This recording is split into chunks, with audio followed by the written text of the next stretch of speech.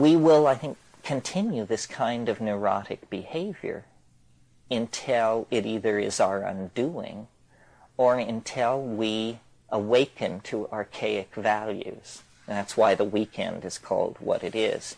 And the archaic revival is a very large cultural wave that, can be pushed. You could trace the beginnings of it, the first swell, back to the turn of the century, with relativity and theosophy and surrealism and the work of Freud and Jung on the unconscious.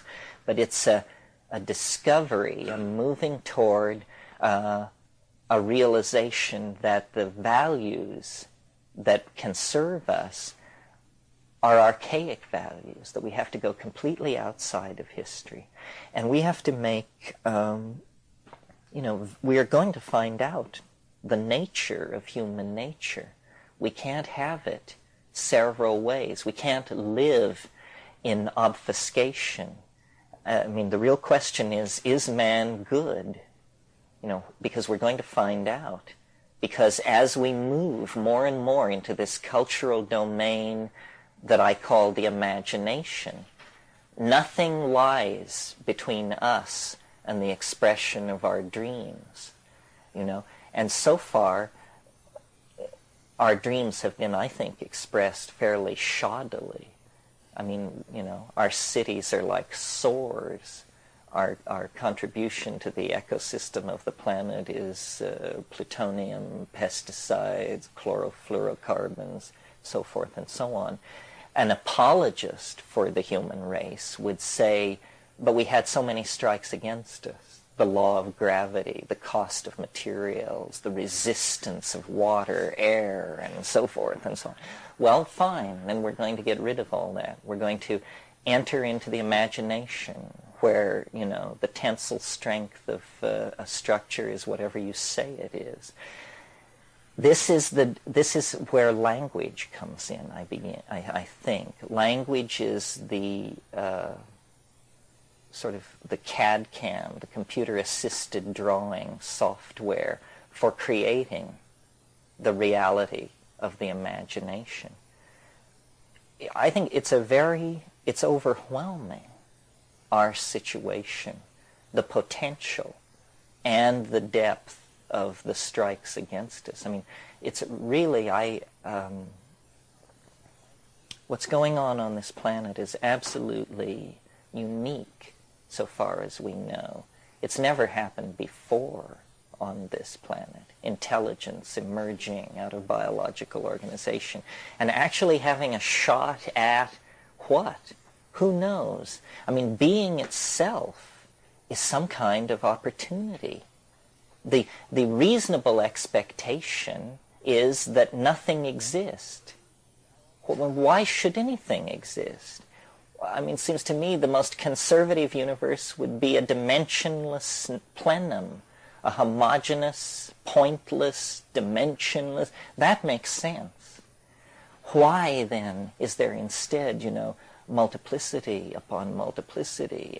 Teenage Mutant Ninja Turtles, stuff like that. How in the world do you get from utter emptiness to that kind of thing? The richness, the creative force behind it all is awesome. And I'm not religious in any ordinary sense. And in fact, I'm violently anti-religious in most senses. I'm certainly, would lead the charge against priestcraft in any form. But the picture of the universe as a machine subject to a few laws discovered by a bunch of guys in powdered wigs, that's ridiculous. You've got to be kidding. Science doesn't deal, as it's always at pains to point out, with what's called subjective experience. Well, that's really too bad, because that's all any of us ever have, is subjective experience. So we have, in the interests of, I don't know what exactly, a curious drive, an obsession of the Greeks, really, an obsession with the physical world, that we have not been able to disentangle ourselves. It's so that, we can measure the temperature of distant stars, but we don't know what we think about the woman we're living with. Stuff like that. Just such a completely overgrown and overdeveloped dichotomous situation that it makes no sense. So, in terms of any kind of conclusion or something like that, it's that there is an experience. It's harmless, meaning it can't kill you. That's the guarantee there. There is this experience. It is in our cultural heritage. It synergizes the most profound and private dimensions of our being. It allows us to recast ourselves in new forms quickly. And if we don't turn back toward this style of relating to ourselves, to each other, and to the world, but persist instead in the addiction to syntactical abstraction, then I think we'll just run it off the edge. And it will be a tragedy, because it is a horse race. Don't let anybody kid you. It's not that the good guys are miles and miles behind, and so you just might as well tear your ticket up and throw it in the air and go home. No, it's an absolute horse race. Neck and neck, photo finish, race between education and disaster. I mean, we're going to either burst out into a millennium of freedom and caring and decency, or we're going to toxify the whole thing and just turn it into an ash heap. And the responsibility falls largely on us. And we don't know. I mean, the momentum, the lethal momentum of these institutions is terrifying. Our position is like that of people who are attempting to turn a battleship 180 degrees, and we're doing it with an oar. I mean, the momentum of it is incredible. But it is not a closed system.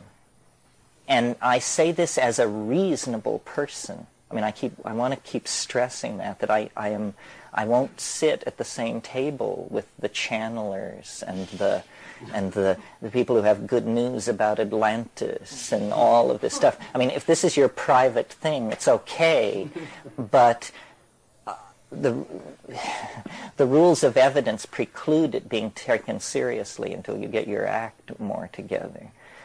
But in the psychedelic experience, there is confounding paranormal material. It's the only place I've ever found it. I scoured India. These guys, as far as I can tell, it's a skin game. But outlandish things are going on inside the psychedelic experience. It seems to imply the thing we had hardly dared hope, which is that the world is whatever you say it is if you know how to say it right. And then the whole task becomes, how do we take control of this language that allows us to say it right? I think I speak for most people here, serve the idea that matter is ultimately at the command of mind. But we need to move that forward as a demonstrable principle, because without that, the fear of most people is that we're imprisoned by physics in a sinking submarine. And yet when you go into these psychedelic spaces, what you discover is that all bets are off, that we can't even tell how weird it is. I mean, it may be possible to walk to Arcturus if you have the right set of coordinates. And the whole concern is to get the word out, to spread this meme, to empower people, to confirm the existence of these realities for themselves, and to begin to form a kind of community consensus about it. It's only, I guess, in 1992 we will celebrate the 500th anniversary of the discovery of the New World. 500 years ago, people discovered the other half of this planet. And we're living there now. This is the New World. 500 years ago, this didn't exist. What existed was a vast cataract patrolled by sea monsters, and the oceans of the world poured off this cataract into the infinite abyss, and that was the edge of the world. We, the psychedelic people, are like these early explorers, coming back and saying, you know, I sailed west for 16 days and I didn't go mad. Instead, this is what happened. And I bring news of this, this, and this. And what we're accumulating are like the diaries of explorers. But there's a world there. It's a mental world, yes. But we are mental creatures. Take note of that. If we could go there, we would go there. And the thing is, we don't know that we can't go there. We have never taken the imagination seriously. We have never taken the self-management of culture seriously. We've always sort of thought things should just go along like a random walk. But now, because of the immense technical power that's come into our hands, the design process of the whole planet is now on our desk, and we're being asked to essentially step into stewardship of the entire planetary environment. We have to have then a vision.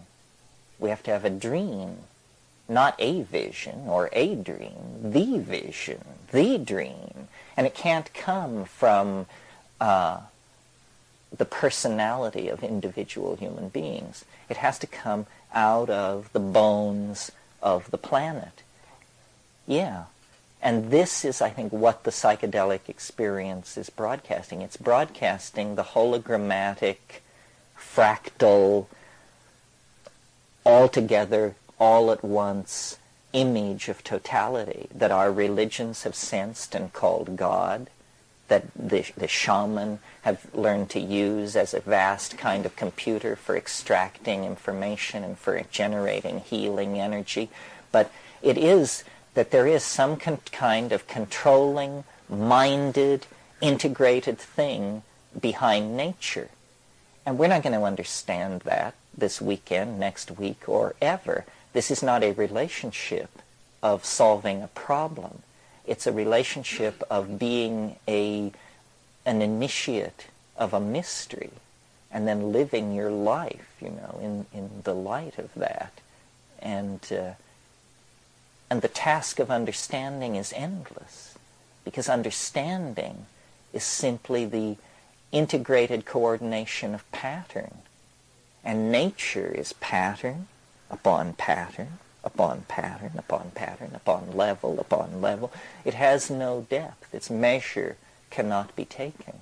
Everything is infinite, and everything is animate, and everything is filled with a kind of deep concern for humanity. I mean, we are the lame little brother because we seem to be cut off from all the rest of this. Well, that's kind of a Blakean take on it. The shamanistic cultures themselves having the notion of a fall, and that and this may just be the people that we happen to interview in our area where we're actually studying it, but that the old days of shamanism were the good days, and what we have now is diluted. And is that just a matter of cultural contact with other cultures, and that the original shamanistic cultures were isolated, or is indeed there a different quality to the time of this 20,000 years ago that led to a general fall amongst our species of, people in general? It's a very complicated question. The answer gets pretty technical, or talking about it gets pretty technical.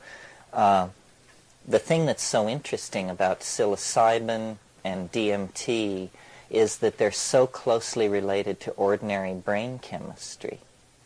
The brain chemistry of all higher animals runs largely on serotonin. Serotonin is 5-hydroxytryptamine. DMT is NN-dimethyltryptamine. psilocybin is 4-phosphoryloxy N,N-dimethyltryptamine, but the 4-phosphoryloxy group goes off as it crosses the blood-brain barrier, so it's 4-hydroxy N,N-dimethyltryptamine.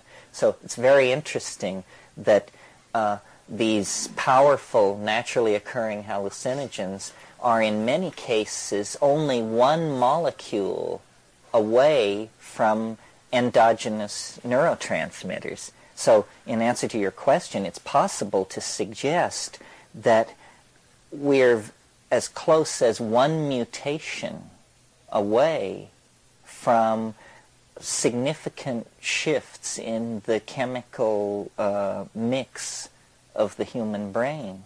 And for instance, in the pineal gland, there's an enzyme called adenosine, which is chemically 6-methoxy-tetrahydroharmalan.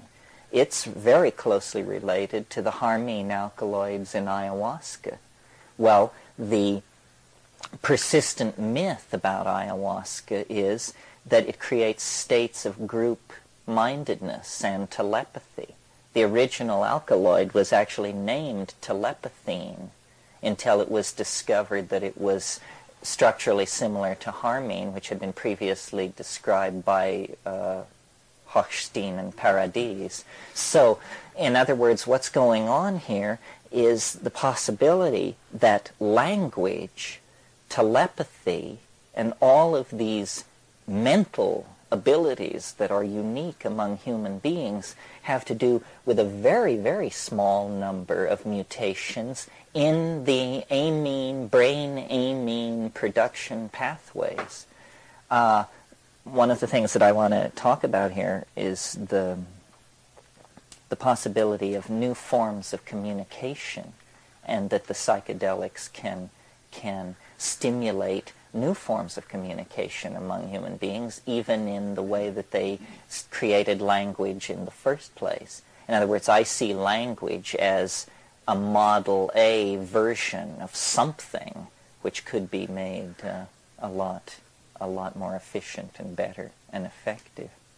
You had something, and then or did you? You go ahead. Right. When humankind changes direction and goes towards the altered state, the psilocybin altered state, and that projection, what do you think that we will do with science and all of the stuff that we've created that is destroying us? Well, science, there are different ways to practice science. The Greek style was, science was a spiritual undertaking. The purpose was to know, the idea being that somehow there was something good about knowing. I mean, I had a philosophy professor who said, first of all, I'll teach you how to recognize the truth. Secondly, I'll try to teach you what's so great about it. And this is that kind of a situation. Science, philosophers of science are perfectly aware of the limitations of science. It's the thousands and thousands of workbench scientists who think of themselves as servants of a world religion who create the problem. We need to know how matter works, and we need to know the things which science tells us, but it is no basis for extrapolating into human values. And the culprit there is the concept of social science. This is an obscene idea, and we should disabuse ourselves of it immediately. Social science, psychology, intellectual history, even linguistics, I would say, and philology, all of this stuff. These people should find honest work. They're not scientists, and they're mucking up. I mean, it was a grand dream of science that it would extend its methods into social phenomena, having had such great success in the 19th century with Darwin and Wallace and biology. They thought, well, then Herbert Spencer and all these people, why not just extend it into society? But the problem is there are emergent properties in society that exceed the descriptive engines of science. There are emergent properties in biology. I mean, biology is not, may also have to be left out of science. I mean, biology is classificatory, and it works very well there. But in terms of mechanism and understanding, it's pretty murky. DNA was decoded in 1950. The molecular geneticists promised a golden age shortly to follow, and it's 40 years later, and they still don't understand gene expression or what all this stuff is in the DNA. It's been very disappointing, considering what was promised. I think science is an art. Everything is an art, because we have no sure knowledge of anything. I mean, maybe mathematics is not an art, because there, you work from artificially constructed premises. I'm very keen on science. I just don't like its philosophical pontifications. As a method, it's been very effective, but it's bred great pride in it, and it's thought that it could turn itself to domains where it was completely inappropriate. Yeah. I have a lot of questions, but I want to try to limit them to maybe a few, one or two. I haven't tried mushrooms yet. I sent away to get them to grow there. But a lot of the things that you've been explaining and describing,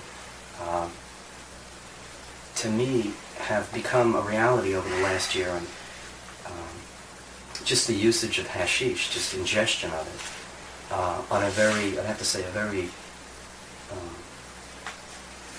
well, probably limited, because I'm comparing my experience to the psilocybin descriptions that you give, and they sound, tremendous. I think the question I'm looking for is, before you, I guess, got involved with psilocybin and DMT and things like that, were you predisposed to saving the planet and being a humanistic type of person? And did the DMT and psilocybin did it take you to a more profound awareness of, what you as a human wanted to do? Well, I've thought about all of this, because it's weird to have the life I have.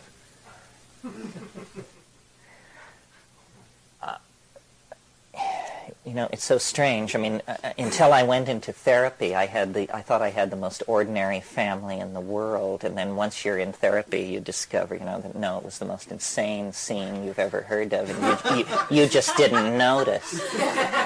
But I've always been interested in nature, and I've always been interested in beauty. And I think it was the pursuit of beauty that served me best, because when I was a kid, first I started out collecting rocks, and then I collected butterflies. And then in my emergent phallic phase, I was an amateur rocketeer. And the major thrill there was setting off these explosive fuels and watching the possibility of shrapnel and all this stuff. And then as I got into rockets, I got into science fiction. And science fiction I really consider a proto-psychedelic drug, because what science fiction does is it gives permission to imagine. It says, try it this way, this way, this way. And then you get, as a kid, you get the idea, that anything is possible. That's what science fiction teaches you. And then... And I was really obsessive about science, and I wanted to be an astronautical engineer, and Wernher von Braun was my hero and all that. And then it sort of flipped at some point, and I got in, and I decided that I had been terribly narrow, and I was figuring all this out for myself. I was in some little town in Colorado, and I decided I'd been terribly narrow and that it was all in the humanities. And I began reading Henry James and all this stuff. And I was into Aldous Huxley as an example of an English novelist, and read Antique Chrome Yellow, After Many a Summer Must Die the Swan, and so forth and so on. And then came upon The Doors of Perception. And just, I was like 14 years old, and it was astonishing. And I said, if a tenth of this is true, then this is the most amazing thing there is. Well, if you've read The Doors of Perception, you know it's actually a terribly conservative gloss. I mean, it's all about looking at pictures and seeing the iskite in the folds of your trousers and thinking about how that relates to Meister Eckhart and all this Huxleyan type stuff. But that gave me the idea, and then I stuck with it. I stuck with it somehow and found marijuana, and that went on to LSD. And then my great good fortune, I think, is that just a few months after I took LSD, somebody brought me DMT. And you know, DMT is a miracle. I mean, DMT is like something that fell out of a flying saucer. I mean, it is so strong and so psychedelic. I mean, I can't imagine being more smashed than that, or wanting to be. I mean, it's more like a near-death experience than any near-death experience I ever heard anybody describe. They sound absolutely pedestrian compared to a DMT trip where, you know, you're sure you're dead. You say, what the hell else could it be? You know? And then I went to Asia. I was at Berkeley when I had all these drug experiences, and then I went to Asia and tried to find it with yogas and all that, and ended up smoking a lot of hashish and becoming more cynical than ever about spirituality and just saying, you know, hashish and LSD, that was, before I went to the Amazon, that was what I discovered that really convinced me you could get somewhere, was, you know, take a bunch of LSD and then smoke great hash on top of that, and really crazy things do go on. Mm-hmm. And then I went to the Amazon, and, you know, incredible shamanism is happening there. I mean, they don't hold back. The method I used in India was I would just say, you know, what can you show me? You know, I've read all these books. I know how to manipulate all this multisyllabic mumbo-jumbo, but just one thing. And I said, oh, no, it's not happening. It's very pushy. So, but then when you go to South America, then they just say, okay, let's go out in the forest, we'll get this stuff, we'll cook it up, and tonight we'll show you our best trick. And it slams you to the wall. I mean, you plead for mercy. And it was a vindication, because the thing I want to stress, and I don't know if it's as important to you as it is to me, but you do not have to sell out to any form of airheadism. You can be as tight-assed as you want. You can be as hard-nosed as you want. You can be as demanding, analytical, rational as you want. And the thing is bigger than you are. It'll just take you apart. It'll make you weep like a baby. So there's nothing about faith and sensitivity and reaching. And no. When it comes, you know, it kicks in the front door and takes you prisoner. It's and that was what the flying saucer meant when it said, because you didn't believe in anything. This is the way to get somewhere. You'll never get anywhere if you believe in stuff, because, you know, it'll take you 6 months to work through Babaji, and then you have to go on to somebody else, and life is just not long enough to give all these guys a crack at your enlightenment. So, you know, you sort of have to goose it along. And the great vindication is then that when you behave like that, when you take that stance, which you would expect would betray you into nihilism, depression, and so forth, instead, no, that's works. That's the method. Then the gold, you know, reject everything but gold. And you know what gold is. It looks like gold. It feels like gold. It's not something that you have to, you know. I mean, I'm amazed at what thin soup is dished out as spiritual food. And it's because we are, as individuals, conflicted, you know. I feel this in myself. I mean, it's hard to take psychedelics. It's not hard to sweep up around the ashram. But it's hard to take psychedelics. You know, I read some stuff by Andrew Weil where he was talking about going in search of, you know, the ayahuasquero, the curandero, and he talks a lot about these guys that are mixing up this sloppy brew, and they're drunks, and they're just, you know, I don't even know if you could go down to the Amazon and find, I don't know what you could find. I haven't been there, but it does.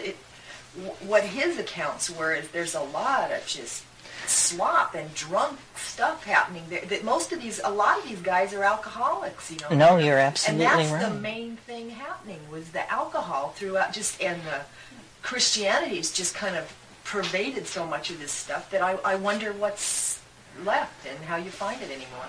Well, it really helps to do your homework. It really helps to go down there knowing as much as you possibly can about all this. Because meaning, apparently so much of what you get out of it has to do with how it's made, That's who right. makes it, how it's mixed, That's and right. so on. And if you don't make it yourself and you don't know what's happening, then what have you got?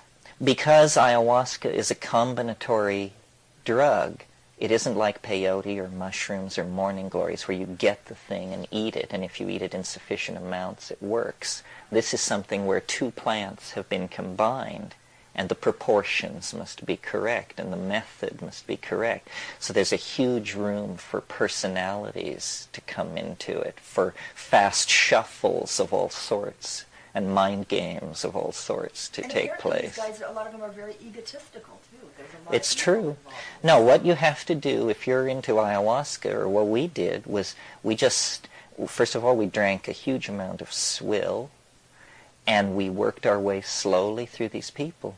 And if somebody appeared to be an asshole, they were so classified and moved on. And eventually, we got to good people. But what we did then was we got samples of their stuff, brought it back, put it through mass spectrophotometers and high-pressure liquid chromatography, saw what the proportions were, collected the live plants, moved them to Hawaii, grew the plants, reconcocted the thing, remass spec'd what we did, and made it as much like the good stuff as possible. So it was a project of 15 years and really maniacal dedication. But I have the faith, that if given sufficient time to work on ayahuasca, you could produce a drug out of there so good that it would be ludicrous to suggest that it was illegal.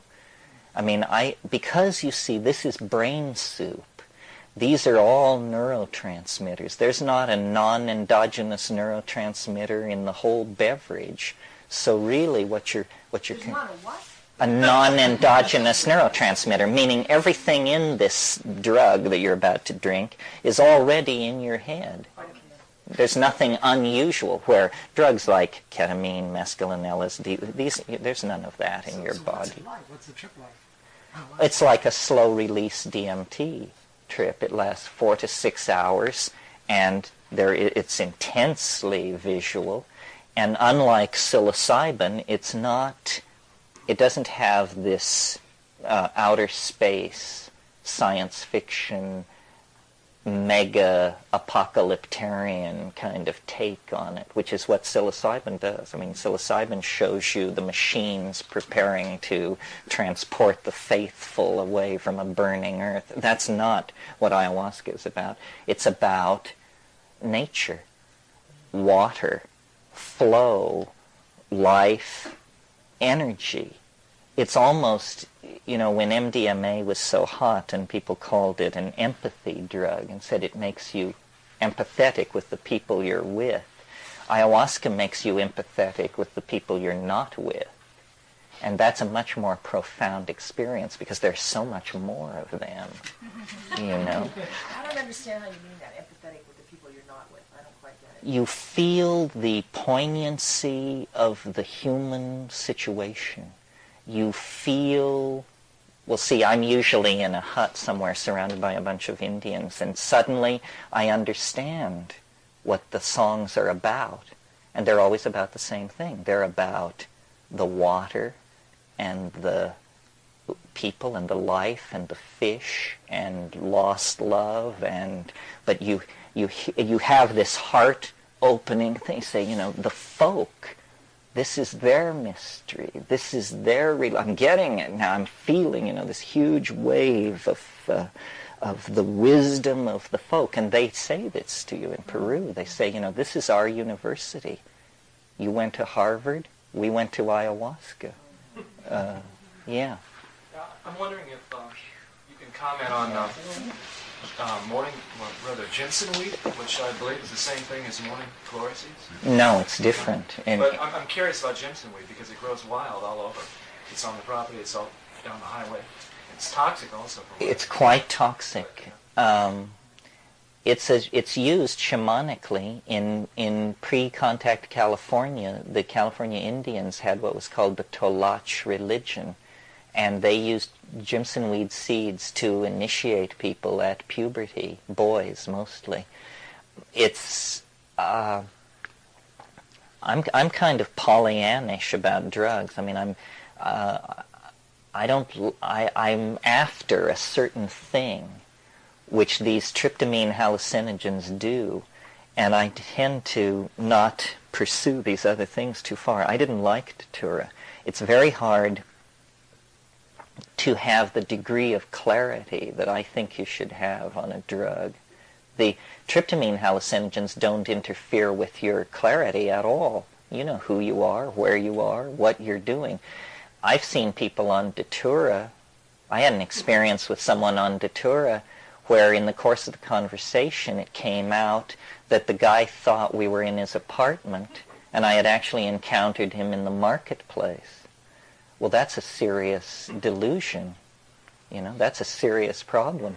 When I took Datura, all this was in Nepal years ago, I did have peculiar experiences. I mean, it is magical. It is delusory. Reality begins to come apart. These wraith-like, ghost-like creatures would come through my window, and I was waiting to get high, and then my attention would drift, and these things would come through my window, and they would let loose these sheets of newsprint that would flutter down over my life, and I would fall forward reading these things that were, and as I read, amazement would grow in me and say, this is it, this is the answer, this is it. And then I would pull out and say, is it working? Is anything happening? And that went on, so there were several passes of that, and then it caused me to throw my leg up around my neck, and I got into this kind of thing, and I very carefully unfolded myself and lay back down, and then it happened again, and I thought to myself, I'm really glad I'm alone, because I think this would freak anybody out, and but it was definitely strange. I mean, the guy down the hall from me, I had taken it, he had taken it, and he had the impression in the night that this woman that he was scheming on came to him and that they made love. And in the middle of the night, I got up to go to the John, and I had to cross through his room. And it was also my impression that she was in bed with him. Well, when we sorted it out the next morning, she'd been 30 miles away throughout the whole incident and had never been there. So it's interesting. There are a lot of altered states. Maybe that's a good point to make. There are all kinds of strange states of mind, and many plant-induced.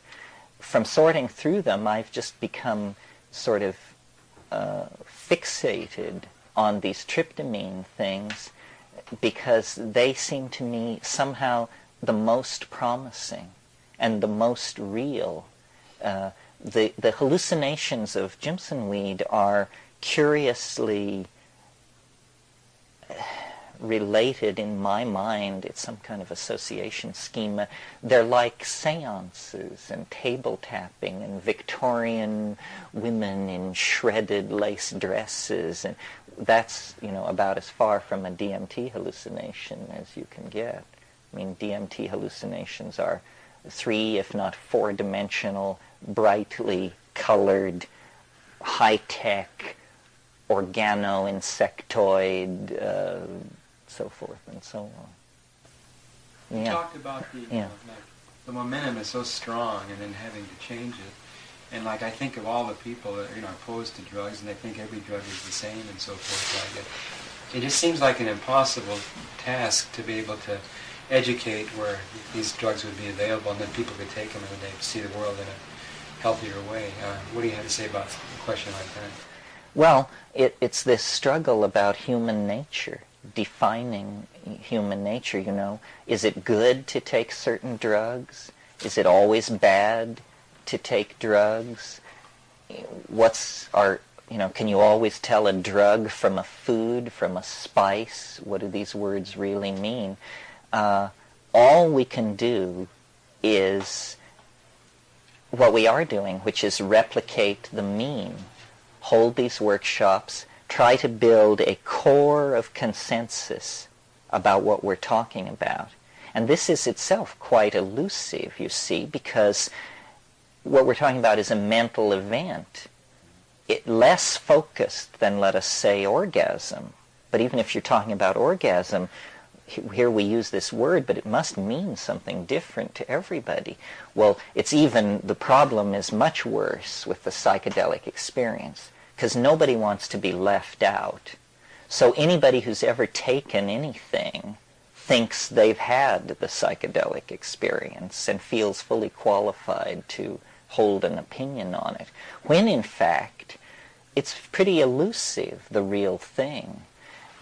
You have to take a heroic dose under the right conditions to really smash through. I mean, yes, there are all kinds of approaches to it.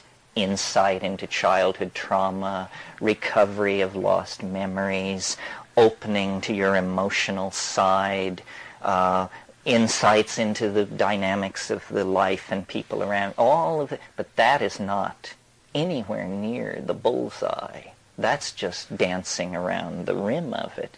So we have to, as a community, try and build consensus about what happens at the real center. What's happening at the center of the mandala? What kind of a modality can we describe and create a shared map of that we can come back to the rest of the folks and talk about? And then the other thing is, I'm just banking on curiosity to do a lot of the footwork for the revolution. This is too good to miss. It's like placing sex off limits or something and then expecting people not to find out about it. Now that Marxism has collapsed, if we don't substitute something for consumer values, then we're just going to rape the earth in an effort to create crap for everybody. Well, the only counterpoise to consumer values, to materialism, is spiritualism. And I don't mean some bloodless, carol-singing kind of namby-pamby abstraction. I mean there has to be as much inner richness as there previously was outer richness. And this is why, to the alarm of some people, I've been fairly interested in virtual realities. Because I think, if everybody wants to live in Versailles, the only way you're going to be able to do that is if you make Versailles a disc for $3.95 that they can plug in and then go live in it.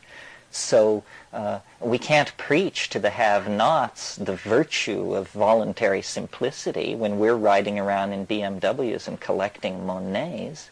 That doesn't make a lot of sense. So building a core consensus, this is still in answer to your question, what can we do? And then replicating the mean. And I introduce this concept in each of my workshops because I think it makes it easier for you to understand what's happening here. A meme is the smallest unit of an idea. It's like a gene is to proteins.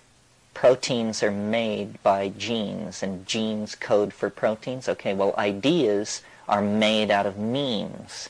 And you link a few memes together, and you have an idea. memes, like genes, can be replicated. You replicate them by either telling the meme to many people or telling a lot of people all at once. And then these people you've told, they become potential replicators of the meme. And there is a domain of culture that is like an environment of competing ideas. And the memes go off and live in this ideological environment. And some flourish, and some are consumed by others, and some are incorporated into others. And the idea is to keep the psychedelic meme alive, and to make it grow, and to allow its claim to be heard. It's not in danger of dying. It's a very persistent meme. It's been around for about 20,000 years, and it's been highly repressed in many cultures for the last couple of thousand years. Yet we're trying to rebirth it. So thinking about it that way, thinking of yourself as a replicator of this thing which wishes to move through society, gives a mechanical model for understanding what is really ideological war. You know, a war about the definition of human nature. That's what's at stake. What shall we become? What can we become? There's no question that we need a greater consciousness of who we are. And if psychedelic drugs are to be taken seriously at all as consciousness expanding agents, then they have to be given their due place in the great dialogue that's taking place about the future, creating it, and then realizing it, the future of the species. I wanted to say something further about the book of Genesis and the notion of getting to the center. There are two cherubims guarding the gate with the flaming swords, and that they represent a pair of opposites, fear and desire, and that part of the problem of getting a bite of that tree of immortal life is getting to the realm beyond a pair of opposites, beyond fear and desire. And the other related thing is that the question of why this world is not one of just homogeneous perfection, and instead a world of multiplicity of forms and conflicts. And it's from a drop of ignorance that spills into undifferentiated perfection, and from that one drop of ignorance proceeds the multiplicity of the world we experience. This is a Gnostic idea, the drop of ink in the pure glass of water. Yeah, well, Gnosticism was the idea, I mean, it had many forms, but the basic idea was that light had been scattered through the universe, and that the task of salvation was to gather this light together and to somehow transmit it back to its source in some higher dimension, which is a pretty good metaphor. One of the issues that comes up in these workshops inevitably, and I confess I don't have a real answer for this, is, are we a part of nature and the stewards of nature, or are we out of nature? Are we of another ontos and sculpted for a different destiny? It's very clear that the life of the planet and our success as a conscious species, these two things have to either be split away from each other, or one is going to be the undoing of the other. And this is a real problem. This problem haunts Western thinking. It's nothing new. Is nature God, or is nature the devil? I mean, that's the harshest statement of this problem. One of the ways of detecting breast cancer is with thermography, where they look for a hot spot on the breast, and that's a suspicious area. And I think when I'm up in an airplane at night and I look down on Gaia. Think of this as an organism, a giant organism, and say, gee, there's a Cancer down there. It's hot. You can see it. It's glowing. And you go down there, and what you find is, if you look upon us as sort of the cells which have gone awry, and the way in which we've gone awry is the nature of our consciousness, in that it's focused in terms of time and space and causality. And then the thumb, the prehensile, the ability to do something about it, because I don't know for sure, but I imagine that the dolphins could have their consciousness with a sense of time, and they might have some of the same time, space, causality understanding of the physical world that we do, but they lack the ability to do anything about it. To project force into the world. So that given those two qualities, this quality of our minds to look upon the world through in this way, time, space, and causality, and that thumb, we have become the Cancer on the organism of the earth. Well, see, it's quite a negative thought. It is negative, and I'm not sure that I buy into it, and I'm not sure that I don't buy into it either. This is the question. Is the evolution of historical society and science and all the ugly adumbrations of that, sexism, fascism, racism, is that part of the process? Or is it a breaking away? Is there some good in it? Was history for something, or would we have just been better off without it? And I don't know. Sometimes I think of Western civilization as the prodigal son. You know, we went forth, we left our father's house, which was the archaic style of existence. We left our father's house, and we wandered into matter and cut deals with demonic forces, and millennia have passed, and now the earth is polluted, and we are back at the longhouse saying to these people, do you have any wisdom that can save us from our fate? Well, they do, to a degree. I mean, they have this deep insight into natural dynamics and curing, and maybe more. I mean, maybe there is magic in this world. But we know some things, too.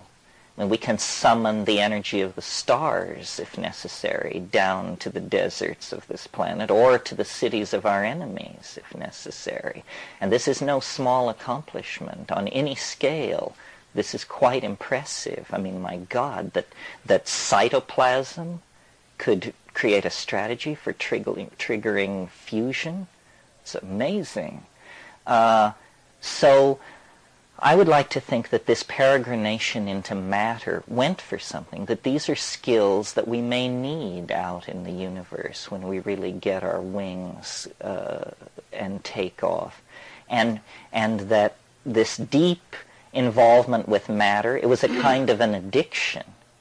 And if we can pull out of it, a great deal has been learned. I mean, after all, if people had stayed in the rainforests, then we would have been ineluctably linked to the destiny of this planet as an animal species. And what if this is the only intelligence in the universe? Then I would think we have a certain obligation to preserve it past the life of the existence of the solar system. So if we're not willing to commit ourselves at any phase of our evolution to a technical phase that involves mastery over matter, then we have no more defense against the larger universe than raccoons and katydids if push comes to shove. I don't know. I mean, I stress that there's no easy resolution on this. It haunts all thinking about conservation. I mean, I thought throughout the 80s, why aren't the conservationist space colony enthusiasts? Why don't the Save the World people support the high-tech solutions that would move industry off the planet? Why are these various factions unable to make common cause behind a very large vision? And I don't know, but I think as pressure mounts for solutions, this will have to be done. I mean, I would like to live in a world where the entire Earth was a bioreserve. I would like to live in a situation where the idea that there would be heavy industry inside the bioreserve would be thought an abomination. All that stuff can be done on the moon or in the asteroid belts. It's as inappropriate as having a nuclear power plant in the middle of a rainforest to have heavy industry on the surface of the Earth. We need to think on very large time scales, and we need to figure out how to create political machinery to do that. We've been living a potlatch existence, just a frenzied, consumerist kind of unthinking abuse. And I think the best inoculation for that style of life is a stiff dose of psychedelics. You can't evade it. You know, it dissolves boundaries. It allows you to feel what you're doing. I mean, the level of denial in this society is incredible. My God, we don't feel it. We read the newspaper, but we don't feel what it's telling us. You know, because if we felt it, we would probably be an emotional wreck. But there's something to be said for opening up to some of that. You know, there's a notion in therapy that if you want the client to actually make progress, you raise the alarm level. Guy comes to you for therapy, you say to him, you think you've got problems?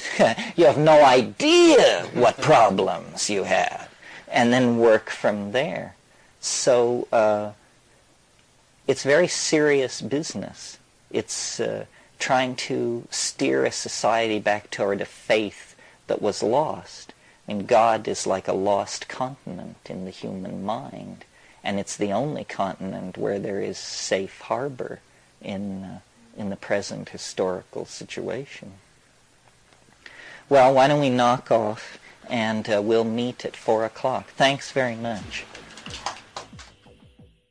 Well, I'll just say a little bit about myself and how I relate to this. I don't really like to talk about it in those terms, but since this is the getting to know each other thing, it's very important to what I understand that everybody else understand that there's nothing special about it or me. In other words, for what I'm trying to do to make sense, this access to this transcendental realm has to be democratically available. It can't depend on your spiritual accomplishment or your mastery of a technique or something like that. It isn't like that. It's something that is as much a part of us as ordinary people as our sexuality is. And sexuality is not something that is dispensed by gurus. It's just something you figure out and do, you know. And this is much more along those lines. How I explain to myself what I'm doing in this position is that I was just simply incredibly lucky, incredibly fortunate to be at certain places at certain times when they were handing out the good stuff. And so and then I see you in the same way. Someone over here, Fred, said he was looking for the answer to the mystery of life. Well, the weird thing about taking that position is that you can fall into positions where you find it, where you find the answer. And I sort of feel like that's the situation that the deep plant psychedelic community is in. It's a sense of having found the answer, and now the task changes. It's a completely different kind of spiritual universe that you live in after you've found the answer, because the task becomes facing the answer, facing it. You now have it. It's no more about disciplining the passions and all the... No. It's now been handed over. And so what are you going to do with it? And this is, to my mind, in a way, the problem and the challenge that we face globally as a species. You know, if the holy grail of the Western mind was the ability to release energy and form matter and to control nature, then this is now achieved. The goal, so now the whole context of the problem changes, and the problem becomes changing our own minds, controlling the hand that controls the energy. And this is an entirely different kind of problem. It is not to be solved with the analytical knife plunged again and again into the body of nature. That whole approach is seen to be at best passé, at worst bankrupt. So instead, it's about trying to edge up close to nature and feeling as individuals and as a society very peculiar about this. You know, it's like going back to your rape victim and pleading for their forgiveness.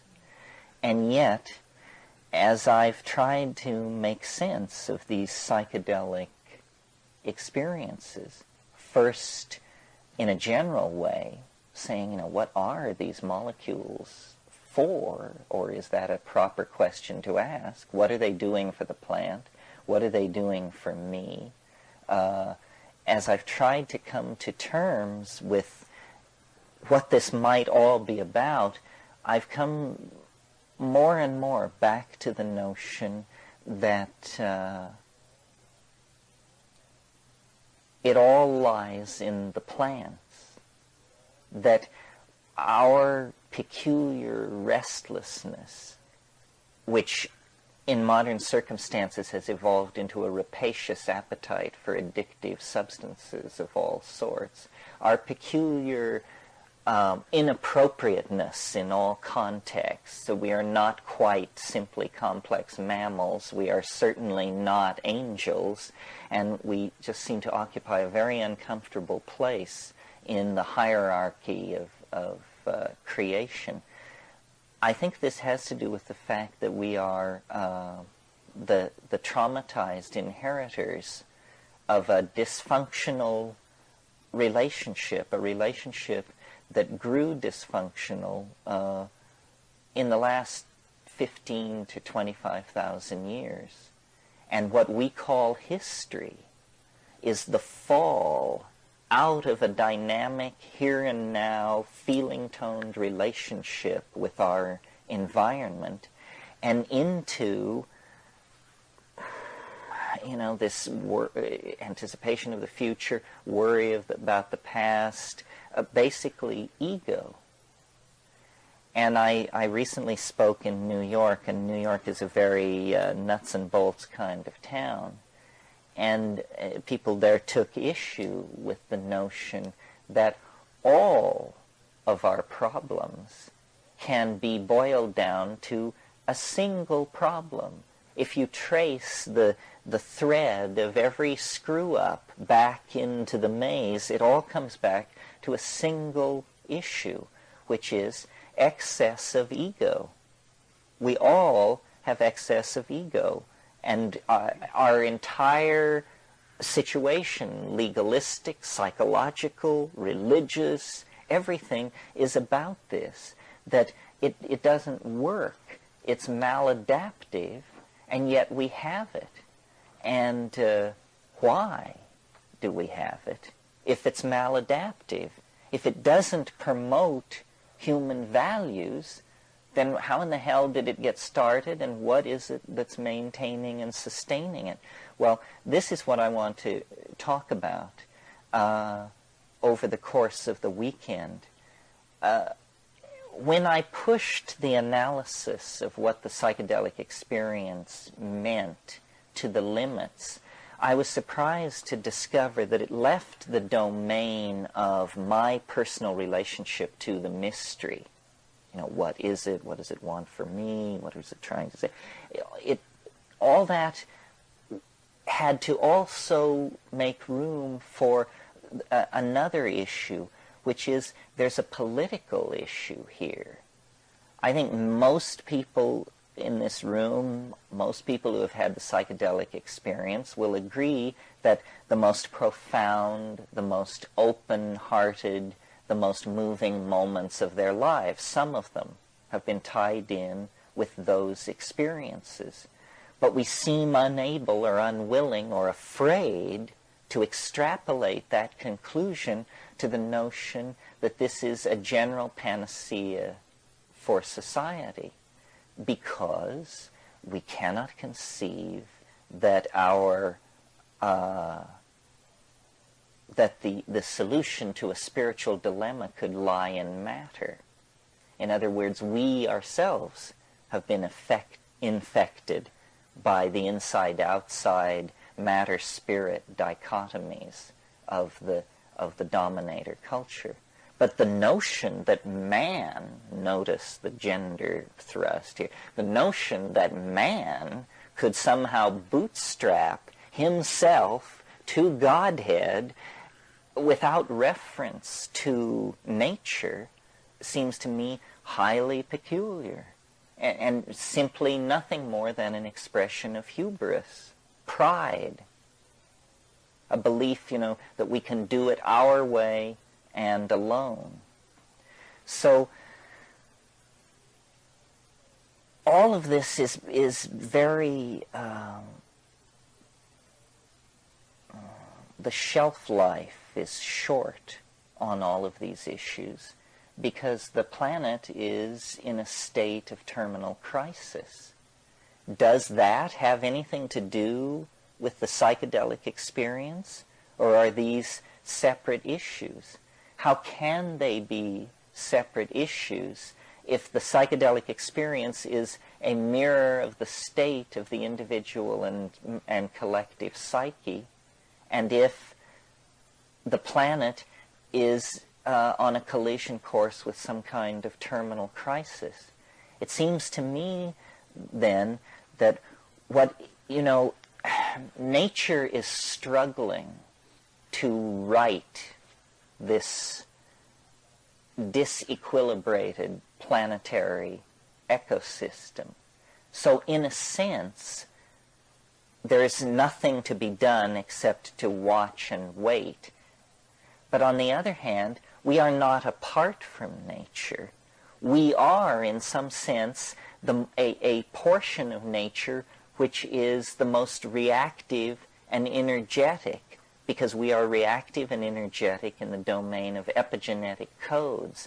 We can foment rapid change. Until recently, it was a truism of thinking about society that all change had to be gradual. This myth has now been exploded. We know that, you just take them all out and hang them, and then that's not gradual, and then you've got a new world. And this has been done in several places with excellent success recently. So change need not be gradual. And in fact, I think we're entering into a historical domain where very little change will be gradual. Gradual change was a luxury of the past. Well, how to come to terms with these processes, patterns, forming and reforming in our lives, in our relationships, in our families, in our businesses, in the extended relationships we have with people. What is needed, you see, is a kind of collective breakthrough in apperception. I was thinking in the hot tub today, the most politically potent thing you can do for somebody is to educate them, to give them the facts. The facts are now so horrifying, and the means of delivering the facts so effective, that there is no excuse for everyone not beginning to act in an informed manner. And I think this is happening. For instance, a few months ago I was in Belize, which is an extremely poor country, a little chip of land in the armpit of the Yucatan that used to be British Honduras. I didn't know there were countries this funky in the Western Hemisphere. I thought you had to go, you know. They have the fortune, good or ill, of speaking English as a national language. So when the British left, they just simply pointed dishes to the sky, and they get 270 channels of American television. It has completely educated the entire population of the country into an extremely sophisticated strategy for surviving in the real world of the present moment. They understand that their only resource is their nature. So they have made the entire country into a nature reserve. They understand that tourism is their only hope, and that for tourism to work, they must halt the destruction of their environment.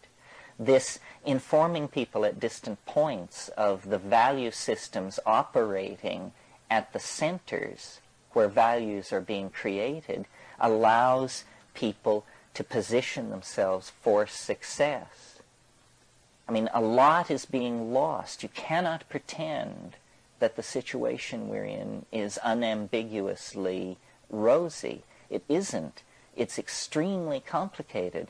Marxism dissolves. What does this mean? It means that now 21 language groups and 16 tribal groups are open to exploitation, homogenization, leveling of cultural values. Everybody will be turned into a kind of white bread consuming citizen in a beige fascist world. And this is the alternative to Armageddon. We hail this as a great step forward. What is happening is that all restrictions are being done away with against the expression of completely rapacious drives for immediate self-gratification. Until 18 months ago, only half the world had permission to behave like assholes. Now this permission is being extended to everyone as quickly as possible as a right, you know, your right to join in the looting of the planet.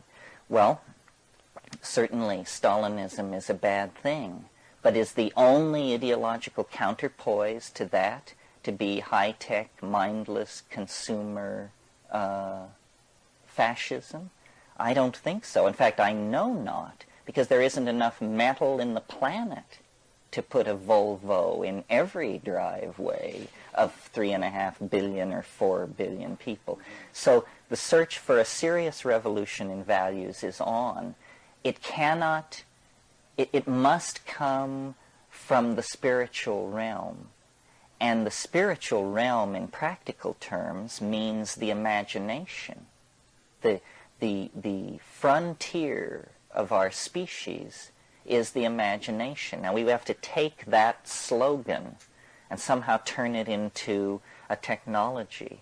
How can we go to the place where ideas come from? How can we somehow separate our architectonic fantasies from the ongoing momentum of the planet? Both are valid, you see, but we have to recognize that what we are is almost an ontological transformation of life.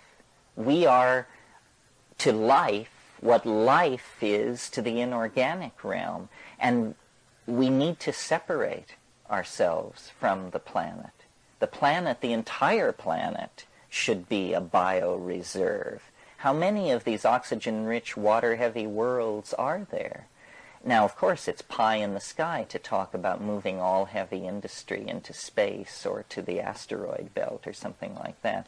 But on the other hand, when you extrapolate a visionless future, even as much as 3 or 4 decades into the future, you see the accumulation of problems on such a scale that then there will be no pulling out of the power dive. Because once a society passes a certain point in the process of dissolution, you just don't make a decision to change. I mean, it's too late. You don't have the engineering skills. You don't have the technical community. You don't have the resource extraction ability. It's all slipped through your fingers. Well, I think psychedelics are catalysts to thought, to imagination, to understanding. And we are like somebody who has been dead drunk while the house was burning down around us. And now we have awakened to the sound of falling timbers and the smell of smoke. And we have a certain limited amount of time to figure this situation out. We don't have 500 years or 100 years. Anybody who speaks in terms of solutions that require 100 years or even 50 years to implement doesn't understand the dynamics of the situation. History has some kind of will for its own transcendence. And I think we are now so close to the dropping of the mask and the realization of what the game was all along, that the sense of this nearby revelation informs all of our lives. I mean, drives our dreams, our thoughts, the choices we make, why we're here in this room this evening. It's very big news, I think. The world is not at all as we suppose it to be. I find that very amazing. I mean, that's the bottom line for me. I always think of these things in reference to that scene in 2001 when the anthropoid apes are leaping up and down and screaming and pointing at the monolith. That's what we're doing here in this room. I mean, the subject of this weekend is unspeakable. You know, it can only be obliquely indicated. Whatever you say about it is not true. And yet it is somehow the informing mystery of being, and it is not remote. That's the big news. That the previous human model, which is that we are all poor, groveling sinners, and that gnosis will trickle down to us from the wonderful folks up on top of the steep building nearby where they're conducting mysterious business with liver readings and stargazing. That model is insufficient and insulting, considering the situation we have been brought to by those very stargazing men wearing dresses. So I think what we have to do now is just take the machinery into our own hands. It's a matter of personal responsibility to find out what the world is really doing, what it is. What do you think's going on? What do you think this is all about? Who do you think you are? What do you think English is? How do you really cognize notions like the future, the past, where I've been, what I want? I mean, you know, it's in Moby Dick, Melville says, if you would strike through the mask. Everything is a mask. And just behind that mask lurks, well, what? That's the question. I mean, it's the thing which informs every individual existence, and that's fine, and people have always lived in the shadow of that mystery. But it is our weird privilege to live in an age where there is also to be a collective dropping of the mask, a moment of melting and recasting of what reality itself is to be. So, you know, discussing this, convincing ourselves of it, and then working out the minute details of how it all is inevitable and couldn't be any other way is how we will occupy ourselves this weekend. I'm really conflicted in always in these situations because I feel, for some reason, I suppose it's an ego trip, that I want to be correctly perceived. I, as a person, want to be correctly perceived. And I think of myself as a reasonable person, a person sensitive to concepts like evidence, causality, so forth and so on. And yet, what I have to say is like completely unreasonable.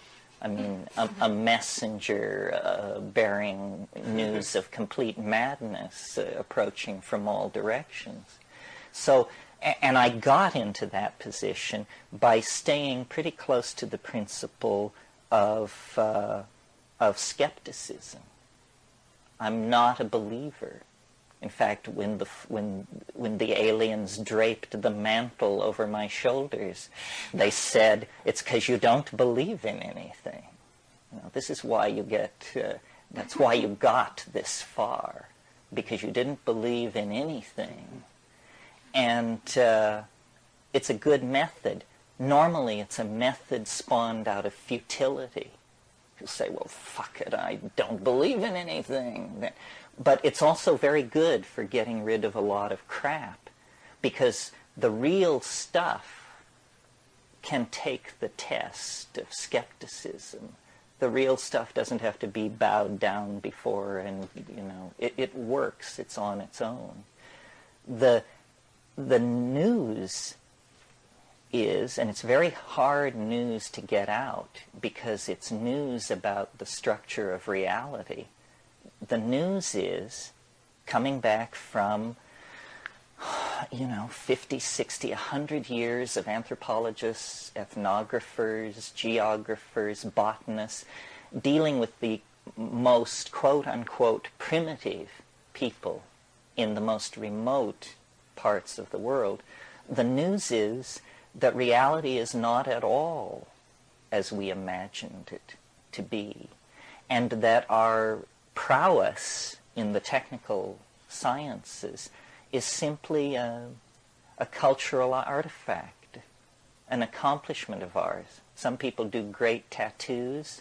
We send spacecraft to the stars. But it doesn't mean we understand anymore. And in fact, the evidence is building that our style of society is the historical equivalent of a temper tantrum. That it has no viability. It's completely self-limiting.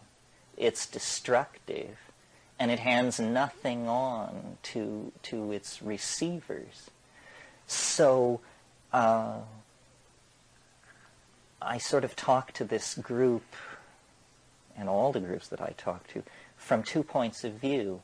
I'm trying to convince you of something, and yet reason dictates that I assume that you're already convinced, pretty much.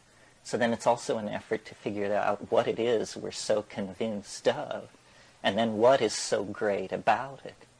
Because I think some kind of this is a real mystery, the only one I know.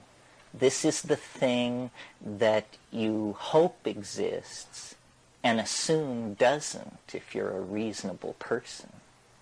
Because it's that, all the dreams of childhood, all the sense of magic and the dissolvability and transcendability of boundaries is returned, is affirmed in this experience.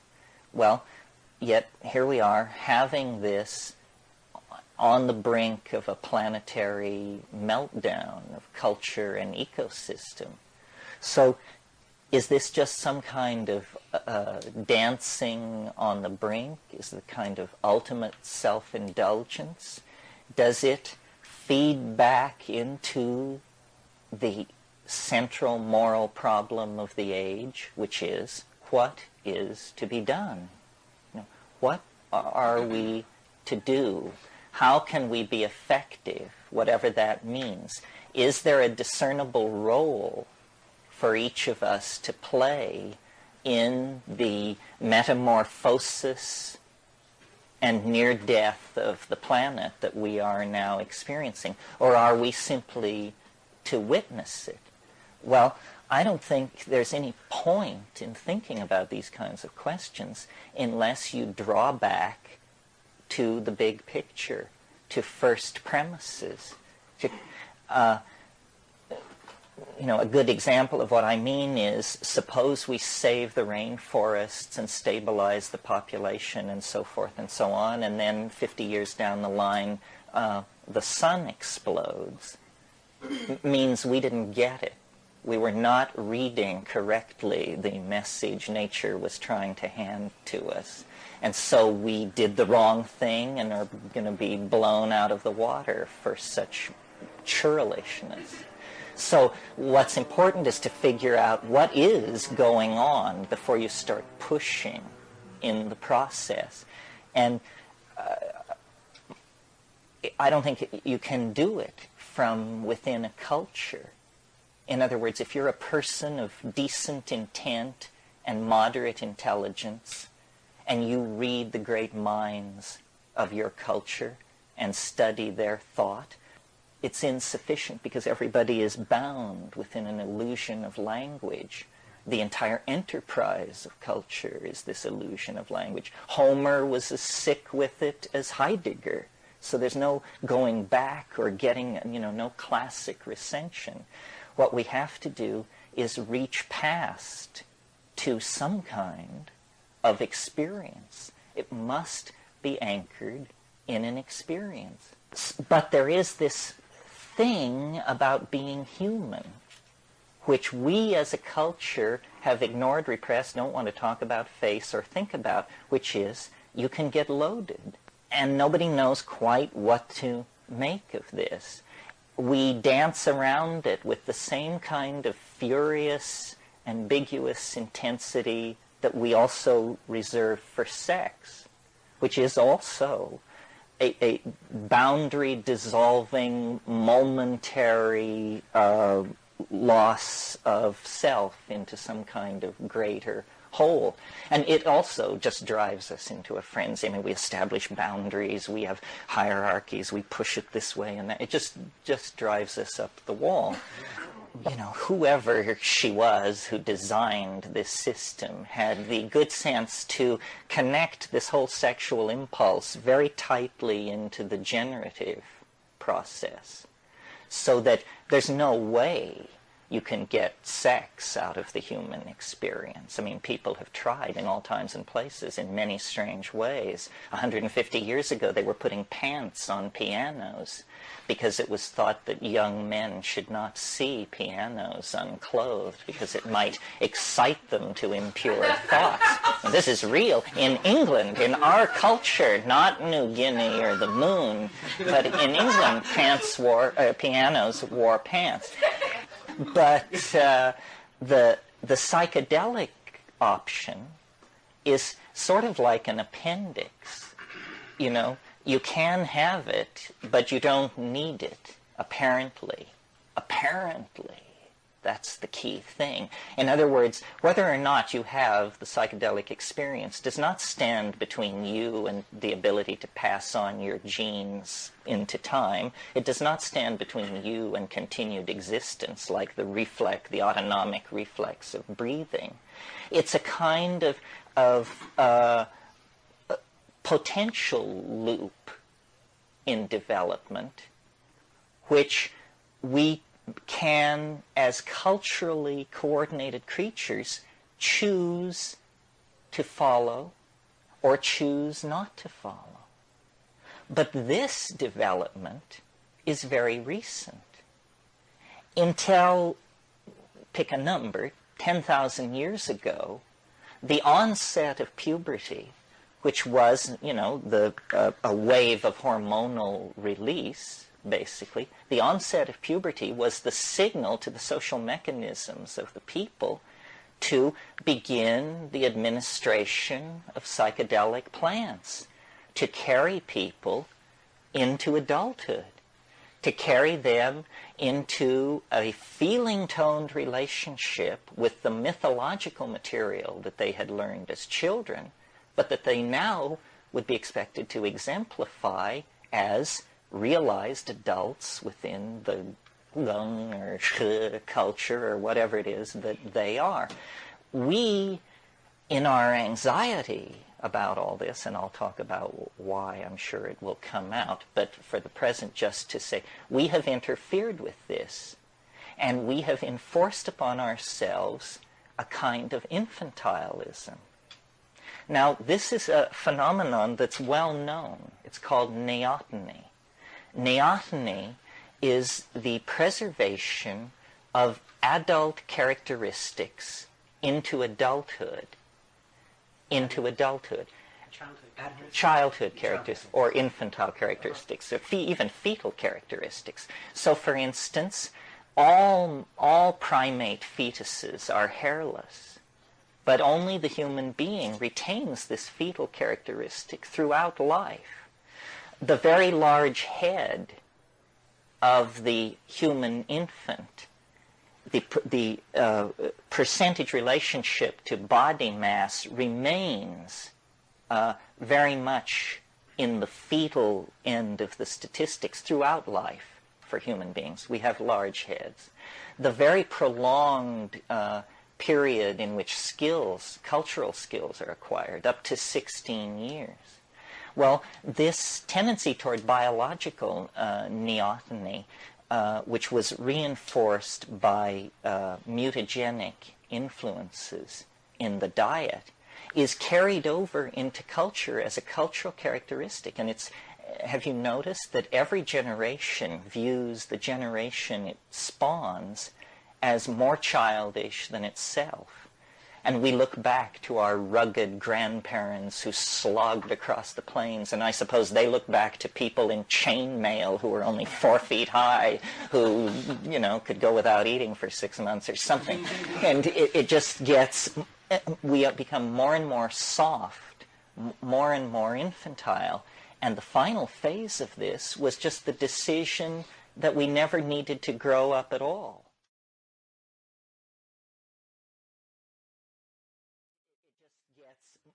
We become more and more soft, more and more infantile. And the final phase of this was just the decision that we never needed to grow up at all. We never needed to find out about the nature of our relationship to being at all. And so the psychedelics were suppressed.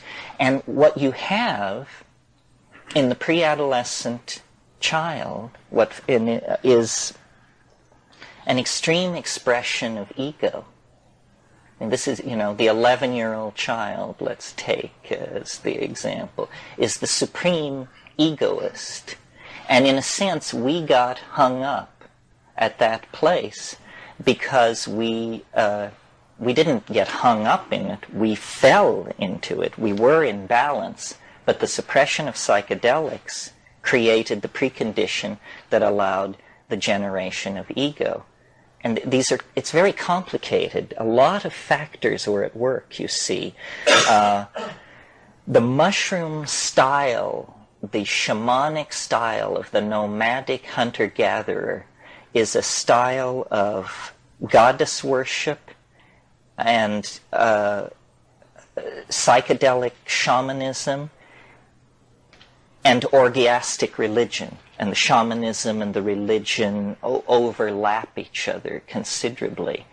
The style that replaced that was a style of domination, hierarchy, with alpha males, with powerful males controlling females at the center of these hierarchies. And to my mind, the concern that caused the shift was the accumulation in the psyche of these hominids of enough ego that there became concern for the line of male paternity. In other words, men wanted to know who their children were. And that made the orgiastic style of religion in conflict, because that was all about, the children were the children of the group. And sex was a shared activity, even though there might be bonding. But once men got it into their heads that they wanted to know who their offspring were, then females had to be controlled very rigidly, and there had to be control of sexual. And the whole thing just turned into a nightmare. My women, my property, my children, my food, my territory, so on and so forth. Well, you see, what had been going on before was a true incipient symbiosis. And this is, I think, the new idea that I want to communicate, and that I'm absolutely, one, serious about, and two, literal about, that our glory and our uniqueness and why we are as we are is because we are a plant-animal symbiotic species. Our ordinary state, our state of nature, the way in which we existed until 10,000 years ago, was in a very tightly bound symbiotic relationship with plants. They were, we domesticated them, and we spread them, and we created environments for them through the use of burning. And in return for this mysterious connection opened up where real information couched in humanly cognizable terms, information about where the reindeer went, who you should marry, what the weather's going to do, stuff like that. Real information began to be traded back and forth. Now, biologists are familiar with the notion of pheromones, message-bearing chemicals that regulate behavior within a species. But we're just getting ready to go to the next level and recognize the possibility of what have been called exopheromones, pheromones that regulate behavior between species.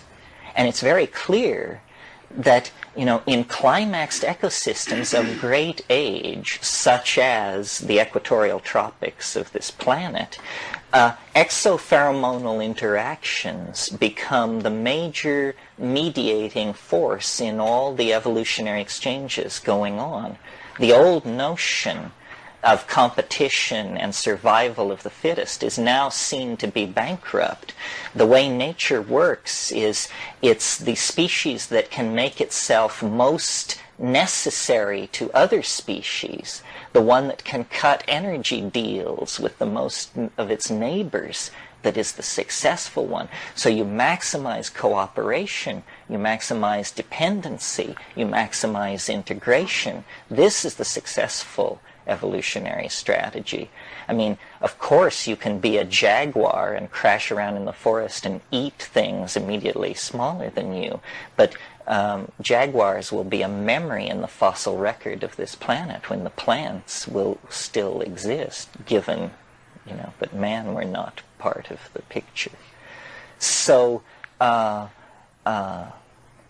dynamic of life dictates that these energy levels be held very close. Is that outside of the natural? Or, Well, no, I think, nothing is outside of the natural, but all of this can be explained in terms of climatological flux on the African continent.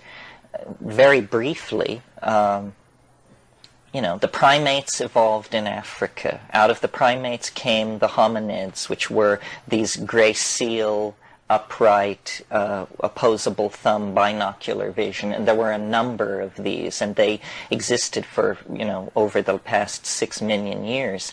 But Africa and the planet, because of repeated glaciation, is subject to cycles of drying. And every time the ice moved south, primate populations were bottled up in Africa. And we know there have been 4 glaciations. Immediately the last one, the ice melted 20,000 years ago. And out of Africa, that last time, came pastoralists, people who had domesticated cattle and had a style of following cattle around rather than being just strictly hunter-gatherers. Well, I maintain what happened was these arboreal, tree canopy living apes came under pressure as the continent dried up to expand their diet because the forests were disappearing and being replaced by grassland. Well, most animal species eat only 1 or 2 kinds of food. This is a general rule in nature, and it's in order to hold down exposure to mutagenic influence. But when an animal population is in a situation of food scarcity, the logical thing to do is to begin to test food sources and to expand your repertoire of food. Well, that's what these primates coming out of the trees did. Number one, they began eating meat, which gave them a real interest that they had never had before in these ungulate mammals that were evolving in the grasslands. And they began to test all kinds of other foods in the environment. Well, when you do that, you are exposing your population to mutation. And mutation rates soar. And it was during this period that the human brain size doubled in like 1.5 million years. Someone said it was the most rapid evolutionary expansion of a major organ ever seen in the fossil record. Nothing like it ever happened. Why? What was making this happen? Well, it looks like probably huge numbers of mutations were taking place in this population because people were literally eating anything they could get their hands on. And in this environment of the grasslands, the mushrooms were growing on the dung of these ungulate animals. Well, now a weird thing about psilocybin is that in very low doses so low that you don't feel anything, your vision improves. They've done tests with this, and there is an improvement in visual acuity on psilocybin at low doses. Well, you can imagine the evolutionary impact of something like this on a hunting, gathering population where visual acuity is all that stands between you and grim starvation. It means a population of animals, a population of these evolving hominids that accept the mushroom into their diet, have just been given a tremendous leg up on nearby competing troops that don't have it. It's like chemical binoculars. So immediately then there is a reason, an evolutionary reason, for mushrooms to be eaten and for the spread, for mushrooms to be accepted into the diet as an item and so forth and so on. Well, so then you take slightly more mushrooms, and like all alkaloids and it's a CNS arousal. It means you feel alert, you feel interested, you want a boogie, and also if you're male, you can sustain an erection. So arousal means arousal. So then this stuff is an enzyme promoting sexual activity at that level. Well, sexual activity, the number of copulations that occur within a population is directly related to the number of successful impregnations. So suddenly you have these horny primates, be a lot of more interest in sexual contact and partners and all that. This means that these psilocybin-using creatures that are now more successful at hunting and more interested in sex have all kinds of pressures on them that will force them to outbreed the dull, uninteresting folks who don't use mushrooms at this point. Well, so then yet higher doses, it changes, and it's no longer about sexual activity or clarity of vision. It becomes about the psychedelic trip, this tremendum, which is as awesome to you and me as it was to these so-called primitive folks 20,000 years ago. We don't know what to make of it. They didn't know what to make of it. They founded a religion about it. We're trying to start the engine of the same religion all over again. And the way in which this religious ecstasis manifests itself is in language activity, in cognition, but in glossolalia, in spontaneous outbursts of syntactically organized vocal activity. Well, the great mystery of human emergence, of course, is language. What is it? Where did it come from? How did it ever get going on such a scale? So forth and so on. But it looks to me like what we're seeing in psilocybin is a kind of neurological enzyme, a catalyst in the environment that could take an evolving primate population and put it through a series of forced changes that produce ultimately a self-reflected, minded creature practicing a shamanic mother goddess religion in this nomadic context. And that was paradise, and that was the ideal for the Archaic revival.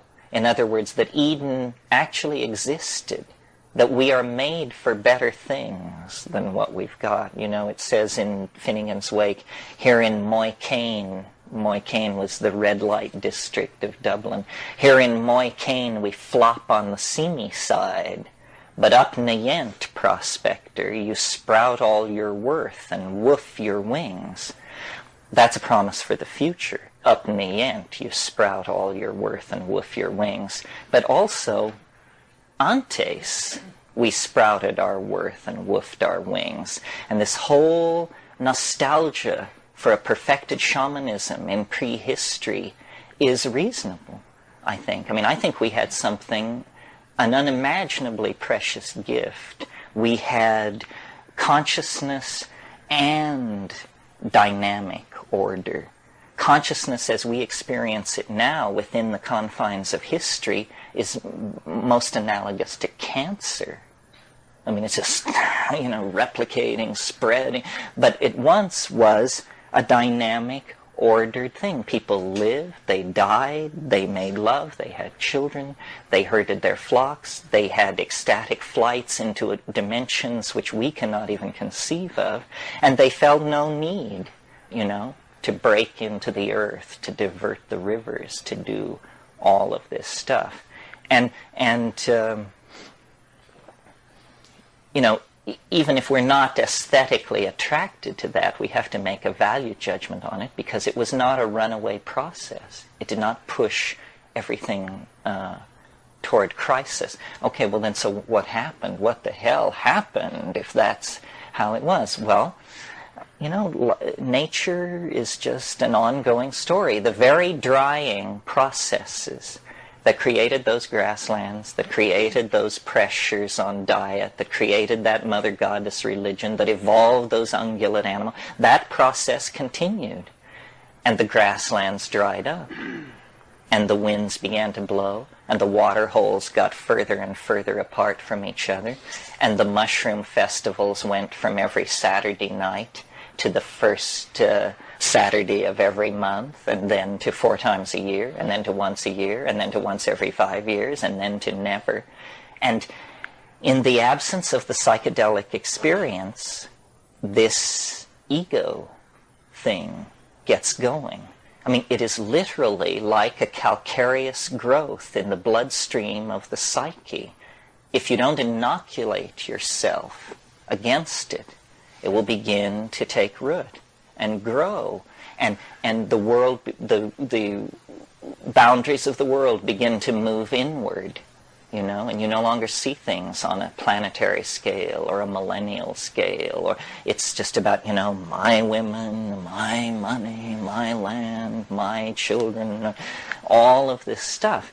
And at that point, you get the appearance of historical civilizations. You have kingship, you know, the age of Gilgamesh. I mean, my God, when you read the story of Gilgamesh, you just wonder what's going on. Gilgamesh spurned the goddess, and the goddess sent a bull, which to me is, you know, symbolic of the mystery of the mushroom, the ungulate herding horned animal, the crypto symbol for the god. The goddess sends a bull, and he rejects the bull. He rejects the goddess, he rejects the bull. Then he takes Enkidu, the shaman figure, and forces him to go with him into the wilderness. And what do they do in the wilderness? This oldest of all myths, this story of the first men. What do? They cut down the tree of life. That's what they do. They cut down the tree of life. And then they, you know, it goes forward. The earliest strata of mythology that comes out of these Middle Eastern civilizations is full of this male-female nature-artificial tension. The story of Genesis is a similar thing. I mean, what's happening in Genesis is history's first drug bust. A woman is involved with a plant, and the plant opens their eyes, and they see that they are naked, which happens to be the case. They are naked. So in other words, they see, they grok their true existential condition. And Yahweh, wandering around mumbling to himself in the garden, says, this thing that these people have done, what if they eat of the fruit of the tree of life? Then they will be as we are. So it's very clear that there is concern to withhold knowledge, that human beings are to be held in an inferior position. Otherwise, if they were to eat of the fruit of the tree of life, of knowledge, they would be as we are. So there's this whole tension. And in the story in Genesis, you'll recall Adam and Eve are cast out of Eden, and an angel is set at the east of Eden with a burning sword. Well, what I take this to be about is it's a story from a strata where already the shift to the dominator culture has taken place. But they're looking backward at the partnership society on the grasslands of Africa. And the angel with the burning sword is nothing more than the sun. That they literally were cast out of Eden. Eden disappeared around them. It dried up and blew away. And there was nowhere to go but the Nile Valley and Palestine. And these people who appear in the Nile Valley and Palestine at about 9,800 BC, called Natufean, come out of nowhere with a very high culture and a tremendous ability to exploit plant resources. And I think they are the remnants of this partnership culture. And you see the way in which all this ties into the present and attempts to be more than just a kind of cultural reconstruction of prehistory is we're trying to understand who we are, why we are the way we are. Well, the major thing that now that we have transcended ideology, and nobody gives a hoot whether you're a Marxist or any of that anymore because we've all seen through that, the new issue is human nature. And it evolves around this drug thing. Is it the true and purest expression of human nature that you should drink nothing but cold water and eat nothing but raw vegetables, and any departure from this is an abomination? And then when you get to drugs, this is really an abomination. What should be our relationship to substances, and why are we the addictive creatures that we are? I mean, I know that elephants intoxicate on papayas and bumblebees get loaded on sugar water and this and that, but human beings addict to dozens of substances, to behaviors. I mean, all kinds of things. A guy goes out in the morning to pick up his paper off his porch, and it's not there. And he has a heart attack. He has to sit down. My God, what am I going to... And he has to have instant relief from the traumatic crisis of the non-presence of the morning information fix. And the phenomenon of falling in love, which doesn't really happen with other animals. I mean, other animals bond, but they don't go bananas in the way that we do on this issue. We're chemically highly cued in a way that a lot of animals around us aren't. So then history, because of this addictive drive within us that we have, because of this disrupted symbiotic relationship in prehistory. See, we're looking for the score, but we can't quite find it. Imperialism doesn't do it. Heroin doesn't do it.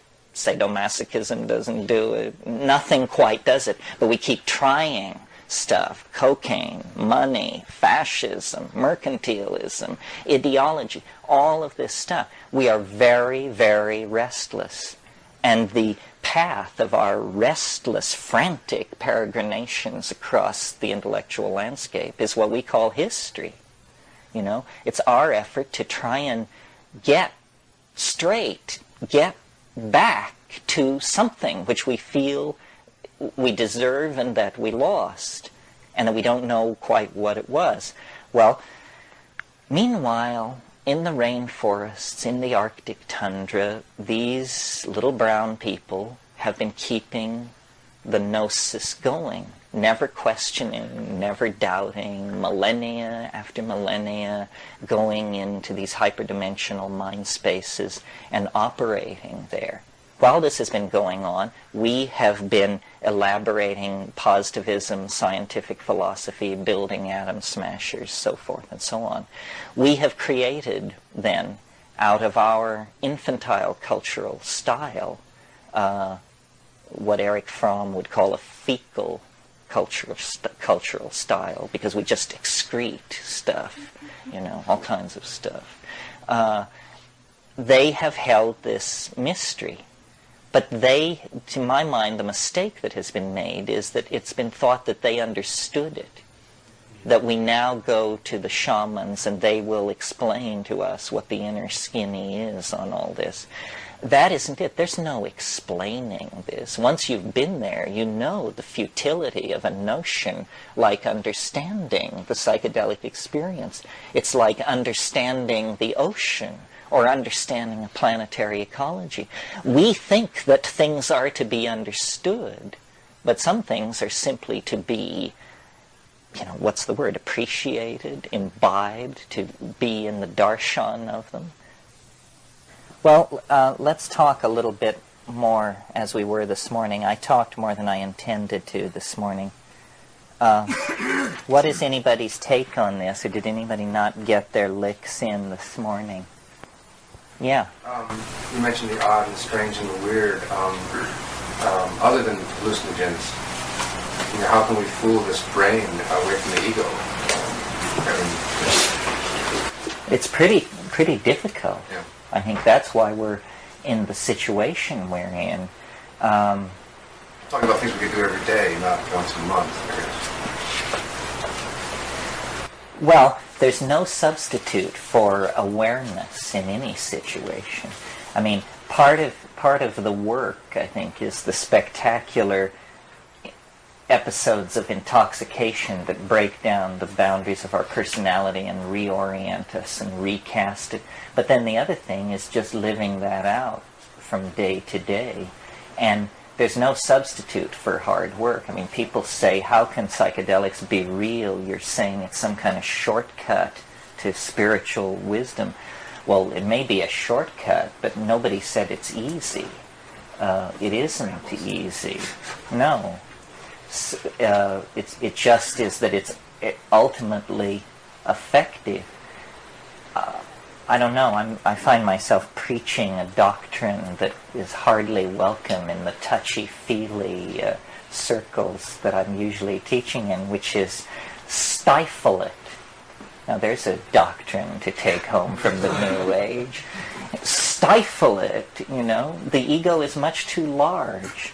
I mean, we need an ego, yes. That's so that if you take somebody to dinner, you know whose mouth to put food in. That's having an ego.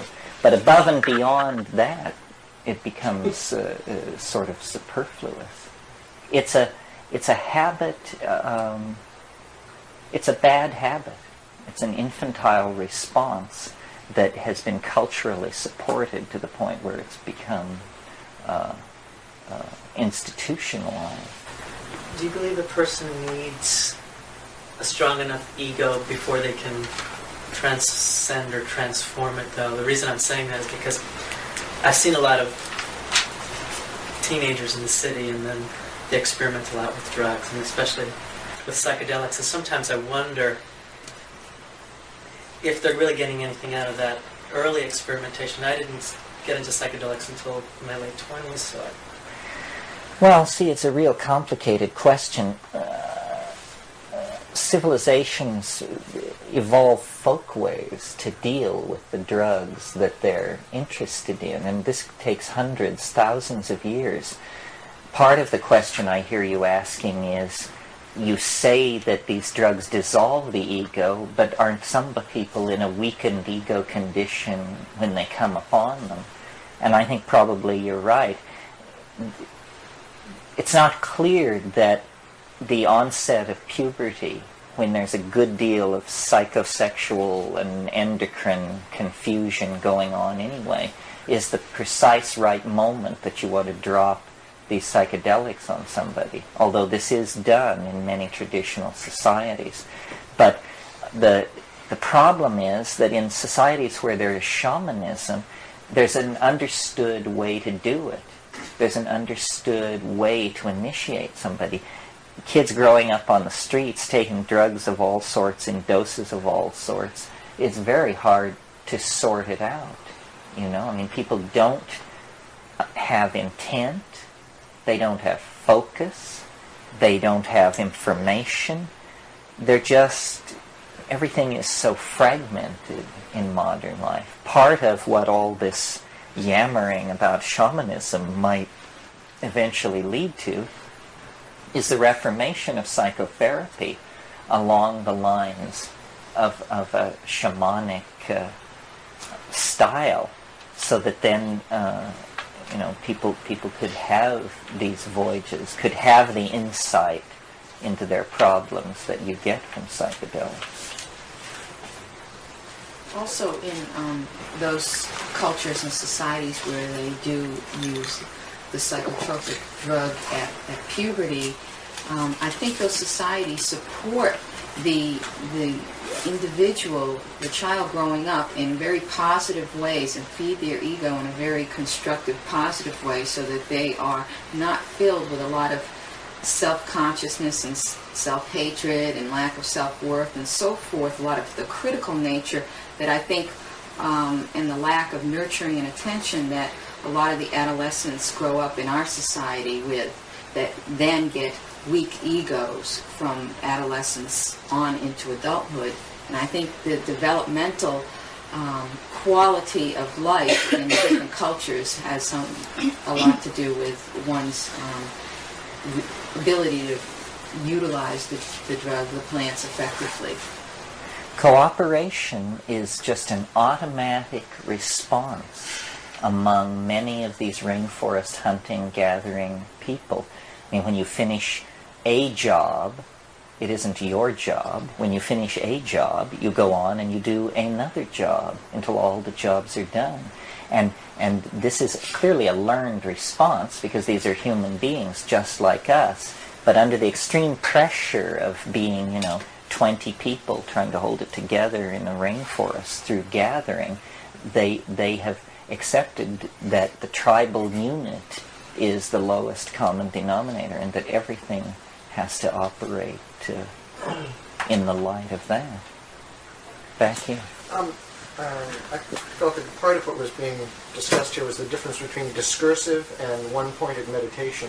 And discursive meditation is like meditating on the Stations of the Cross if you're Catholic, or the seven sheaths of the self if you're a Hindu. And it sort of serves years of doing that as establishing a ladder that can take you to the transcendent. And that one-pointed meditation, and even more profoundly the use of psychedelics, can suddenly put you into a transcendent state. And whether you'll have the capacity to get back is the question. And so that there might be a role for a period of discursive meditation or an education along that way before something that instantly propelled you into an experience of the transcendent. Yes, although this difficulty getting back is an interesting thing to talk about, because I certainly know what you mean. I think everybody who takes psychedelics a lot eventually has a trip that stands their hair on end. And the reasonable fear I've always felt about psychedelics was not that it would kill you. That's not reasonable. But the somewhat murkier question, could it drive you mad, is a little harder to just, of course not, because, hell, why not? I mean, it's definitely rubbing up against those areas. But I have real faith that it is, it's like flipping a coin and getting it to land on its edge. The psychedelic experience represents such a state of disequilibrium that in almost all cases the entire system is striving to return to normal and will do so very quickly. My life is built around one spectacular exception where my brother took a bunch of things and had a theory and proceeded to sail off for the better part of 3 weeks. And this sort of brings up another issue. We sit here relatively down and calm, and we can talk about the LD50 of psilocybin. That's how much you would have to give to 100 mice for 50 of them to die. This is what pharmacologists are all about. But when you're actually stoned in these places, you realize, or you have the apparent realization, that of course the mind is in control. And talking about safety, you're only as safe as you think you are, literally. And if for a moment you decide you're not safe, the state is very fragile. It's skittery. Get it going too fast in one direction, and it will be very hard to run around and get in front of it and get it halted and moving off in some other direction. Is that what you meant by self-toxicity?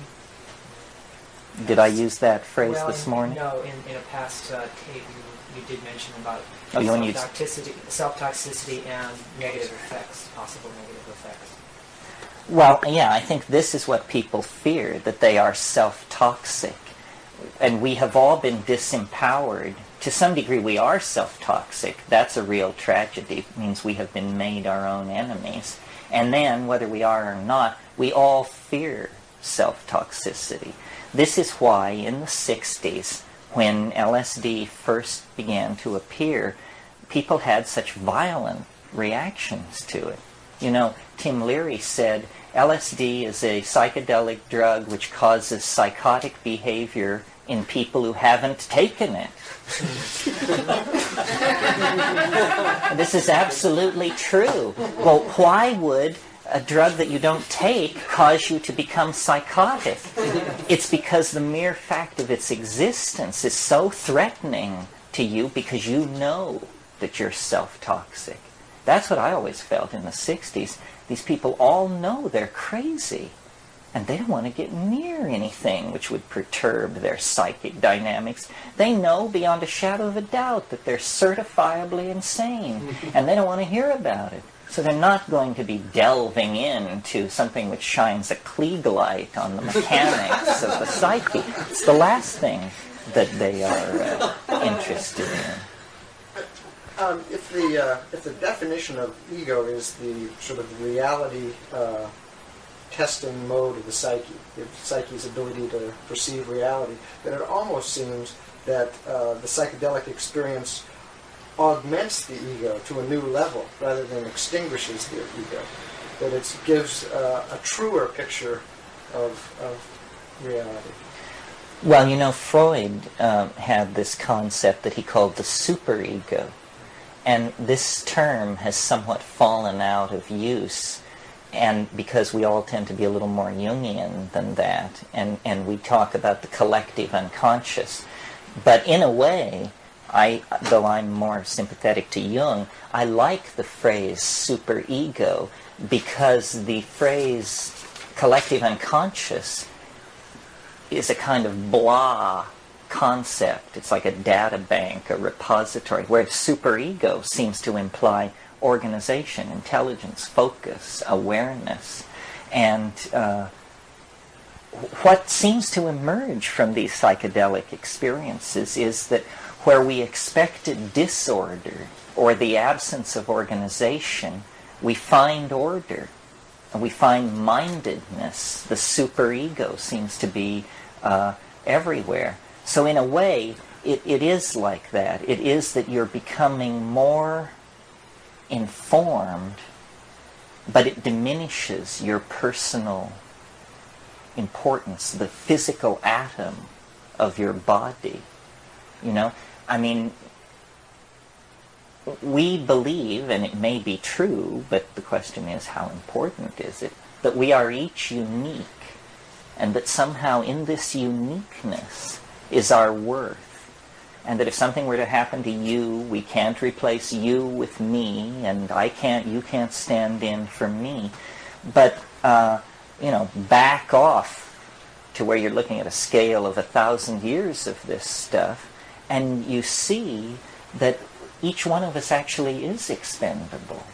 And that the general processes in which we are embedded are so large that it probably doesn't matter who you are. And I could have been you, and you could have been me. Well then, once you've got that nailed down, being becomes a whole different project. Being is something out there that you do. You garden well, you bear and raise children, you feed people, you build objects. It becomes something outside of yourself rather than something interiorized. And I think, thousands and thousands of generations of people were born and lived and went into the ground with this kind of a psychology. And we are all imprisoned by our cultural expectations to such a degree that the real problem is to make ourselves realize how blind we are, how much what we've been taught, the words we use, the expectations we have, hem us in. And the psychedelics show that cultural relativism, not as an exercise, not as something that you're convinced of by rational argument, but that you just see it immediately. See, I think that we are very malleable creatures and have held many positions in the last 10,000 years vis-a-vis these structures which we call the ego, the superego, the self, the unconscious. It's more fluid than we imagine. Language may have emerged only 40,000 years ago. Well, imagine that. Language is the software without which we wouldn't be people. I mean, language allows us to explore realms of subtlety and inclusive understanding that so exceed the animal grasp that they can barely be compared. I think probably in the beginning that language was something that women held almost as a magical power. The reason for this is that there was greater selective pressure on women than on men to develop language, because the physically larger male, when there began to be role specialization, the physically larger male was made a hunter, and hunting places a premium on such values as stoicism, patience, and an ability to keep your mouth shut. The women were involved in gathering, and because the children were physically with the women, this area in which the gathering went on was more tightly related to the living space. Well, if you know anything about the science of botany, you know that it is a science of the coordination of detail. Everything is about the detail. Here you have 50 species of grasses. To Joe Blow, they all look exactly the same. To a specialist in the Gramineae, here is a whole rich universe of taxonomic diversity to be combed over and milked for years as you advance through the academic machinery.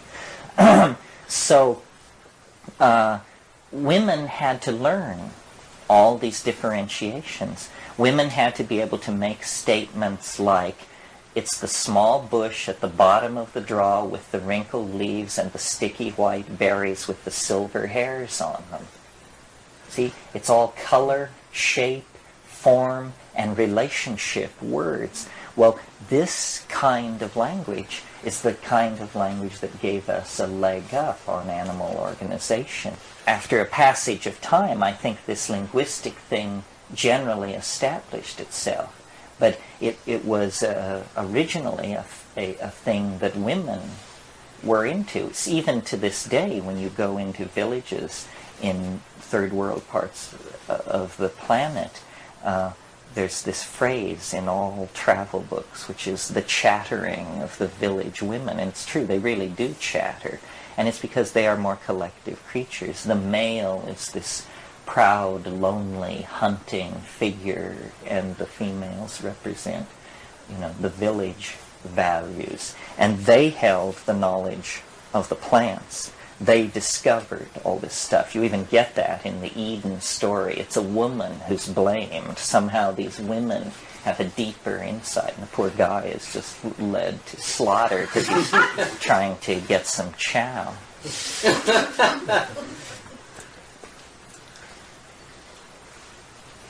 Perhaps an appropriate image would be one of climbing a temple. I can always think of Borobudur, which is probably the most impressive temple that I've ever visited.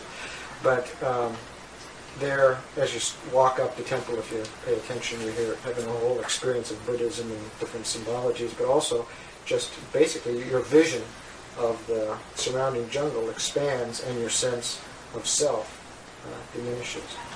So, because you see the larger world. You see the larger world from up on top. Yeah, from the center of the mandala. Yeah. The same psychology is operating on the Mayan buildings. I mean, the Mayan buildings are barely buildings at all. They're more like pedestals.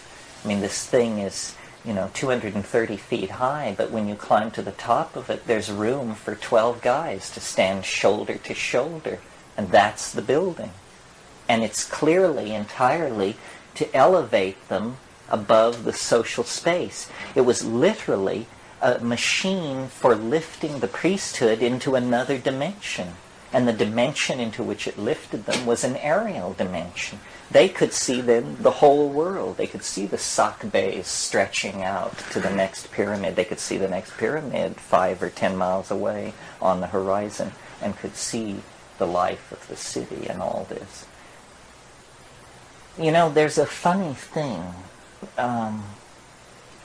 It's almost as though biology and then its ancillary tack-on phenomenon, culture, is a kind of conquest of dimensions that has been going on for a very long time. And this aids me, anyway, in understanding the transformation that I think lies ahead for this planet.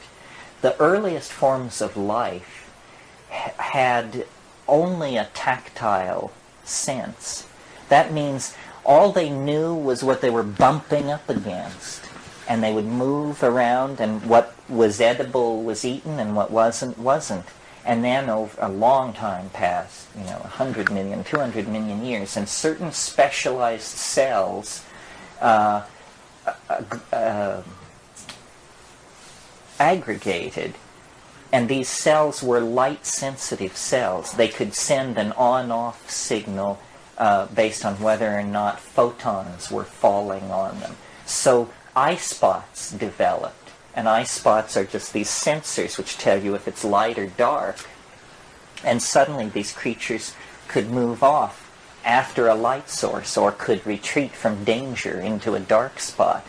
Well, then eventually these eye spots evolved into the kinds of very finely coordinated optical systems that we have and octopi have and so forth.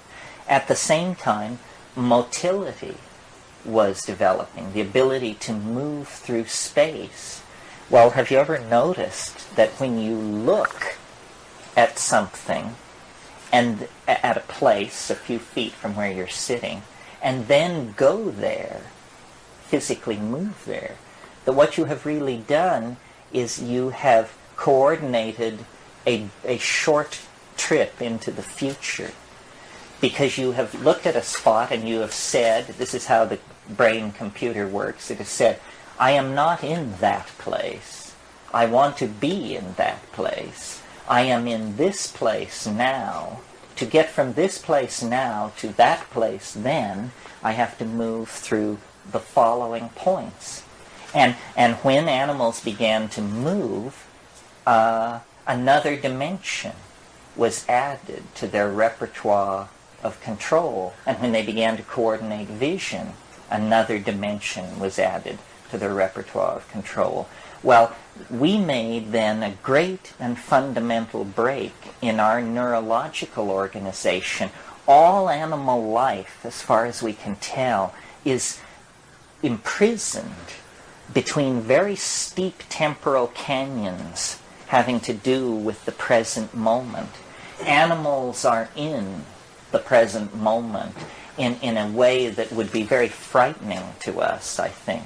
If you could suddenly enter the mind of an animal, the immediate thing that you would notice that would really unnerve you was the absence of a past and a future. That just, you talk about be there now, an animal has that down pat. Well, when we, through language, that was the great... Language is a strategy for binding time. Language is a strategy for taking the animal mind locked in the present moment and pushing it back, conceivably, to the creation of the universe as we do, and forward, conceivably, to the end of the universe. So culture is a strategy for intensifying the dimensionality of an animal species. And when you then get into what's called epigenetic coding, not simply being able to recall the past neurologically and project the future neurologically, but to actually write down the past and calculate the future, well then what is happening is mind is spreading out through the dimensions available to it. And this whole cultural intensification that we call the 20th century, the spinning down and interconnecting of technologies and animal ecosystems and philosophical systems, all this knitting together is a going hyperdimensional of our species, that yet more of the future and more of the past is apparently to be realized. And if you know anything about virtual reality thinking, there time is to be homogenized completely. I mean, you will not be able to tell whether it's next week or last week, because they will be approximately equally accessible. And somehow the psychedelic experience is related to this bootstrapping process of climbing organizationally from one dimension to another, deeper and deeper into complexity. It's almost as though the psychedelic experience is a viewing of the process from the highest dimension in the plane. One way of putting this that isn't so mathematical is to say what you experience in the psychedelic experience is eternity. All of time. You leave the slowly revolving torus of time, just as one would leave the galaxy in a spaceship, and you go outside, and then you look back, and you see all of time. You see the beginning of life, the end of life, the fiery death of this planet, millennia hence, whatever it is. And I think that this is a true vision, that this is what shamans have achieved. This is what we, with all our sophistication, are confounded by. A shaman is someone who has seen the end. A shaman is somebody who has seen it all. They've run the movie, and run the movie, and run the movie, and they've satisfied themselves that they understand the movie. Then they go back to their place in the movie, and they live it with a small smile. because they know the end. They know how things work. They know what life is. And when you have even a piece of that action, you can get a real handle on peace of mind, on true authenticity, because it's in the tumbling, forward-rushing chaos of the lower dimensional slices of time that we lose it, that we become confused. Who am I? What do I want? Where am I? Who should I be with? What should I give myself to? This is a voice speaking from chaos. I remember once at a period of turmoil in my life, I took mushrooms to try and resolve my personal difficulties. And I said, I'll think of a question. You know, they say you should think of a question. So I said, I'll think of a question. The question was, am I doing the right thing? And it's in the point in the trip, I posed this question to it. And the answer was, what kind of a chicken shit question is that to ask an extraterrestrial intellect? Well, so then I got it, that was a chicken shit question, and that I had been completely misunderstanding the nature of the relationship. This wasn't some kind of little glass ball that gives yes or no when you turn it upside down. This is, I don't know, words fail, but nobody to expect psychotherapy for free from anyway. The problem with determinism is it says everything can't happen anyway except the way that it's happening. Now the problem with that is that it makes the concept of thinking irrelevant. Because you're thinking what you're thinking because you couldn't think anything else. Therefore, the notion of truth or judgment or all of that is completely shot down. So a totally determined universe is the most ultimately uninteresting that there can be. Nevertheless, the universe clearly is, to some degree, highly determined. I mean, we know to within nanoseconds the time of the sunrise tomorrow, and unless there's a serious instability, it will be on time. So there is a degree of predictability. My rap is sort of divided into two parts, and I'm very shy about the second half. The first half is easy for me. It's that psychedelics are wonderful, you should take them, this is the way to save the world, so forth and so on.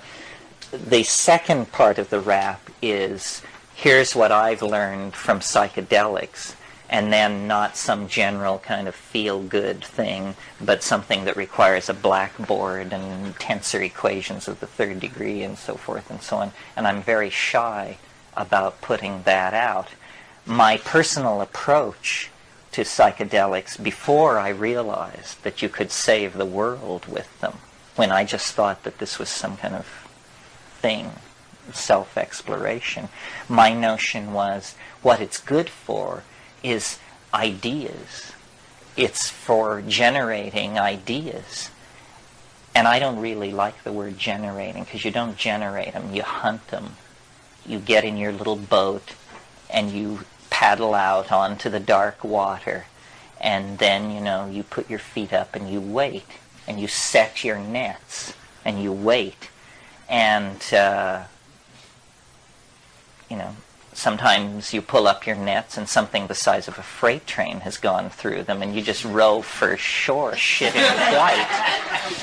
And sometimes, minnows, trivia, why does our little finger just fit our nostril? And, the mysteries of the animal body, or all kinds of stuff. But occasionally, and it's worth fishing a lifetime, occasionally something will come into the nets that is not so small as to be trivial and not so large as to be incomprehensible. And this thing can be wrestled with for hours and eventually brought home to show the startled folks back on shore. And this showing the startled folks back on shore makes history. All these ideas come out of interaction with these plants. the number of ideas which, when you pick up a straight encyclopedia, should be traced back to herders and people who kept animals. People say, astrology, astronomy, it was invented by people watching their flocks. The calendar, time, was invented by people watching their flocks. All this other, well, they weren't only watching their flocks, they were also watching the cow pies of their flocks for mushrooms. And, music, all of these Pythagorean insights into order, I think, come out of this herding, domesticated animal husbandry, we call it, husbandry, because it's a model of caring for nature. And these ideas are the inspiration and the purpose, to my mind. I mean, the social purpose, because I can, get rid of my stuff and feel better about how I was abused in childhood and this and that and the other thing with psychedelics. But that's all personal growth stuff. But an idea, can be shared. You can take it and you can lay it at somebody's feet. And where do they come from? When you ask the question, where do the ideas come from? This is Platonic Philosophy 101, ladies and gentlemen. This is why the Greeks gave up fishing, to discuss this problem. Where do the ideas come from? And we are no closer to understanding that. And yet the ideas are the signposts of our destiny. They guide us forward, and yet we know not from whence nor whither. Well, I think now, so Plato's take on that was, he said, well, there must be a perfect world somewhere where all these things exist and the numbers and everything, there's a perfect form for everything in a higher dimensional world called the archetypes. Well, 2,000 years of philosophical sophistication have shown certain problems with that point of view, but fewer than you might think. I mean, the mystery of form, the problem of form, what is it? Where does it come from? What sustains it? We are nothing more than form. If it weren't for form, we would be no different than the dirt under our feet. And form intrudes into matter, and then it withdraws. And when it withdraws, they put you in a hole and put dirt on top of you. So it's very important to understand, what is this coming and going of form? If we take this pillow and saw it in two, it's a pretty undramatic event. If we take one of us and saw us in two, it's an extremely dramatic event. And what is the difference there? It's that this object is three-dimensional, and this object is four-dimensional. This object has a quality about it called being alive. Being alive, also technically known as metabolism, means that material is moving along temporal gradients within the confines of this organism. Material is not moving along any gradients within this thing. It's just where it is. There it sits. But in here, a form is being maintained from within. And if I were to die, the form would collapse. Here, no form is being maintained except the form imposed. This is an imposed form. It has no sense of itself, and it doesn't sustain itself from any kind of internal integrity. But higher dimensional objects, like animals and plants and human beings, have this quality. Well, so then what we've been talking about here, albeit sloppily, is the fact that we seem to occupy a higher dimension in the natural order than other things. And this higher dimension has to do with the fact that we have a little piece of mind, a little chunk of this higher order organization. Well then, going toward that, as visionaries, as users of psychedelics, society keeps adjusting its trim tabs, as it were, to mirror this transcendental goal. And this is what we want to become. We want to become like the sensed object in our imagination. And shamanism is a pipeline about this. It's almost as though the end state, well, here's a model for it. It's almost as though the ordinary causal flow of information from the past to the future must make a place for like a 3 to 5% backward flow. And this is what we call intuition. It's that vague, unformed knowing that comes without any baggage of causal mechanism, but it's true knowledge. You know how it's going to be. Well, it may be that time is somehow information permeable, that future potential states of existence are actually somehow in resonance with states of existence in the present and in the past. Our models of how the world works are very, very simple. I mean, basically we operate with mechanical push-pull models that are appropriate to very simple mechanical systems. And yet we know that we are far more complex even than the most complex physical systems. Like this last 15,000 years has been something, and the last 500 years has really been something. It's so close now, the transcendental object, that it informs everything. The metaphor, the model to hold on in your mind as you gaze at the earth in its travail is the metaphor of birth, not death. That a gestation process of 20,000 years is coming to an end. Culture using, language using, minded creatures are coming to some kind of fermentative climax. And we cannot extrapolate the human career on this planet centuries into the future. It ain't going to be like that. It's an absurd question to ask the question, what will the world be like in 500 years? What the world will be like in 500 years is unimaginable, because in the next 40 years we are going to pass through this quantized transition where we actually become insiders and players in the game. History is a state of becoming. It's a state of moving from the inarticulate, unreflecting, animal style of organization to the self-reflecting, minded, conscious, energy-controlling style. But to get from one to the other takes about 20,000 years, and it's a bitch. You don't know where you are. You don't know up from down. You cannot tell what is happening. There's just migrations and warfare and pogroms and gene mixing and hysteria of every sort and Messiah this and religion that, and they're slaughtering these people and these people are doing that. And it's like a bad dream.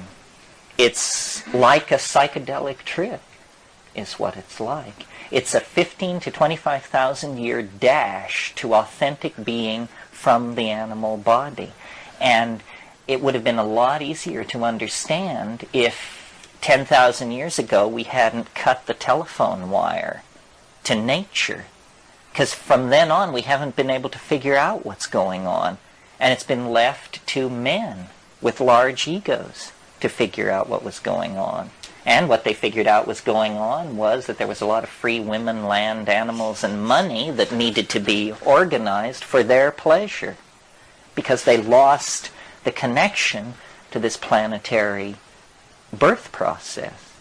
Now, and like a birth process, I mean, the metaphor is worth pursuing, because a birth is violent, blood is shed, there's moaning and groaning and thrashing around, and yet this is not an automobile accident. This is not a human tragedy. This is how life works.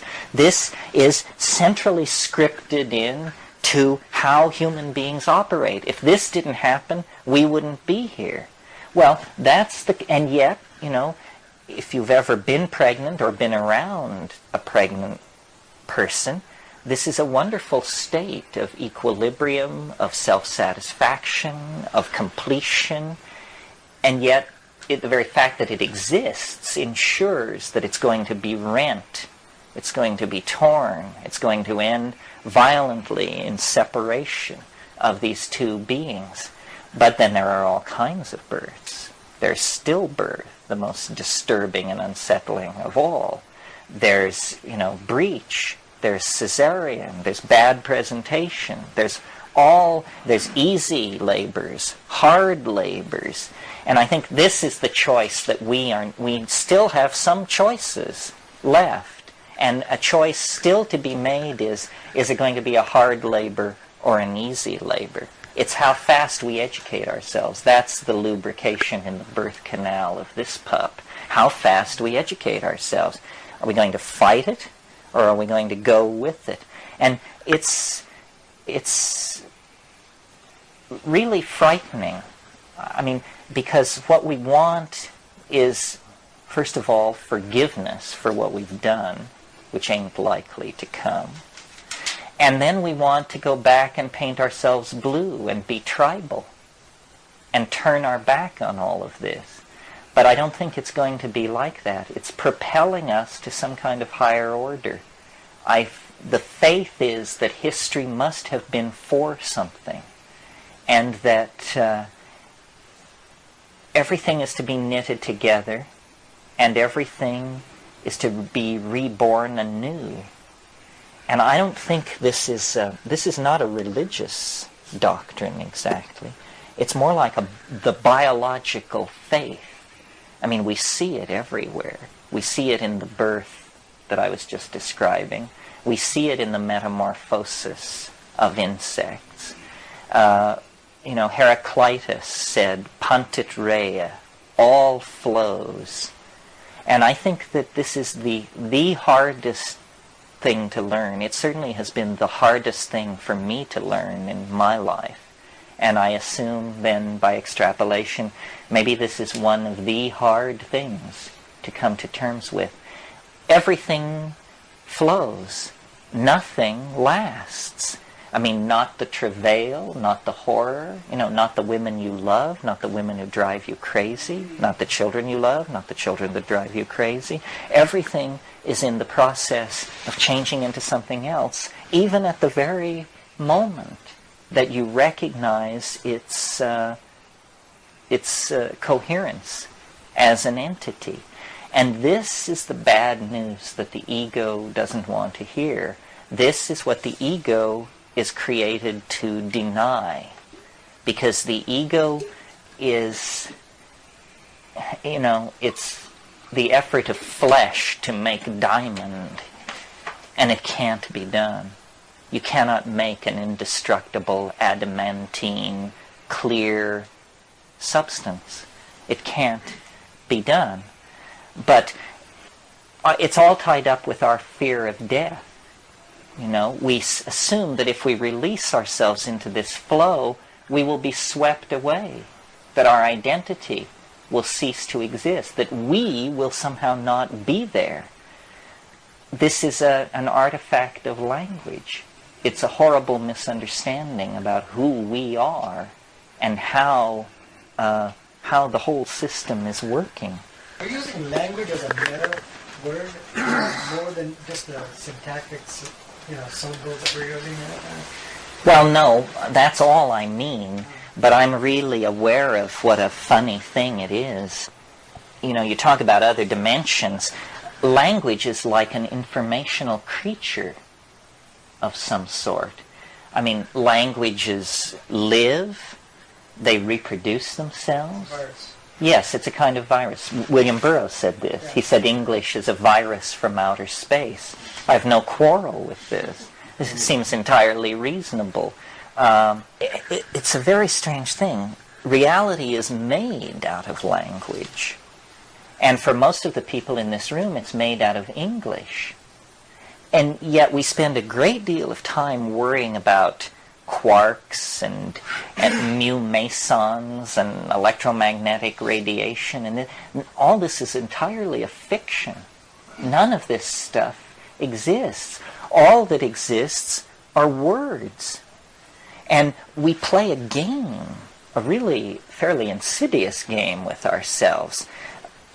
We all, I suppose, here give great credence to what is called quantum physics. Is there anyone here who would care to explain to the group several of the core doctrines of quantum physics, or any core doctrine? And by explain, I don't mean a verbal gloss. I mean give us the hardcore equations. Well, no one seems to be coming forth. And yet, this is our truth. How crazy are you if your truth is something you can't even understand? And that's the situation that we're in. We believe that somewhere among us, somebody understands these tensor equations of the third degree, and that if it got real tight, we could go to them and they would then explain what reality is. Well, this is a head full of shit, this kind of thinking. What you are actually dealing with is what Wittgenstein called the present at hand. The present at hand. Good phrase, because it implies that only that which can be grasped matters.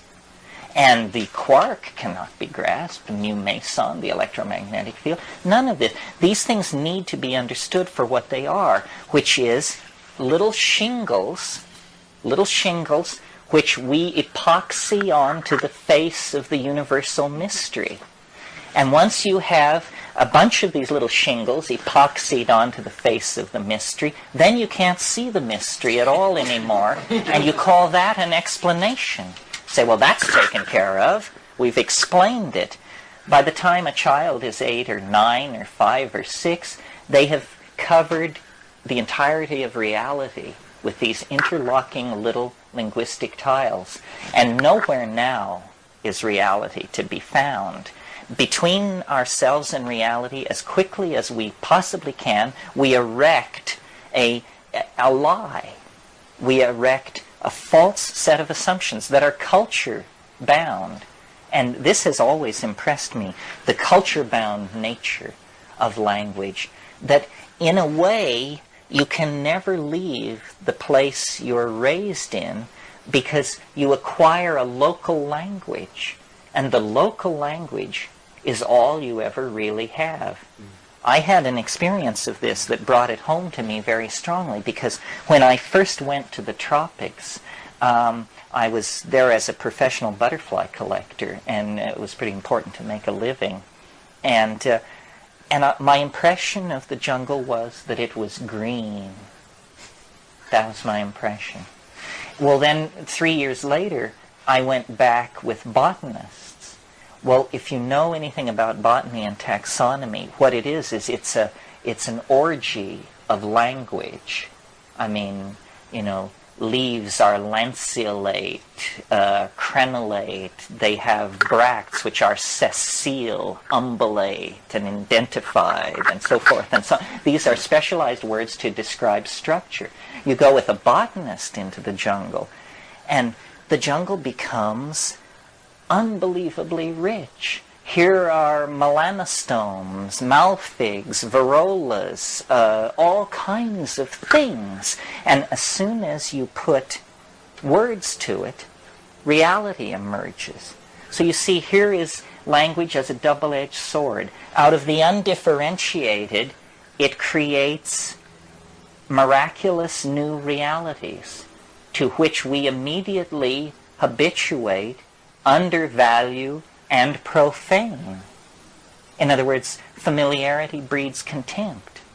But somewhere between silence and the familiarity that breeds contempt is the living essence of the word and its meaning. This problem of language is central, I think, to understanding the psychedelic experience. What I see happening on these tryptamines is the project of language goes from being something which you hear to something which you see without ever crossing over a quantized moment of transition. Well, this is, to my mind, absolutely astonishing, and I think I'm a pretty tough nut to crack. When you see language, it's amazing, because it's a paranormal thing. Or it's like it cheats. It achieves paranormal intensity without violating any of the laws of physics that I'm familiar with. What I'm talking about is that in these shamanic performances in the Amazon and on psilocybin, language goes from something beheld to something seen. There's precedent for this. In the Hellenistic world of Greco-Romanism, the be-all and the end-all of spiritual accomplishment was what's called the logos. And the logos was an informing voice, a voice in the head that told you the right way to live. And Plato and all of these heavies cultivated and achieved connection with the logos. Well, there was a Alexandrine Jew named Philo-Judaeus, who was a great commentator on the religions of his period. And he wrote about what he called the more perfect logos. The more perfect logos. And he said, what is the more perfect logos? And then he answered his own question. The more perfect logos goes from being heard to being seen without ever crossing over a quantized moment of transition. Language is something unfinished in us. It's something that was catalyzed out of animal organization by hallucinogenic activation of brain states, and it is something that is in the act of perfecting itself. And when it is completed, my faith is that words will be seen, not heard. The whole way in which we organize our language around visual metaphors when we talk about clarity. So if someone is able to communicate, we say, she spoke clearly. That's a visual metaphor. We say, I see what you mean. I see what you mean. That means I understand you. I see what you mean. He painted a picture. It means unconsciously, at the unconscious level, we connect visual metaphors and the visual sense with clarity of understanding. And what's happening in the ayahuasca cults, in the mushroom intoxications and so forth, is an invocation of the visible logos. It comes into being in the shared space. You control it with sound. I mean, you discover that sound is something that you can see. And this is, I referred to this morning and when I talked about how we may be a one gene mutation away from a transformation of language. You can sit, feel perfectly normal, not feel wired or depressed, not have visual activity in the visual field, and then you generate a tone like and you see that it's a certain shade of lemon yellow with a chartreuse edge running on it. And then you and it shifts to pink blue. Well, you begin to experiment with this and you discover very quickly that you can do more than just generate colors. You can generate modalities. You can generate shapes. As you begin to relax into an unconscious expression of syntax, form begins to behave itself in the space in front of you.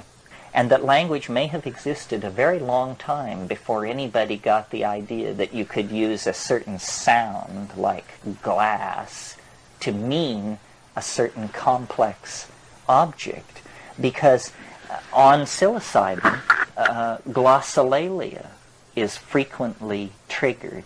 glossolalia is normally presented as speaking in tongues, a religious phenomenon of fundamentalism, and the fundamentalist spin on it is that these are ancient biblical languages and that you're being possessed by an angel or something. But in fact, at the primitive level of religion worldwide, glossolalia is frequently met with.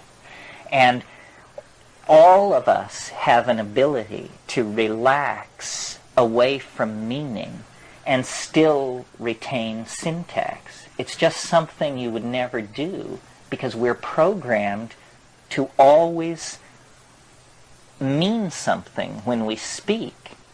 But in fact, babies don't do this at all. They love to babble, and they only late in the process learn to attach meaning. Well, so then under language in the humble service of meaning, there is language for itself, sort of the ding-on-siche of language. And well, I'll give an example of it and then discuss what's going on. Ni de gewund wai haxikevitchni morgum voapaketen didikin hipikektet e dejigeve wai ham bikikitit ef mo oktive indidikt quahabagenket kifidut ulmikin dital. Okay, now what's happening here? First of all, ordinarily, we associate this speed of vocal noise with words. Words are small mouth noises. That's all they are. You see, if you're going to have a creature which communicates among members of its species, you have to have a low energy form of communication. Otherwise, you'd be exhausted from the effort to communicate. Well, small mouth noises are great. A person can talk for about 12 hours without stopping fairly effortlessly. I mean, if you've got water and a little dope rolled, and it's not a problem. Well, do you know how much information a person could convey in 12 hours if they were, say, reading the telephone book aloud? It's pretty amazing. So this thing I just did, it had syntax, but it had no meaning. In other words, if you listen to it, you hear that sounds repeat, rhythms repeat, there appear to be prefixes, suffixes, certain kinds of declensions. It's all there, folks. It just doesn't mean anything. But it turns out that the activity of language feels like language, whether it means anything or not. Well, in the psychedelic state, you discover this same set of tinker toys that was used to create the little speech I just did can be used to create sculptures that are free form, that this hi huai waxi q vini mau hakti kipipit, it looks a certain way. What's important is not how it sounds. What's important is how it looks. In the Amazon, in these ayahuasca cults, they have what they call icaros, magical songs. Icaros are visual art. They are intended that way, and they're criticized that way, and their success or failure is judged entirely in the visual domain, and yet they are made out of sound. And what they convey are very complex feelings. You could almost say three-dimensional feelings. Feelings so complex that they won't lay down and be a sound like hate, fear, revulsion. They won't do that. They can only be laid out as grammatical objects of a higher order. And I think that this process is happening in human beings, the push toward visible language. But it's being accelerated by the psychedelics, and that we are trying to become for each other visual objects, and we are trying to become capable of generating these things. Now, why I hold these conclusions is because in the DMT flash, which is the most intense quintessence, most quintessential distillation of this kind of stuff, you encounter the shamanic entities, the spirits, the ancestors. And this is really confounding. I mean, we can put up with shifting cobwebs of color and weird insights about our nostrils and our little fingers, but not entities.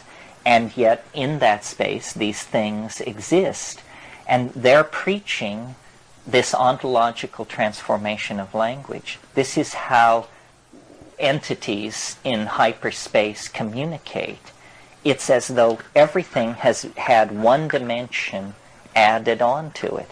It's as though we are existing in some kind of squashed version of a larger superspace that can simply be mentally unfolded through the act of encountering a psychedelic substance.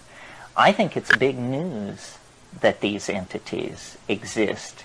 Now, if you were to go to a shaman in a classical culture and say, what's it about? What's going on here? They would unhesitatingly tell you that these are the ancestors.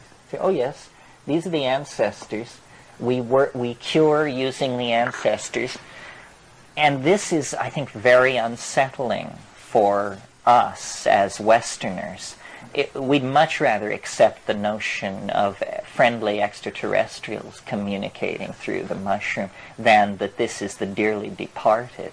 I mean, that really, you can feel your boundaries beginning to quake against that possibility. It was very interesting. Recently, there was a new edition of Evans Vence's The Fairy Faith in Celtic Countries, which if you've never read it, it's quite an interesting book. Y.E. Evans Vance was an American who became a great scholar of Mahayana Buddhism and wrote the Tibetan Book of the Dead, the Tibetan Book of the Great Liberation, Tibetan Yoga and Secret Doctrines, and so forth. But his doctoral thesis when he was a young folklore student at Cambridge in 1911 was he wanted to study the fairy faith. And he went to Brittany and Wales and Ireland and interviewed the oldest people in the districts, the crones and the old people. And it's a wonderful book to read because these people just tell these stories, and it's absolutely convincing. I mean, the fairies are real, the fairy faith is real. And when you asked, when Evans Vance asked these people, you know, what's going on, they said, well, these are the dead. When you die, you stay around, but you're in an invisible realm, and it's an ecology of souls. My phrase, not his, an ecology of souls. But this is what is revealed on DMT, is entities that are so strange. Why are they there? What do they want? And they're not, if they are ancestors, they're not my ancestors. In other words, when I broke in there, I didn't find my mother and my grandparents. It wasn't like that. There was no personal, it isn't like that. But there is this sense of affection, interest, caring. Well, we have the doctrine of purgatory in Western theology in the Catholic Church. I had always assumed, thinking about it, that purgatory must have been a doctrine that the church fathers, Irenaeus and Eusebius and that crowd, had written into the gospel message for their own purposes. I discovered, to my amazement, that that isn't what happened at all. That St. Patrick is the person responsible for purgatory, because he wrote purgatory into Christian doctrine in order to convert the Celtic peasantry of Ireland to the idea that fairyland and the Christian afterlife were the same place. And it was thought such a good idea in Rome that the doctrine became canon law generally for the church. So purgatory is a spruced up, cleaned up version of Irish fairyland to make it a little more palatable. Well, you see, this is where our anxieties come in, and where it's hard to push it much further than this. An extraterrestrial contact, I think we could probably ride that through, and it would be amazing, but it would be tolerable. But if what's happening is that at the end of history are waiting the dead, and that our notion of reality is so skewed that we don't even know the most basic facts about the cycles of life and death and rebirth, then it's going to be quite astonishing for us, I think, to come to terms with this. And yet, this is what shamans live with. This is what they tell you. They say, a shaman is a person who can pass daily through the gates of death and return. We see into the other realm. We see into hyperspace. As inheritors of the rational tradition, this is pretty hard for us to swallow, because I think, maybe it's not true anymore, but in my personal process of rejecting Catholicism, I did manage to convince myself that when you're dead, it's over with. And it's been very hard for me to fight my way back to the notion that that might be just 100% malarkey and nothing more than a conservative first try. And now I think much more in terms of dimensionality, and that I don't know what a form is, but the process of the fertilization of an egg, of any organism, it doesn't have to be a human being, the life of that organism, and then its death and dissolution, is the process of a form descending from hyperspace, clothing itself in matter, and then withdrawing from matter, returning to hyperspace. And this concept of hyperspace is very, very necessary to understanding this stuff. Because if you look at what shamans do that is so confounding, they find lost objects, they cure disease, they rescue lost souls, they discern secret acts, infidelities, thefts, poisonings, stuff like that. All of these magical things that they do are completely non-mysterious if we grant the idea of a higher spatial dimension.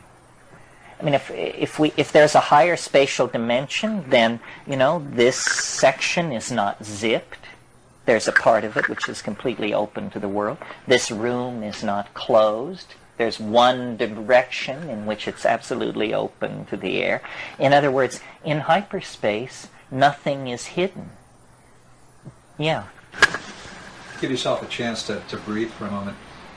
Why do you think it is? I mean, we as human beings have evolved with pretty much all the equipment we need to get along and do things. Why do you think it is that we have evolved with such a poor understanding or no understanding of these matters of which you speak? The afterlife, the rebirth. I mean, we hear it. Many people, they hear it and they have a curiosity and they go towards it. But few people understand it. Well, I think this is a very recent phenomenon culture is a narrowing, obviously. I mean, if a man can have 10 wives, 2 wives, no wives, 1 wife, well, then you go into a culture, you're going to make a choice. And all cultures represent narrowing of choices. We don't know how we could be. We don't know what we could be if we were free to evolve ourselves. I think that's the starting line that we're edging up on. We're about to have a chance to create a global culture, to decide, to essentially clean our basement and decide what we're going to save and what we're going to keep. This sense of not being connected is, to my mind, entirely rooted to what I've said here several times, the problem of the ego, but then to, get a little more specific and maybe slightly more offensive, it's the monotheistic religions that have to take a real knock for the present situation. Monotheism as a philosophical reflex is understandable but simple-minded. I mean, it's what an 8-year-old would get to, I mean, one God, reasonable, economical, seems to fit the situation pretty well. So what's wrong with that? Well, what's wrong with it is you've got to be a little more sensitive. Philosophy is not practiced in a void. And as Jungians know well, we mirror ourselves in our gods. Our religions are a set of permissions for how we as individuals can be. And monotheism presents us with a notion that God should be omnipresent, omnipotent, omniscient, and unforgiving. And male. Well, this is nobody you would invite to a garden party. This is what we call an asshole, Somebody who corners you, who's never wrong, who's totally full of their opinion, who just wants to tell you how the boar ate the cabbage and never doubts them. A boor. So we have enshrined at the center of our cultural machinery the archetype of the unbearable boor, and then we've gone out to realize it. And we try to fine-tune it. We say, okay, well, this Old Testament religion with all this ritual and dietary, this isn't it. So then along comes Christ and tries to fine-tune it.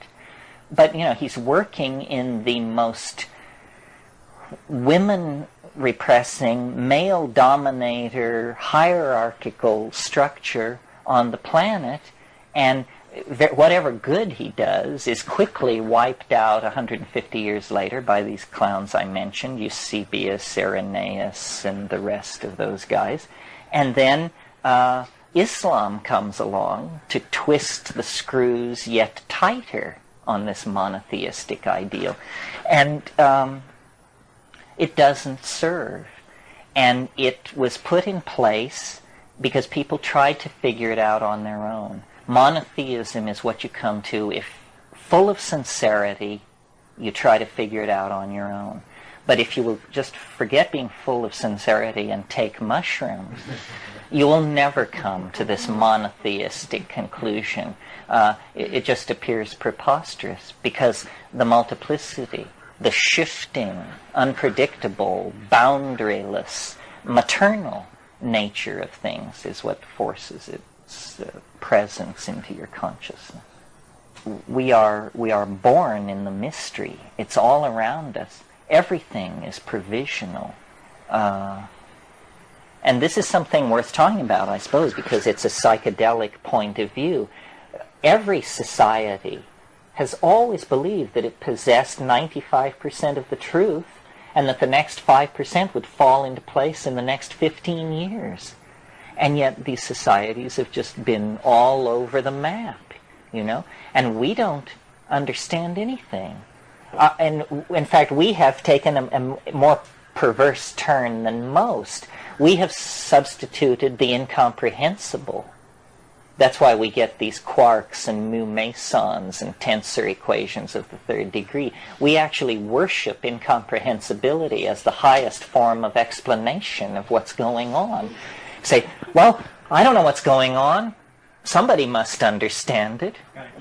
Well, I've got news for you. If you don't understand it, what good is it that somebody understands it somewhere? I mean, you're responsible for yourself. And yet, I think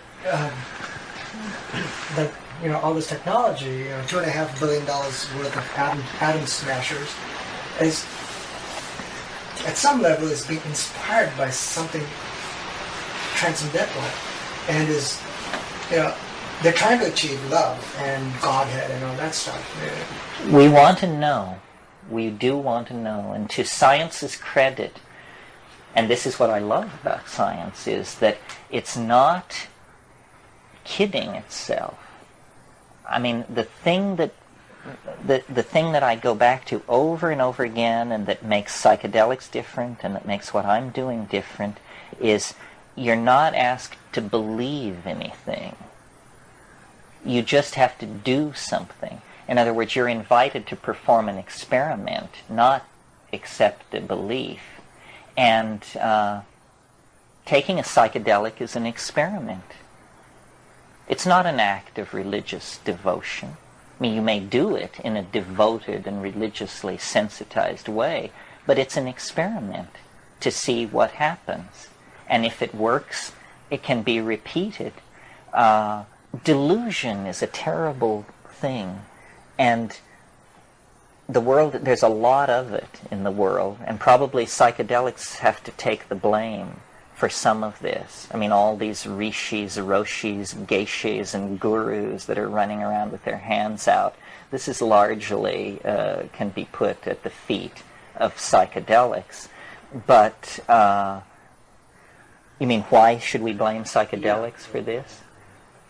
I don't think anybody would have given any of this a thought if they hadn't had psychedelic experiences to show them that the mind is not what they assume it to be. I mean, the great impetus to Eastern religion came in the 60s when all of this stuff was happening. I wanted to ask a little further about the animal experience of time, and that they are stuck in the point present. They don't have a sense of future or past. And my own experience with marijuana is I lose my short-term memory. And in my foolish days when I used to try to drive after getting really stoned, I remember looking to the right and it's clear, and I look to the left and it's clear, but I forgot what it is on the right. So I look to the right and it's clear, but I forgot what it is. And I'm going like this, and I can't hold anything in my mind for even that long. And it's terrible, you know, when you're driving, it's awful. But I don't find it pleasant in any sense.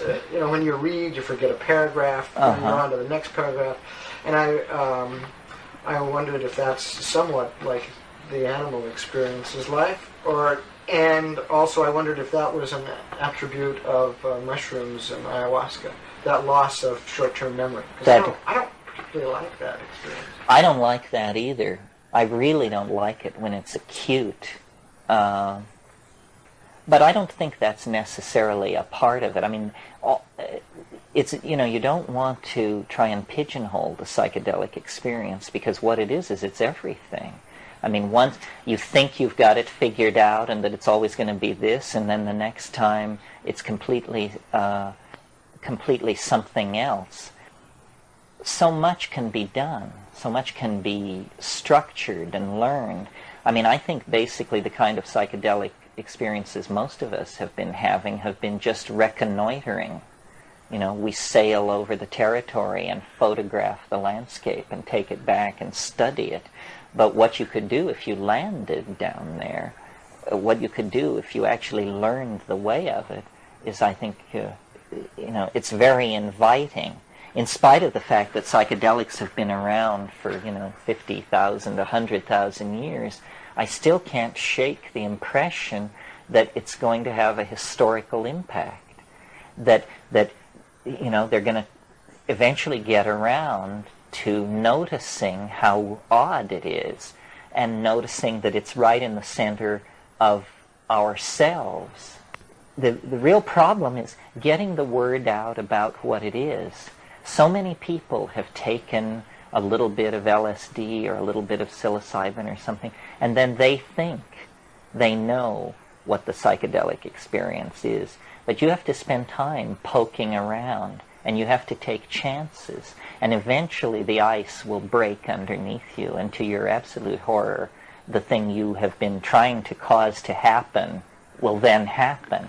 But you almost always have to trick yourself, trap yourself into it. I don't know what the limit of this stuff is.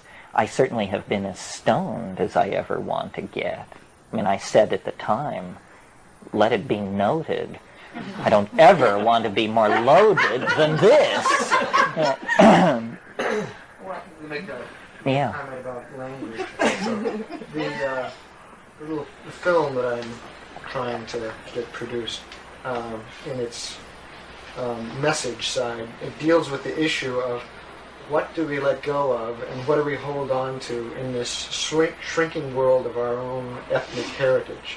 And as the world shrinks, there's a move towards homogeneity. And what's really happening right now is people are really pulling back into their in-group. I mean, the Muslims have done this most profoundly because it's very frightening to have to all become one. And the idea of all being a consumer of white bread homogeneity is a horrible image. But the thing that people are willing to share, I find, is their cuisine. Everybody's willing to eat and explore and relish in each other's food.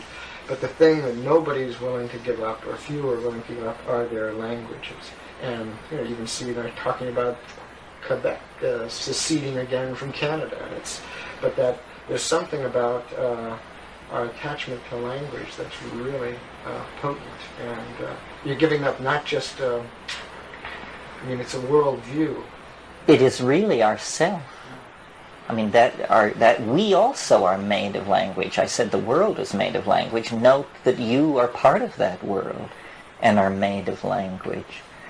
I don't know whether the appetite for stuff will drive people to abandon their fear of merging. I think, a lot is going to be lost. A lot has been lost. I mean, the extinction of the mammals that began 50,000 years ago. It was 50,000 years ago that was the greatest number of mammal species on Earth. There's been steadily falling species since about that time, mostly due to human predation. And, we're not going to bring back the giant ground sloth and the woolly mammoth and the glyptodont. They're gone for good. And there's no getting away from the poignancy of this process. The cruise is over. We're in the lifeboats. The ship is going to sink. The question is, how does this adventure end? But there's no question that there's going to be a lot of loss and redefinition. I mean, usually in these weekends we get to a place where it comes down to being, this thing about the space issue. Because people love it and they hate it. And it has a lot to do with how you relate to the male ego. Because it's the engineering dream come true, and nature disappears. You replace it with black vacuum. And you say, here we will erect the palaces and whorehouses of the human imagination. We can make them the size of moons. We can do this and that. But and the beauty that is within us gives me a lot of hope for that. My God, the expression of the design process in this world is certainly awful. I mean, our world is visually hideous, the part of it touched by human beings. But that's very puzzling to me, because when you take psychedelics, you discover within the human body-mind the same kind of transcendent beauty that you see in the rainforest and the Arctic tundra and all that. I mean, immense beauty. And yet, we seem to have a very hard time translating it into the design process. Art is, we haven't really talked that much about art in relationship to all this, but the politics of the situation here in this millennial crisis, I think the reasonable response is to push the art pedal right through the floor. The way to escape the present cul-de-sac is an enormous outbreak of creativity of all sorts. We just need to overwhelm ourselves with creative expression. This could be very easily done. We've been in the habit of binding about 60% of our social energy into a standing crop of weapons. And, whatever creativity is expressed in the production and design of these weapons, it goes on behind closed doors in the most excessively testosterone-festered environment you can possibly imagine, which is a military weapons research laboratory. But if we weren't caught up in that, if we could really direct the resources the way we want, we have no idea how rich we are, and how perverse our distribution of resources is. I mean, a single F-16 fighter plane, standard equipage, costs $120 million. One of these fighter planes. They order them in lots of 500. If somebody were to give $120 million to the New Age, define that any way you like, or to me, or to you, but that's a lot of money. But if you spend it on a fighter plane, it's not a lot of money. You can park a fighter plane in an area twice the size of this room, and there it sits. Useless unless Armageddon should come along. It's about the most useless thing you could do with $120 million. And yet, if you gave that to the sincere, the insincere, the half-sincere, and let them all go off and do with it what they want, society would be a much richer place, and many more interesting possibilities would be developed. So, part of saving the world, I think, is to make people angry, to make people absolutely furious with the way we are being managed. The human enterprise is being managed by idiots. And, I don't say they're vindictive idiots, but the case could certainly be made. But give or take that, they're idiots. And we don't have forever, In fact, we have, I think, a very short amount of time to take hold and to insist that human values, which none of us have much trouble accessing. I mean, I'm not saying we're all Albert Schweitzer, but we know what it means to be Albert Schweitzer. Why are our institutions unable to project the human values that we personally are able to feel? And then why do we tolerate that? Why are boys in charge of everything? It just doesn't make any kind of sense. Working our way out of this is just going to require shock treatment. And that's what this shamanic option represents. I mean, I wouldn't preach this if I didn't think the situation were fairly desperate. It's a radical option. It's not a reasonable option. It's a quick fix, because quick is the only fix that counts now. This is not a debating society, the crisis confronting this planet. It's a life or death situation. I don't see any other option. Yeah. Terence, is there any value in looking at the dichotomy of the natural evolutionary self-destruction of the planet, the toxicity of volcanic eruptions, the ice ages, the shifting of the axis of the polar axis, and plate tectonics? All that is going on, and we seem to be a minor player in the rearrangement of matter on the planet compared to what it naturally does itself.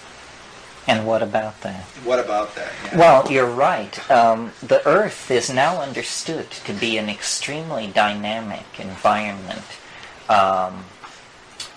locally and globally. As a local example that some of you can relate to, in the last 100,000 years, tidal waves up to 2,000 feet high have occurred locally in the Hawaiian Islands because of sloughing off the face of those islands into deep-sea trenches.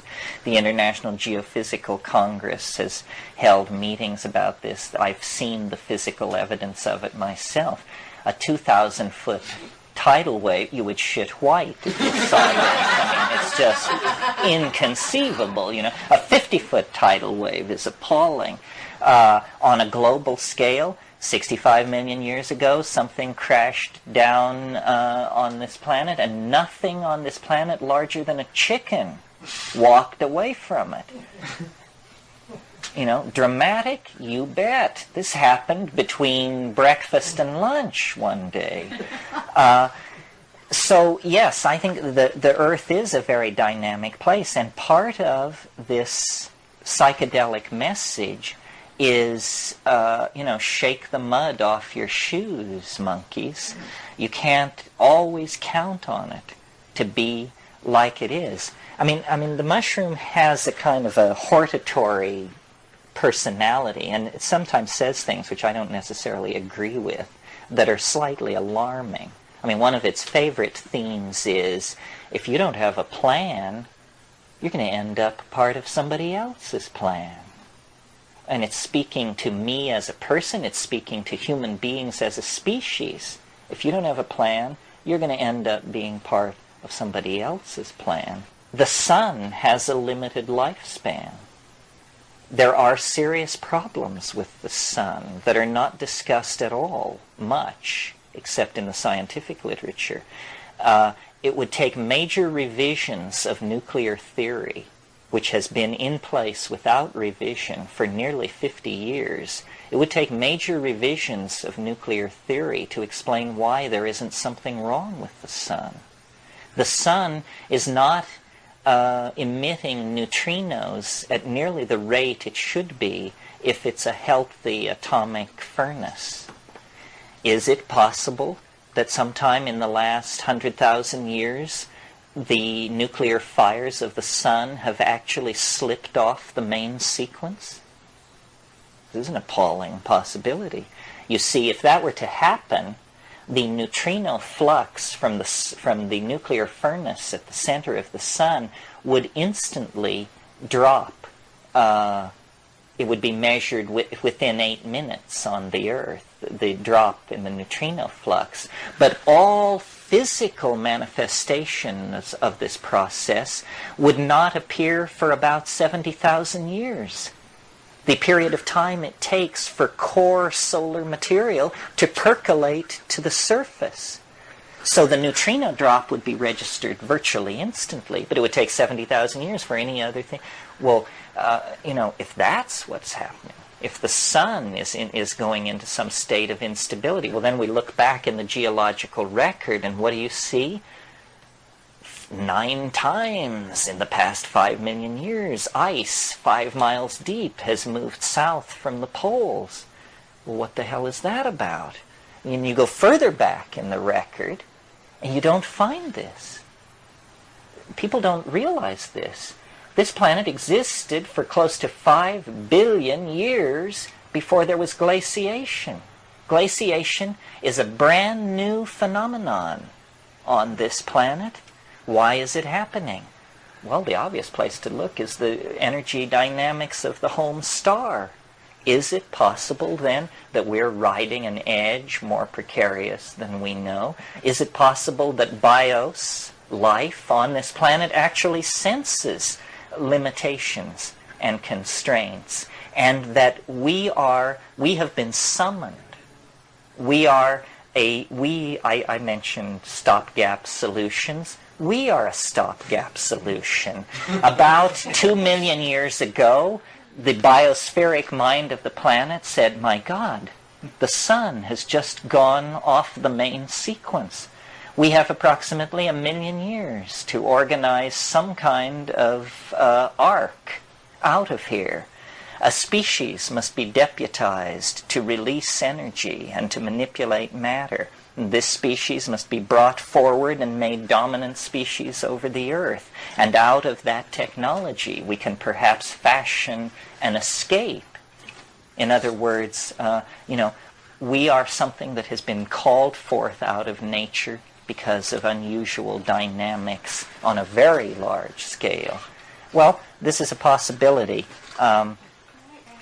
Sure. I've had a fantasy since I heard your tape about the evolution of the brain, the next evolution. That it doesn't make any rational sense, but we don't always make rational sense of it. What about the mushroom growing within the brain? Actually not taking it in, but... I mean, becoming physically symbiotic. Yeah. Well, yeah. Brian Aldiss wrote a book called The Long Afternoon of Earth, in which he envisioned a human fungal symbiosis that was so close that people actually had a lump on their shoulder, and it went directly into the head. I find this kind of thing a little too creature feature-ish, but it is. I mean, I have had the notion. Not a notion. It was more like a delusion at certain times that, and I can't explain it to you. I will just tell it to you. That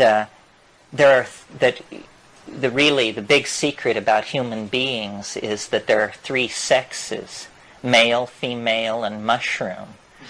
And this third sex is I haven't worked out the genetics of it or how in the world we could have gotten so far without understanding this. But it's that notion that it's wedded into us at that level. And of course the mushroom, I don't know if it's this way for women too, and it's subtle, it's smart, it's tricky, and it uses you against yourself, not viciously. It's just very matter-of-factly knows 100 times more about you than you do yourself, and it presents itself as this 4D girlfriend. It's the soror mystica of alchemy. It's the invisible female companion. Yeah.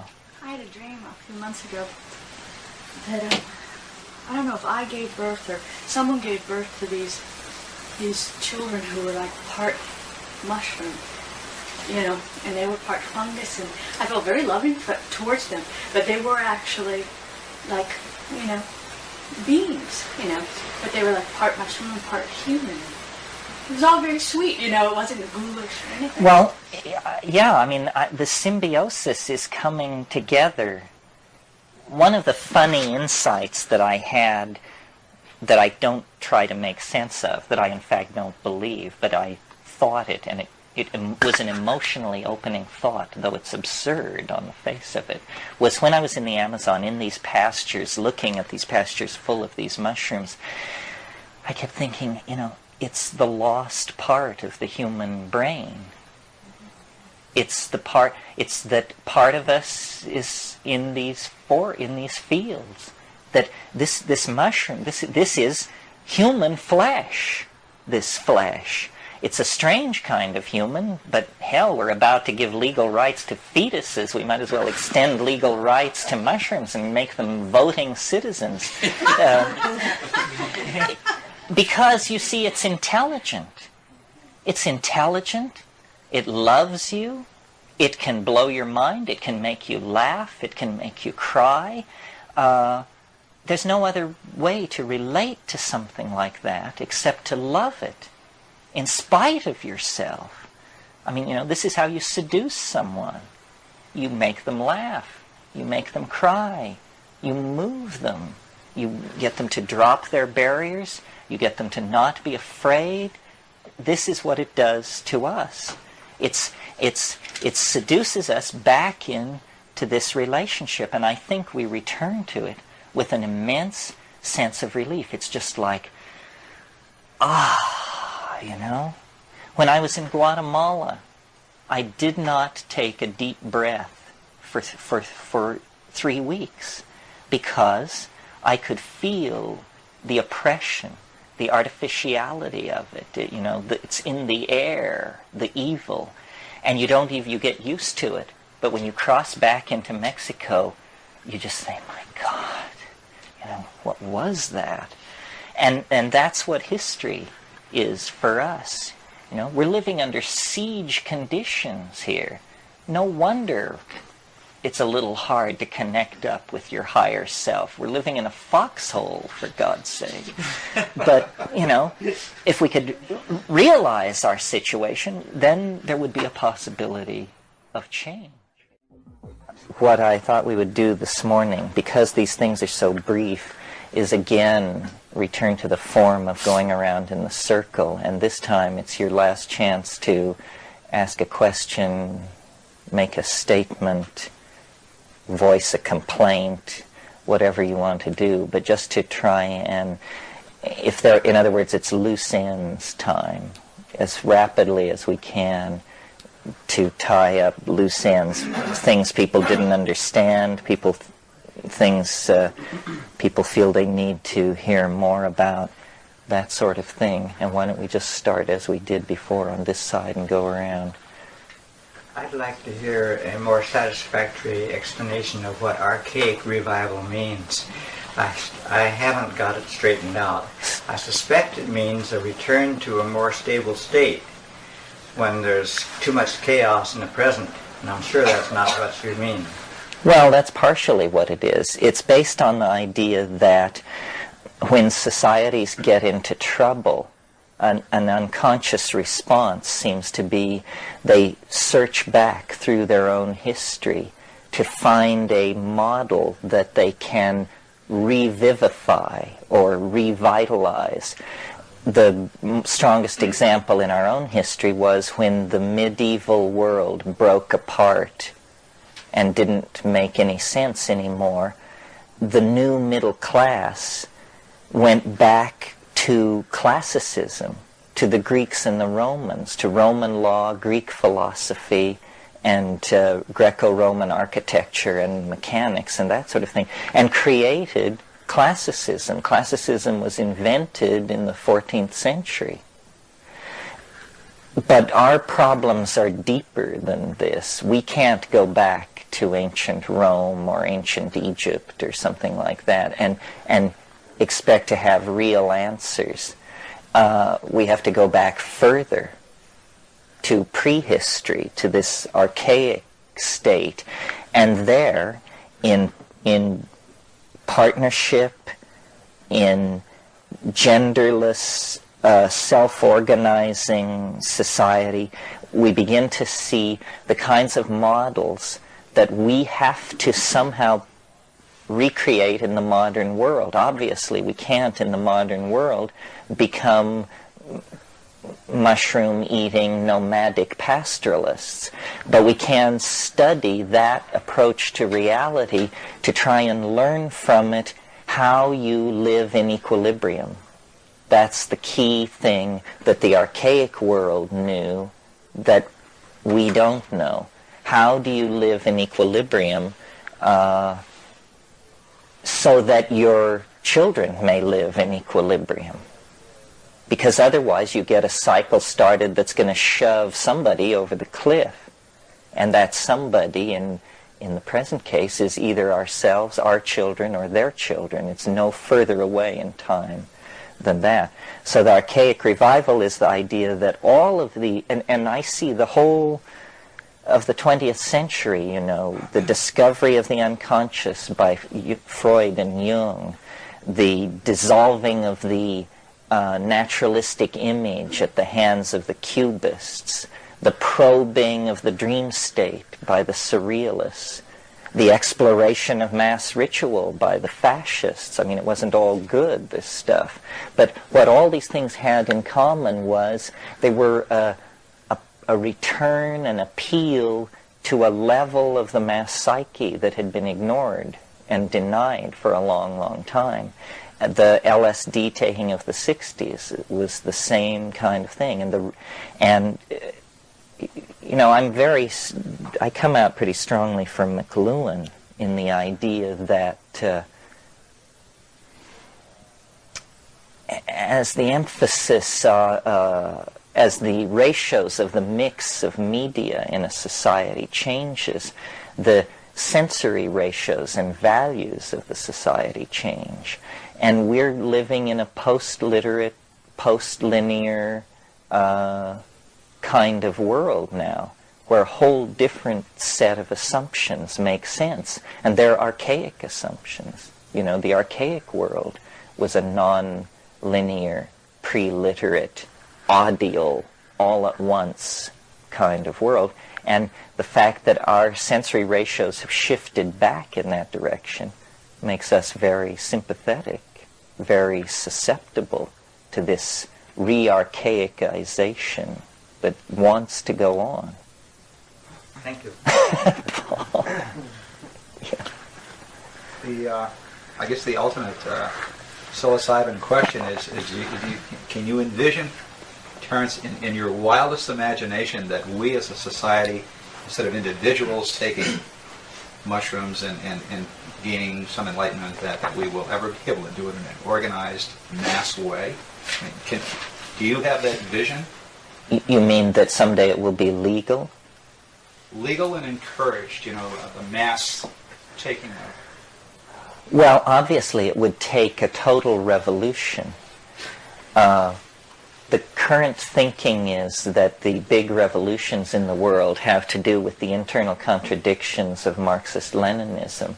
But it may actually be that Marxist-Leninism was a kind of partner in a codependent relationship with consumer capitalism.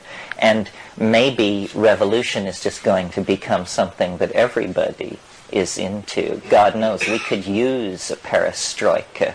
I mean, we too are ruled by constipated, lying bureaucrats who, what are the statistics that 97% of all incumbents are re-elected, that there is less turnover in the United States Congress than there was in the higher echelons of the Communist Party of East Germany until the wall came down.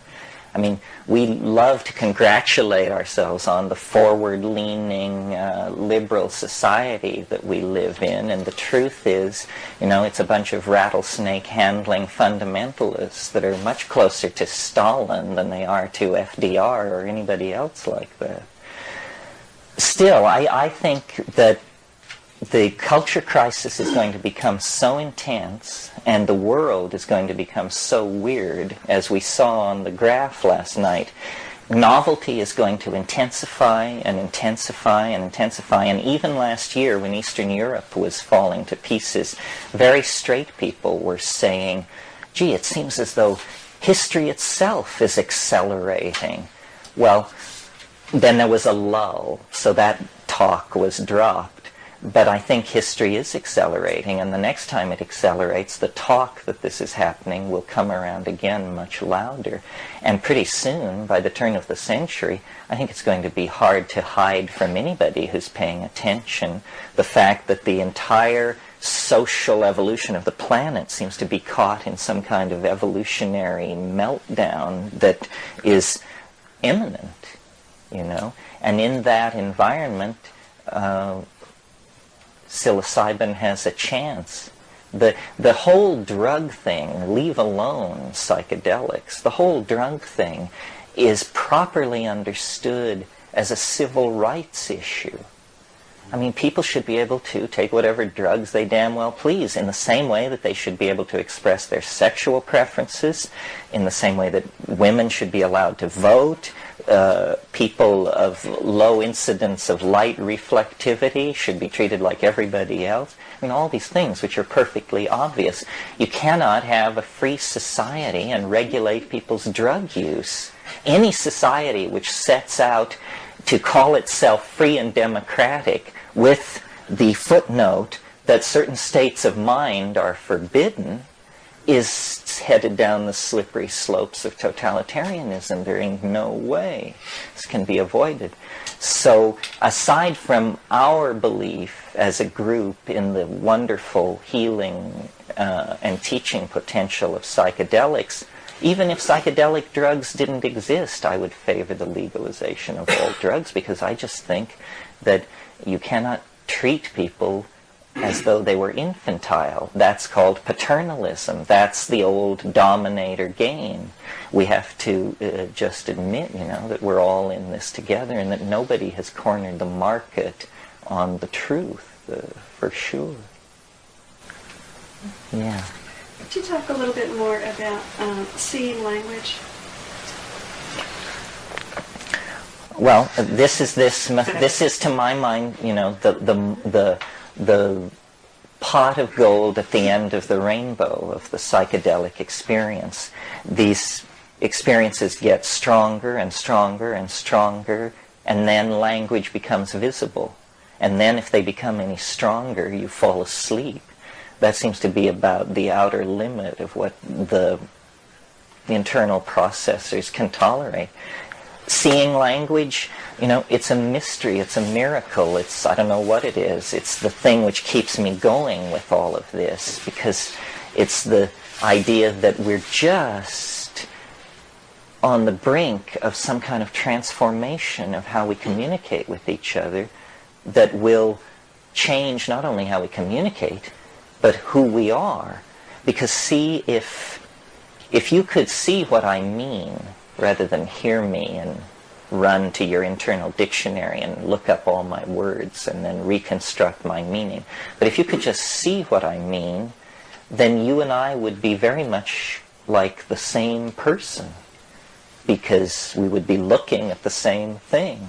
So it's a tremendous, obviously language is what has knitted us together and made us social creatures. I mean, creatures of our body weight and so forth have styles where, the males and the females get together only for sex and once a year, like mountain lions or something like that. So, but obviously the presence of language and our social history as primates set us up for living as we do. And we have managed to create, through language, a monkey troop of 5 billion people.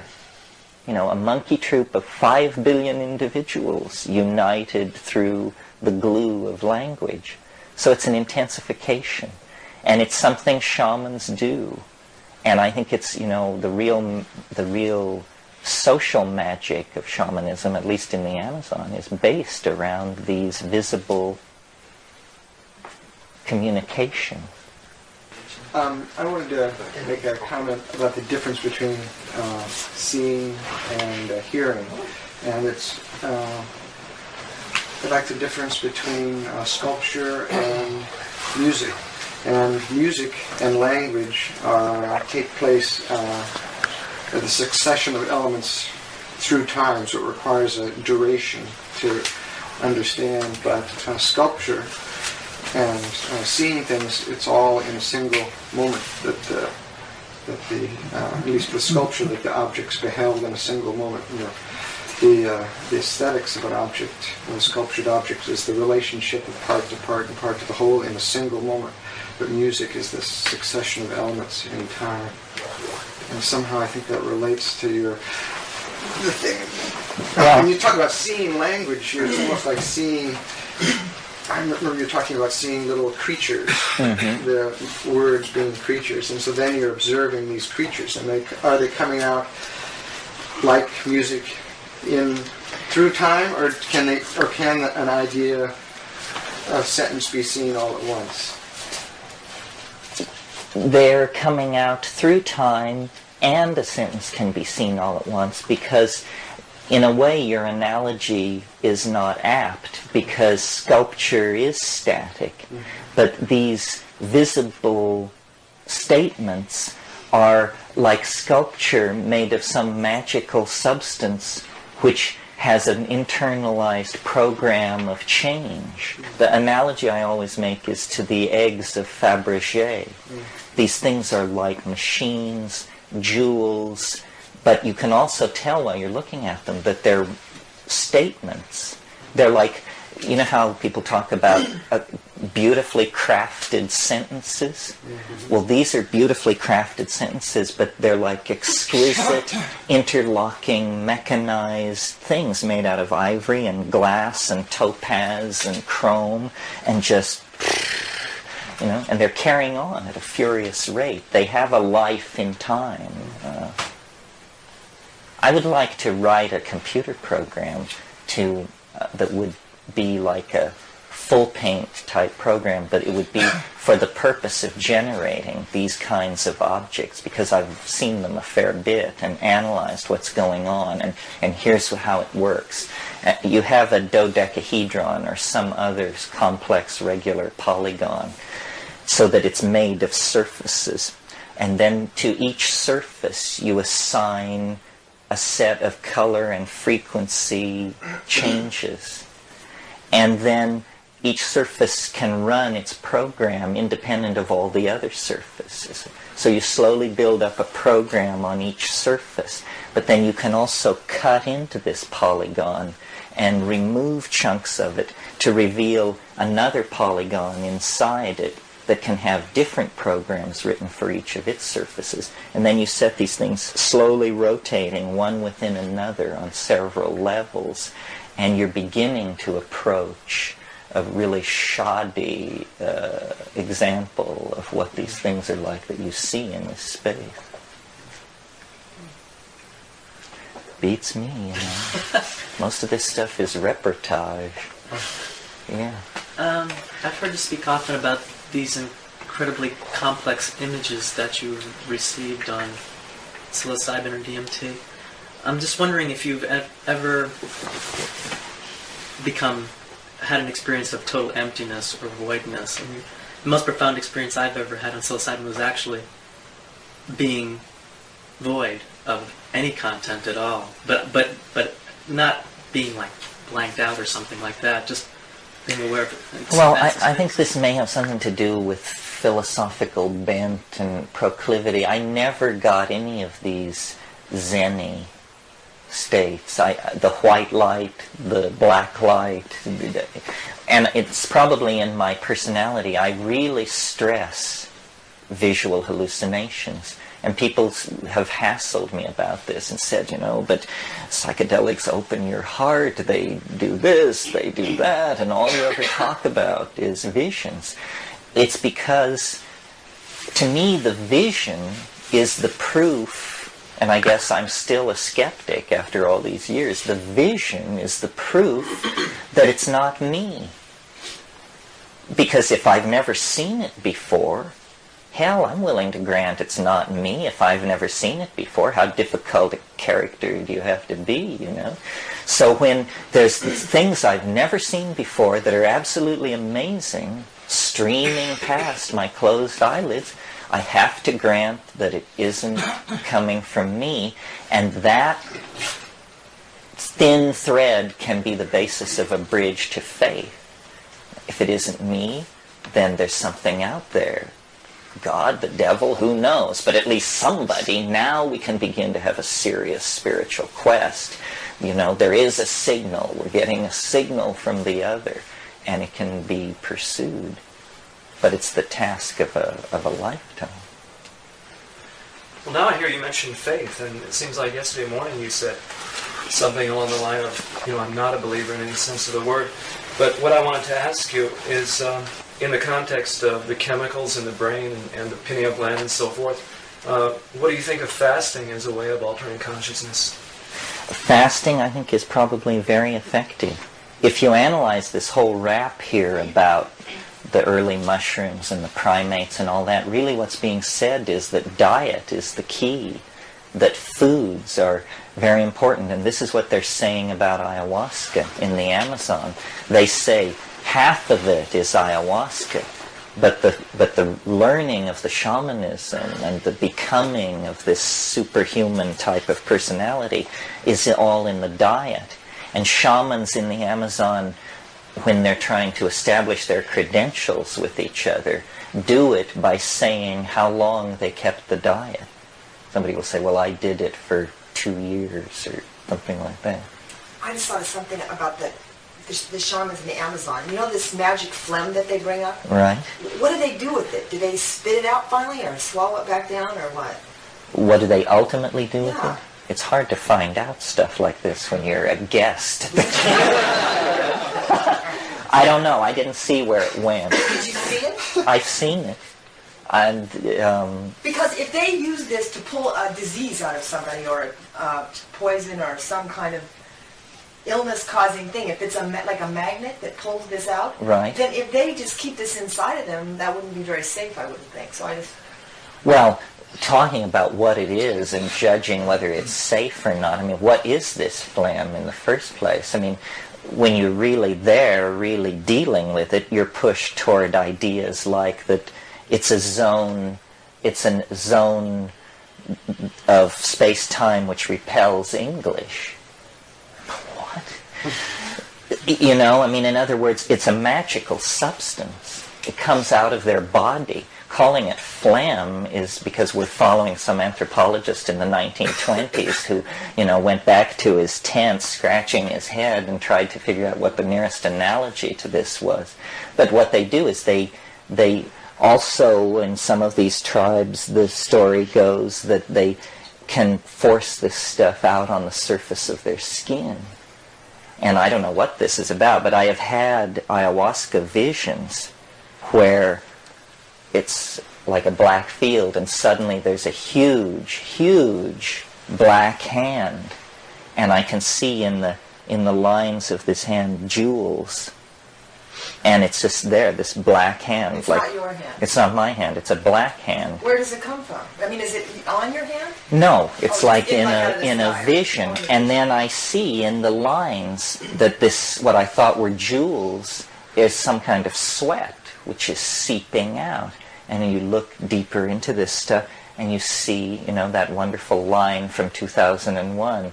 My God, there are stars in here. And it's completely disorienting. Well, No, the magic is real. I have no idea how far you can go. I mean, one of the paradoxes of what we're doing here in this room is, here I sit.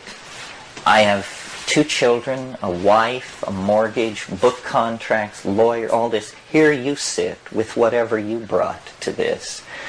And we're talking about this stuff. If any one of us cared to, we could turn ourselves into something that none of the rest of us could relate to at all. We could become a sage.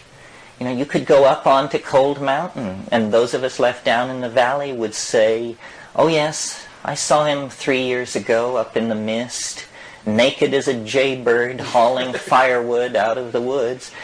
These places, there's no barrier between you and these places, except is that what you want? Do you want to become utterly incomprehensible to the community because you are so deep into the unspeakable? Maybe. And that's what a shaman is. A shaman is somebody who's just on the edge. They just have one finger back in the world of the rest of us, and then they're in this stuff. Well, seeking that used to be called the spiritual quest. But as I said to you, we found the means to do that. We found the answer. You just go and live in the wilderness and take mushrooms and, kohung, move over. But, what to do about that? I don't know. I mean, I really don't know because I'm attracted to it. I want to go as far as I can go. But when you realize that you can go so far that nobody will even remember that you ever existed, the other can close over you so utterly. Well, the reason I ask this is because a lot of times they say that, that gurus and different people take on the karma of the people that they heal or they work with. You've probably heard this theory before. And so I wondered when these shamans were healing, if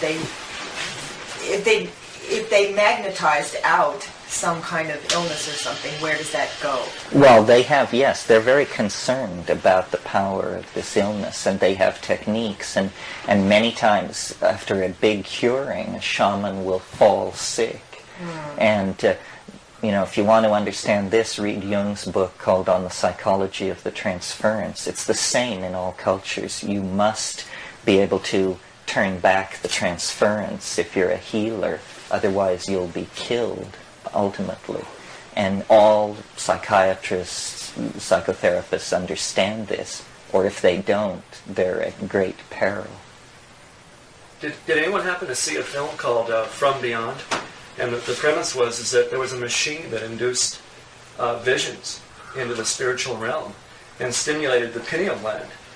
And what happens is a couple of people, the inventor and someone else, got hooked on the machine, and the pineal gland started growing out of their forehead. And Hollywood. It was big on special effects. And the one guy, his whole body was just like totally transformed, and he was always, on this machine and so forth. It reminded me of what you're, kind of a electronic artificial version of... Yeah, well, this is also coming, artificial technologies. Where are we in this process? Yeah.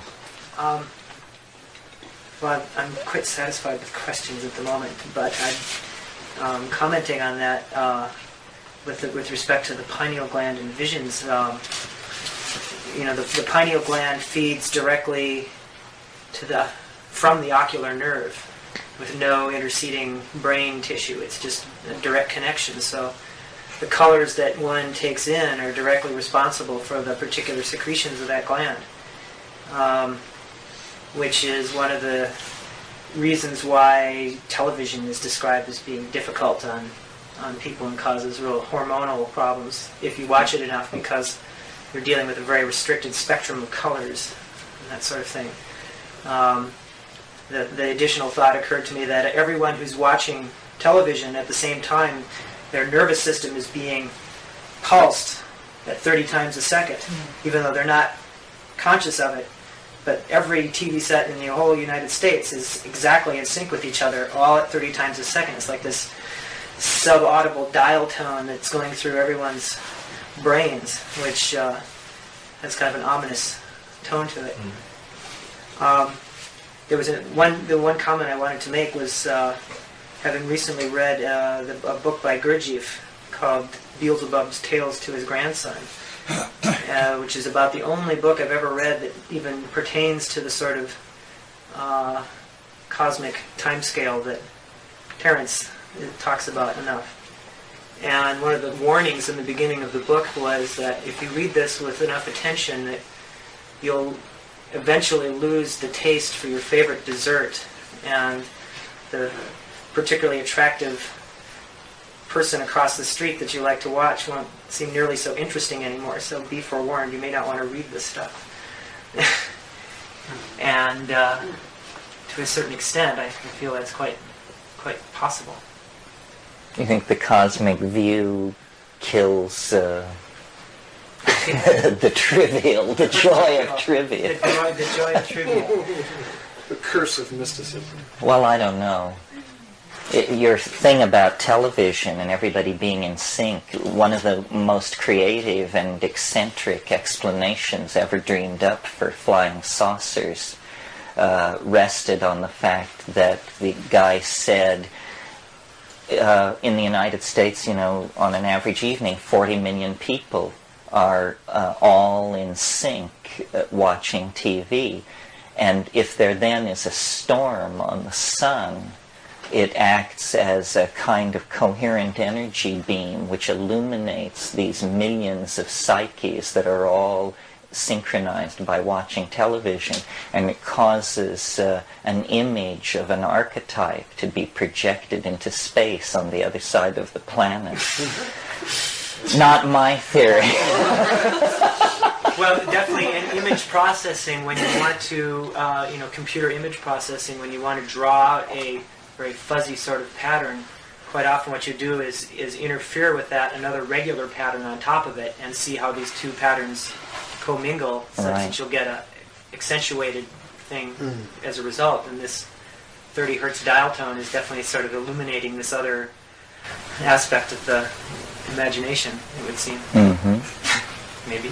You ought to read A Wrinkle in Time. Have you read that? No. Read A Wrinkle in Time. It's supposed to be a children's story. It's almost exactly what you just said. It's a great story. By? Madeline L'Engle. Read the whole trilogy. It's Yeah, great. it's almost exactly what you just said. Back there. I'm interested in what you feel your relationship is with these, whatever I'm calling beings that come to you. Are we their offspring somehow, or Well, I don't know. I mean, this has puzzled me for a long, long time. When it first happened, I just thought that they were straight out extraterrestrials, and that this was some kind of weird technology where this was a contact between a species that evolved off planet, and then, but they're like they're interdimensional dwellers of some sort, and so then I thought, well, maybe they're just hyperspatial creatures of some sort in some other dimension that I can't even imagine. And then I thought maybe they're actually from the future, it's like maybe this is a future state of humanity, that we're actually going to look like this in 10 million years, and they're doing some kind of weird experiment with time, and I'm the Neanderthal that they're checking out. And then the other possibility, which I mentioned here, which is really unsettling, but in a lot of ways fills the bill better than any of these, which is they're souls of some sort. They're human beings. And when you try that on for size, it's pretty hair-raising, because it feels right, and yet your mind boggles. I mean, I am not ready to believe that you can smoke a drug and cross over the Great Divide and return 10 minutes later. That really strains my credulity. Nevertheless, if you ask shamans, this is what they would say. After having many DMT trips, I came to realize that this place that you break into, where the gnomes greet you with this huge hooray, and all this linguistic machinery is happening and so forth, that alien as that place is, it's somebody's idea of a reassuring environment for a human being. It's somebody's idea of the equivalent of a playpen. And these colored machine linguistic object things are the equivalent of colored rattles and things strung on a string. And you're just sitting there, gaping. And they're saying, don't freak out, pay attention, learn to do this. I don't know. Maybe, first of all, nothing is impossible. No possible speculation is verboten, right? So maybe it is that we've gone too far. And maybe it is that this planet is doomed. And maybe it is that somehow that too is part of the plan. Borges had this idea. He said that he believed in what he called the soul of the species. And he said the soul of the species is not released into the higher dimensions until the last individual member of the species dies. As long as there is a single member of the species alive, the soul of the species is somehow in some kind of transient zone.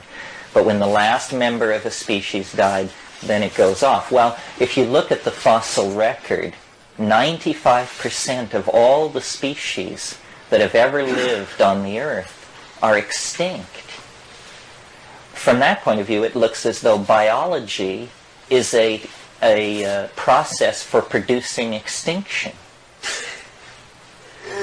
Well, then what is it? Is it that in the world of three-dimensional space and time and matter and energy, the DNA rears a form which inhabits a region of time and space called the body, and then at a certain point, this form withdraws into something, and what the matter that it had previously organized just falls to pieces.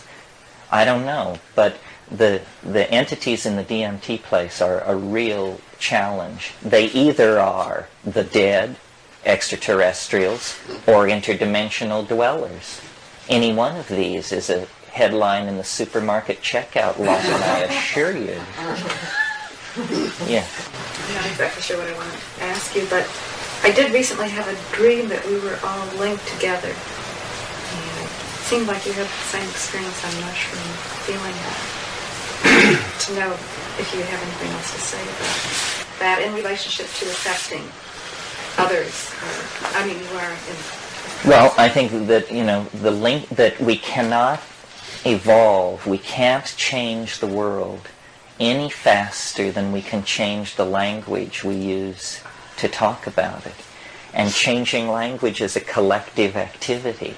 You empower memes I talked about this. I mean, you create a concept and then you empower it by spreading it and by communicating it clearly enough that in the act of spreading it, it doesn't get badly copied and get all mushed up, you know, so that after it's been copied 10 times, you can't recognize it. I mean, I sometimes have this experience. People quote me to myself, and I'm just amazed, you know. And sometimes it turns out it's verbatim, and I'm still amazed. But the linking together is through the evolution of language, and we've never, ever attempted to engineer language. We've always let it just grow like topsy, not realizing that certain language habits are very toxic. Certain language patterns give permission for very detrimental ways of thinking. I mean, for instance, the subject-object relationship in English, or the assignment of gender to things, and that goes on in a lot of languages. These are habits of language that then become tremendous social problems for their inheritors. The use of the word it. It's raining. Yes, it's sunny. or what is funny? or the I. You know, I mean, there are languages where there is no first-person pronoun. The only way you can refer to yourself is by the extremely clumsy form, this person. This person thinks, yak, yak. Yeah. Yeah, I was curious. You've mentioned DMT and visions of, I think you said dodecahedrons and things like that. And then you mentioned they're saying to you to kind of stay with it and just hang in there.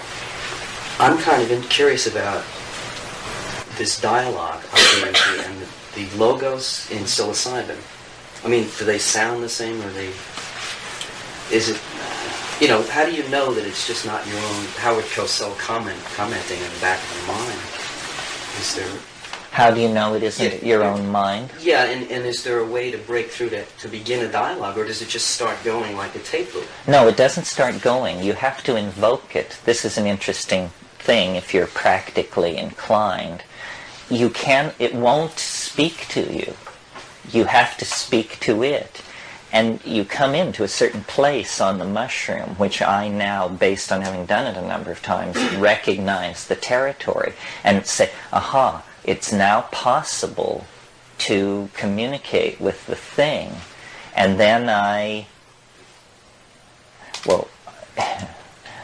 you must know the old I Love Lucy episode where they do the thing about come in, little green men, come in, little green men. Ethel and Lucy are into this. Well, I tried that, and you hear this thing which sounds like the tinkling of bells, the distant tinkling of bells. And what it is it's literally, it's the elf troupe, or the elf troupe marching band and chowder society. and you can hear them getting nearer and nearer. It's like, and it gets louder and louder, and at a certain point you begin not to hear it, but to see it. And it gets brighter and brighter and clearer, and finally they're all around you and jumping up and down and saying, how do you like it, Mckenna? And all this other stuff that they say. And, they're gnomes. I mean, you couldn't miss it. And I'm still me, of course. I'm still just as I would be sitting here. And it's so hard to assimilate. That's why I say, sitting here in a room talking about this stuff is nothing as to being out there signing treaties with the folks. That to me is what may be part of following up a little bit on the question, that when you say logos, is this the machine elves? Are they the logos? Terence, we have something. No, the logos is something a little subtler that is that's actually stuck with me ever since La Chorrera. It's just a quality of thinking that I recognize to be clearer and deeper than my own. And it usually takes the form of, why don't you try this with regard to some problem? Why don't you try this? And I know immediately it'll work. It's got the tone. That's the real thing. I just go and do it, and it always works. Okay. And it's these, evolved ideas. Okay, so I can understand that, that's your subjective experience, and some people don't get the machine elves and things like that I talk to, but you mentioned the mark of this was terror. So, I can already realize that being in that domain is enough of a terror in itself, but you said the mark of, or the proof of this was some of these trips were terrorizing for you, but I'm trying to understand, there must be something else going on that's enabling you to feel terror, or... It's the implications are what's terrifying. Because that amazing moment in Rosemary's Baby where she's in the dream and then she sits up and she says, my God, this is really happening. Well, that happens to you in the DMT thing. You realize at the center of it, this is not a drug. That's preposterous. A drug? Are you kidding me? Drugs make you feel good or bad or fall down or disgrace yourself. This is not a drug. It's something masquerading as a drug. It's as appalling as if they were about to give you the umbilical examination that Whitley Strieber specializes in. You're inside a flying saucer. You're with things that in a moment before you would have laughed at the possibility that they even existed, and now you're there and you feel completely normal. You don't feel drugged or dulled or distanced or high or low. You just feel stoned, amazed at what has happened to reality and how it's all been replaced by this thing that not only did you never suspect its existence, but nobody ever suspected its existence. You talk about a well-kept secret that's only 2 tokes away. How do they keep the lid on this? That's the miracle to me. How do they keep the lid on this? Well, they have. Well, I'm not sure what my question is, but in the experience last night with the computer time program, that was real exciting to me, and it kind of made me almost have the experience of traveling through time and having that awareness of history, and wondering now that you brought that out and we have the awareness, what do we really use it for? What is your vision for how it can truly be used? And if you understand history, you will see it in the present. It's an amazing tool for enriching your own experience. If you, when you go to get a hamburger at Hadrian's hamburger joint, know that this is happening because you're caught in a resonance related to the expeditions of the Roman Emperor Hadrian to Scotland. You're totally schizophrenic, of course, to entertain thoughts like this, but it makes life a lot more interesting. You, instead of seeing a linear thing with a fading past and an unpredictable future, you live in a super rich kind of baklava style of time, where time is folded and folded and folded, and the layers are very thin, and the stuff between is very sweet. Well, how have you used that personally in your life? Well, the other way you use it is, of course, it predicts the future. We saw the line going off into the future. Well, I've had it in my possession since 1972.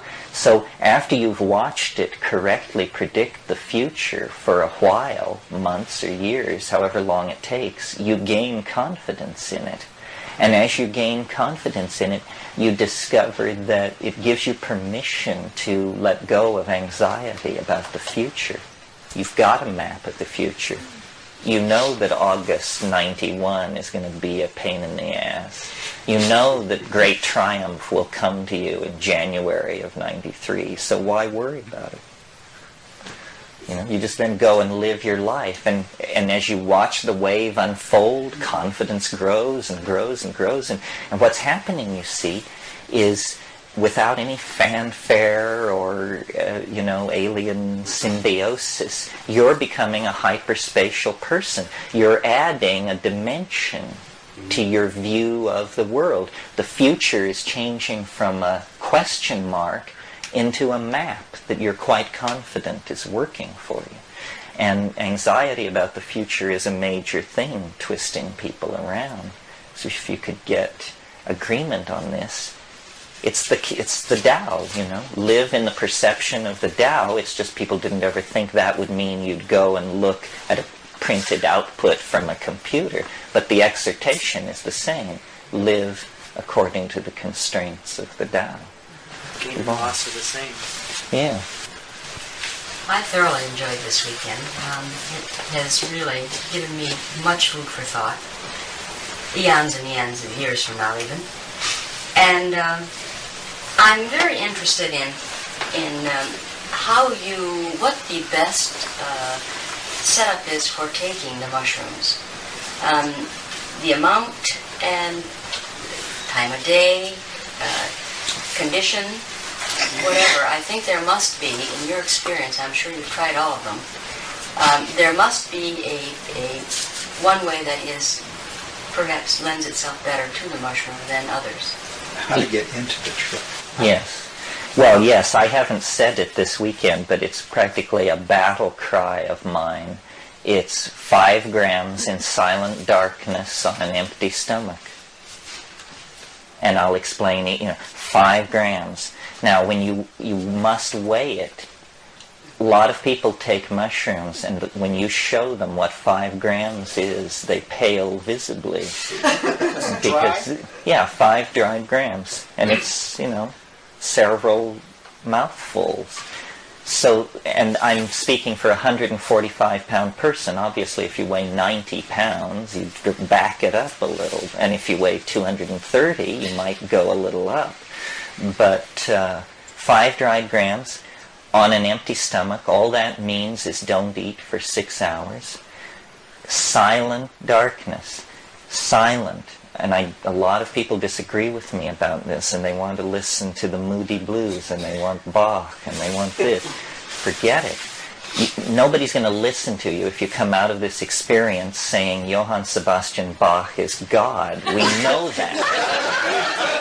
So, and it's very confusing because the music becomes everything if you listen to it. I mean, you cannot separate it from the trip, and people will not believe that the trip without music will be just as rich as the trip with music, because they've already decided they're inadequate, that out of their own depths they couldn't possibly produce a psychedelic experience, so let's have the B minor mass thrown in just to help it along a little here. So silence, silent darkness, and then darkness. Why darkness? Because the hallucinations actually need darkness in order to form. They form behind closed eyelids.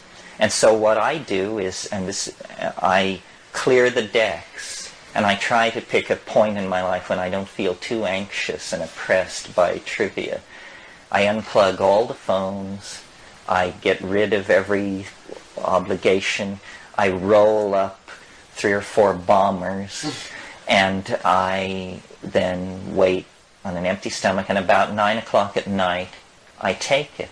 And I just sit, as I'm sitting now, waiting for it to come on. Once I've taken it, I am completely in the sacral space, even though I don't feel anything for an hour and 20 minutes. Some people do the ironing and, chop up some stock or something, but I just sit. And then it begins to come on.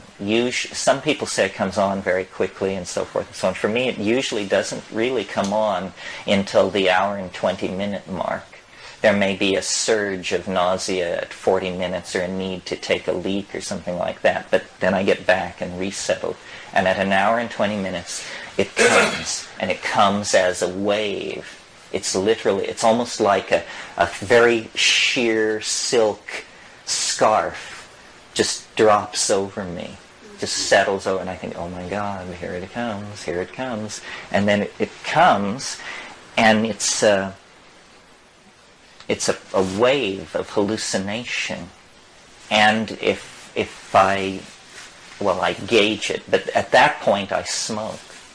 And something about the cannabis synergy meeting the psilocybin, I mean, it is spectacular. I mean, you think that everybody from Vancouver to Tijuana must have just thrown themselves on the ground as this thing. I mean, it feels like the sun exploded.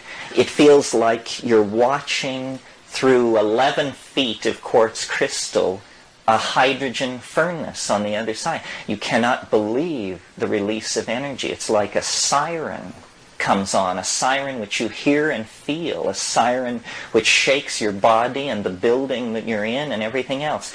And then it just, pushes you out into, who knows, long periods of time where not a word of it will ever be reported to any other human being. I mean, you see things that nobody has ever seen and will ever see again. You're into it, and it's an infinite matrix in all directions. And it means something. It doesn't just look pretty. It's playing on the harp of your soul with the emotional overtones. Yeah. Have you ever taken it and gone outside? Yes, and I don't do that very much because I really try to control the setting, because the freakiest things happen. I mean, if you in any way lift your foot off the pedal of controlling the parameters of the setting, the damnedest things will happen. I mean, grizzly bears will break into your house, motorcycle gangs will arrive, flying saucers will attack. It's weird to go outside. Do you eat the mushrooms or just drink the tea?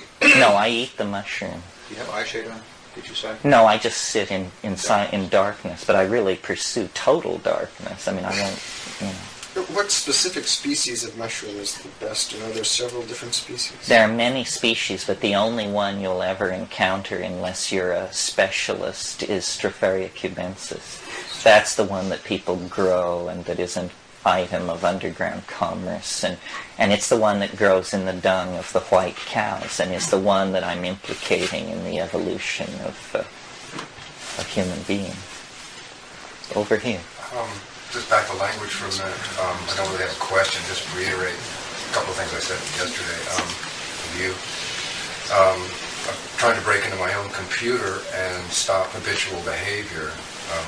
Got a long way to go. And starting with language, just picking the phrases or words that you use the most when you're lazy. It could be profanity or outrageous, amazing, very interesting. Awesome. There's a long, long list. Well, those are all cop-outs, I think. And if you can stop yourself at that moment and say, wait a minute, that's not really expressing an articulate thought. I think it sends a message. It does break into the computer and says things are changing. Yeah, paying attention. I think we said in here at some point that the key to everything is paying attention. Awareness of awareness, the Buddhists call it. But your point is very good. If you truly have awareness of awareness, the best place to manifest that is in, I guess the Buddhists call it right speech. Yes? Mm-hmm. Yes. So that it's always appropriate and sufficient and so forth. There's a book that some of you may know, and you might be interested if you don't know it. It's called Hallucinogens and Shamanism. It's edited by Michael Harner, but it has articles by a number of people. And it has really one of the most wonderful articles ever written about the mushrooms by Henry Munn, called The Mushrooms of Language. And he talks about how they are an inspiration to articulation. How even in these Mazatec villages, when people are not taking mushrooms, the way you can tell a shaman is by a speech style. And I saw this in the Amazon with the ayahuasqueros. They have a diction, a psychedelic diction that is careful, appropriate, always sensitive to the context of the listener, and so forth and so on. In other words, they are great teachers, educators, communicators, and I think it's the residual effect of this empowerment of speech. What was the name of the book? Pardon me? What was the name of the book? Hallucinogens and Shamanism by Michael Harner. It's in paperback from Oxford University it's Press. Is it in? No, it's not in the bookstore. It's an excellent anthology. It has articles about ayahuasca, about ibogaine, San Pedro. It's a good world survey of folk usage of hallucinogenic plants and extensive bibliographies that will lead you on if you're interested in some particular area. How long does your 5-gram trip last normally? If I take it around 8:30 at night, by midnight I'm ready to call it an evening. I always eat before I sleep, because otherwise you'll wake up in the morning feeling really wasted and sort of hollow. But if you'll eat something fairly substantial right before you sleep at 1 in the morning, then you wake up the next morning, you feel great. Any difficulty getting to sleep? Oh, well, your mind is just roiling with thoughts. But on the other hand, you've come so far down from where you were an hour and a half before. That's when you smoke the third bomber. And that usually shoves you into unconsciousness.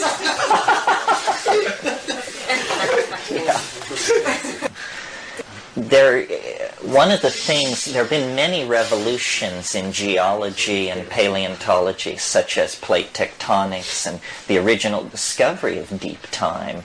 I mean, 150 years ago, you could consider yourself an intellectual and believe that the Earth was 5,000 years old. The discovery of deep time made a real difference. Then plate tectonics created a whole new vision. Well, now the latest wrinkle is the growing awareness that repeatedly in the life of the Earth, objects have come down that have just raised holy hell. I mean, this thing that came down 65 million years ago, you can't even conceive.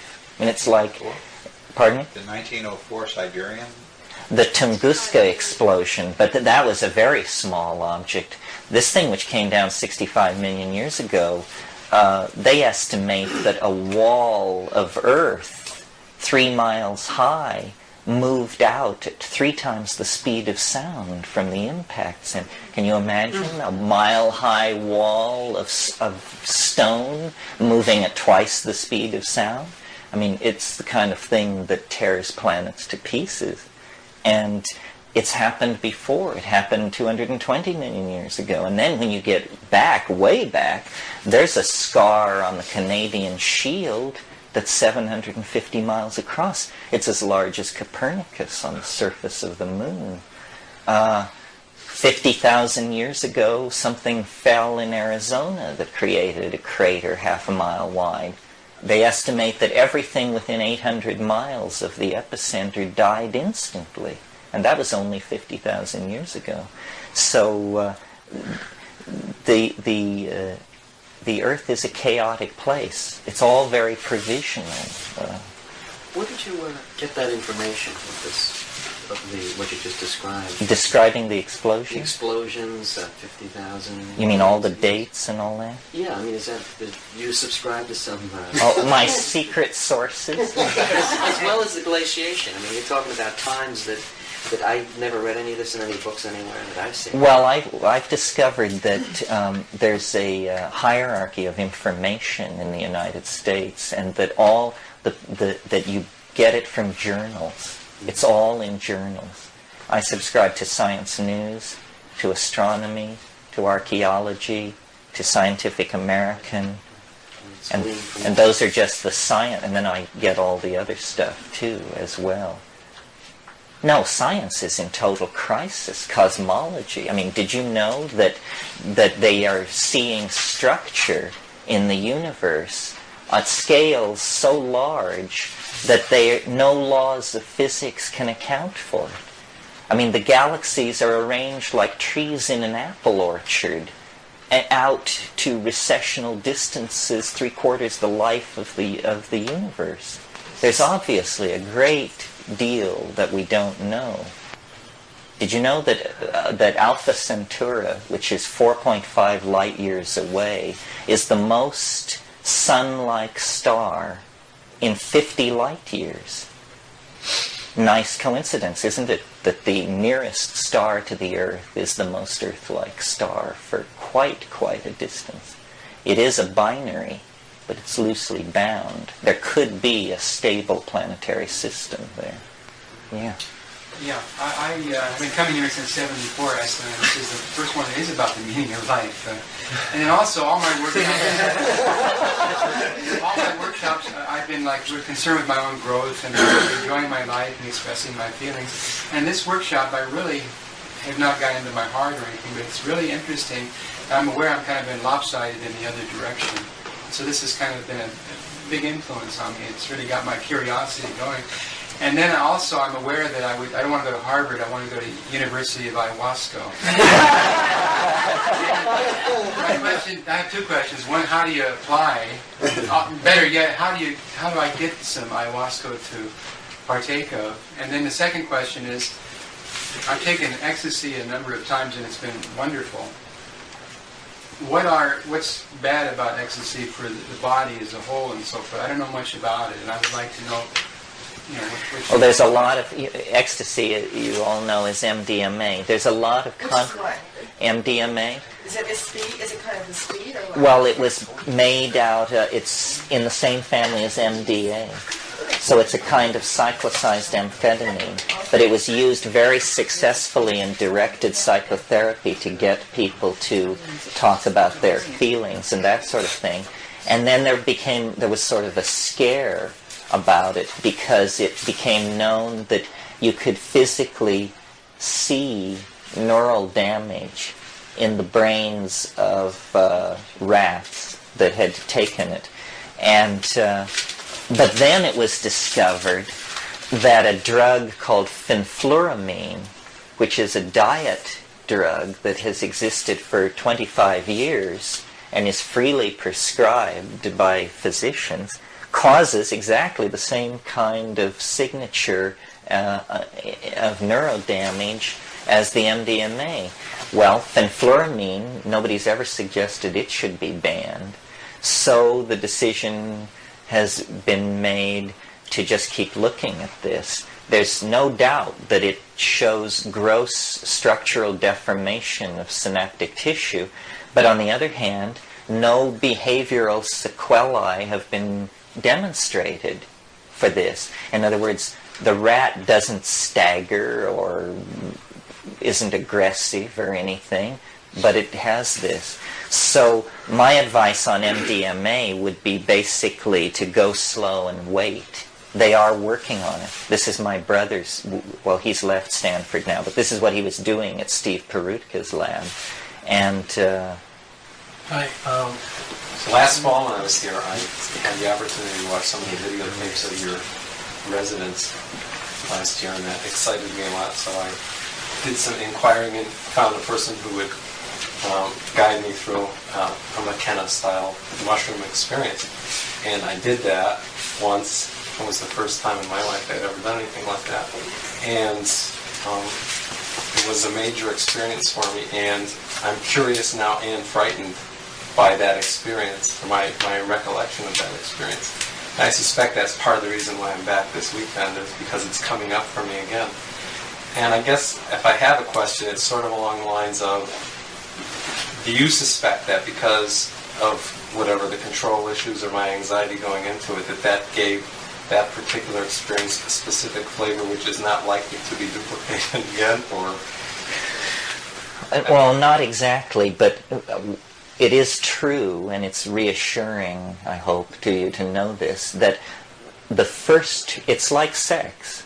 The first time can be anything, and no judgments can be made based on the first time, because you're just figuring it out. Also, repeated studies have shown that the first time there is personal material, usually, that has to be released, that we do carry traumatic and repressed material.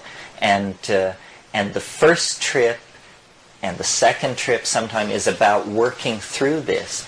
But eventually you get to this part of the trip which isn't about you. And most of us are not very screwed up. I mean, you just blow your tubes out and then you're all right. And it's okay from then on. There's no way of getting around it that the first timer has an advantage on everybody else because they don't know what they're getting into. It makes me very anxious to do it. And I say in my talks, if it doesn't make you anxious to do it, increase the dose until it does. Because it's the ego that needs to be dissolved. And it's no good to go through an ambiguous trip. You really want to get it to happen. But for men especially, and certainly for me, it's a surrender issue. You just think, oh God, to submit to it again, to have it totally take me out of control, to have it be totally in charge. And then, you just have to take the plunge. And I always, Leo used to have a prayer, which I can't do the prayer, but I got the idea. And the basic idea is, here I am, I trusted you enough to do this, please don't hurt me. I mean, you have to humble yourself. I mean, I know people who are very, well, I'm thinking of a certain person who's a very strong, masculine ego type, pushy, talks too loud, has made a lot of money, is used to being taken seriously. And God, when this guy took mushrooms, he absolutely hated it. And because it told him, it said, you're a jerk, and I'm going to make you feel it. And he hated it. And he was telling me the story as though I should say to him, lucky for you, you escaped from the claws of this vicious mushroom. And I was, of course, thinking to myself, my God, it's exactly what this guy needed to hear. It's amazing. But the surrender thing is an issue, and it doesn't get easier, I think. And I've talked to shamans in the Amazon about this, and they say, you think this stuff is easy for us to do? You think just because I run around with a penis sheath on my ding-dong that this is any less weird for me than for you? It isn't. It isn't. It says, if you're a human being, this is a tough swallow. And yet we do it because we need to cure and we need to understand. But you must be strong. You must have your weapons, whatever your weapons are. Your inner fortitude, your chi, your sensak, all of this. So it's a call to courage. This is why I think that gurus do such a brisk business, even among people who know about psychedelics, because this takes courage. How many people ever walked to the meditation hall with their knees knocking in fear over what was going to happen in their meditation? But, this is the thing. Oh, you have? Oh, shit, I got to sit down with my mind again. But that was after psychedelics. The stakes are the same. This is very useful information. Yeah, this is good stuff.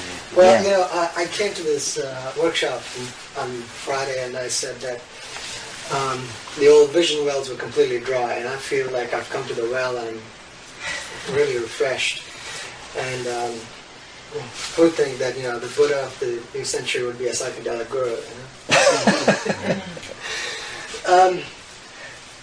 And yet, I realize I've grown up in India. I'm Indian, and I realized, I was heavily into hash and opium and things like that, and doing a lot of experimentation with that stuff. And I realized this weekend I came to the West because I wanted to partake of the psychoactive juices, And it's been 9 years, And I've sort of skirted around it, it's like, oh yeah, drop some acid and, some mescaline and, peyote button here and there, but it's never been, the way you described it. Full on. Yeah, full blown. And the conflict I have is along the realms of, psychedelic experiences leading to a fully cerebral virtual reality kind of a situation, and does that make the body obsolete? And the fact that, more recently I've been focusing on, in my meditations and yogas and stuff, on, the brain, studying the brain, and, boy, how do I get there? And I have this intuition that I need to be put into a situation of danger, just like you were talking a couple of minutes ago, of being, faced with the stark, whatever it is. And sort of like just coolly, casually hoping to stumble onto it is not the goods. So it's the conflict of, where does the body come into this? This is this choice that I talked about, we can't be both high-tech and nature children. Are we going to download half of us into a black box that will be kept on the moon? This kind of thing. Is the body becoming obsolete? Does living in the imagination mean the obsolescence of the body? And how much of what we are is in the body? I mean, we know that theories have ranged from all to none, but it would be a good idea to get this a little nailed down before we go much further with this. You know that mushrooms are forbidden to Brahmins by the Mahabharata, but these Santali people have hundreds of words for mushrooms in their language, and there's some suggestion that they may have connections back to rituals and traditions that are pretty much unchanged from Vedic times. And they have a mushroom that they're very big on. It isn't a psychoactive mushroom, but they venerate it and they hold a festival for it, and nobody knows quite why.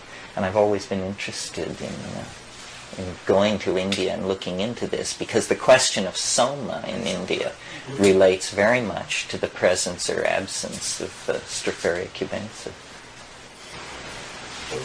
How can you describe at all your own settling in, or how is this progressing?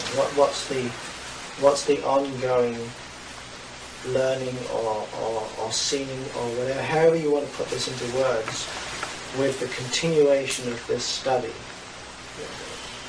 Well, it's interesting to me that the ayahuasca has begun to appear from many sources. It's not just one group. There are several groups who are bringing ayahuasca to this country and holding sessions with it. Now, for some reason, the Amazon is becoming the focus of both our problems and our potential solutions to our problems. The Amazon is where all the cocaine is coming from.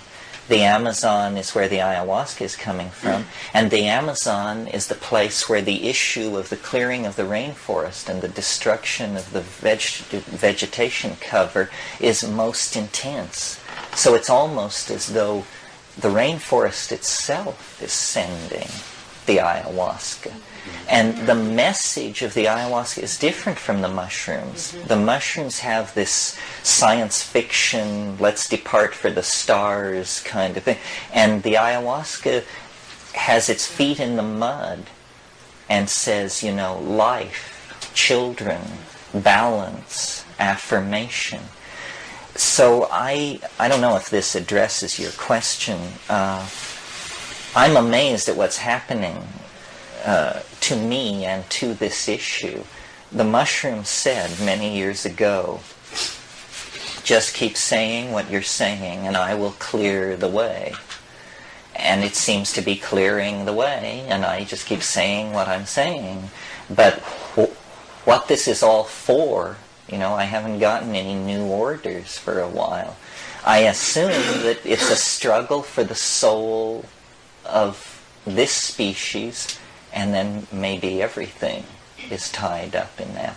But these chemicals, these plant hallucinogens, are pheromones laden with messages for humanity. But you have to pick up the telephone. It's telling us how to do it. And I don't mean some airy-fairy trip like love one another. I mean it's supplying technical data on how to manage ourselves out of this mess with things like the time wave.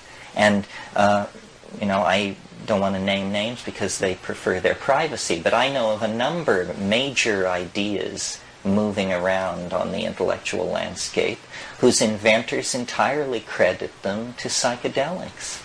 These ideas are there because the planetary soul is seeding them.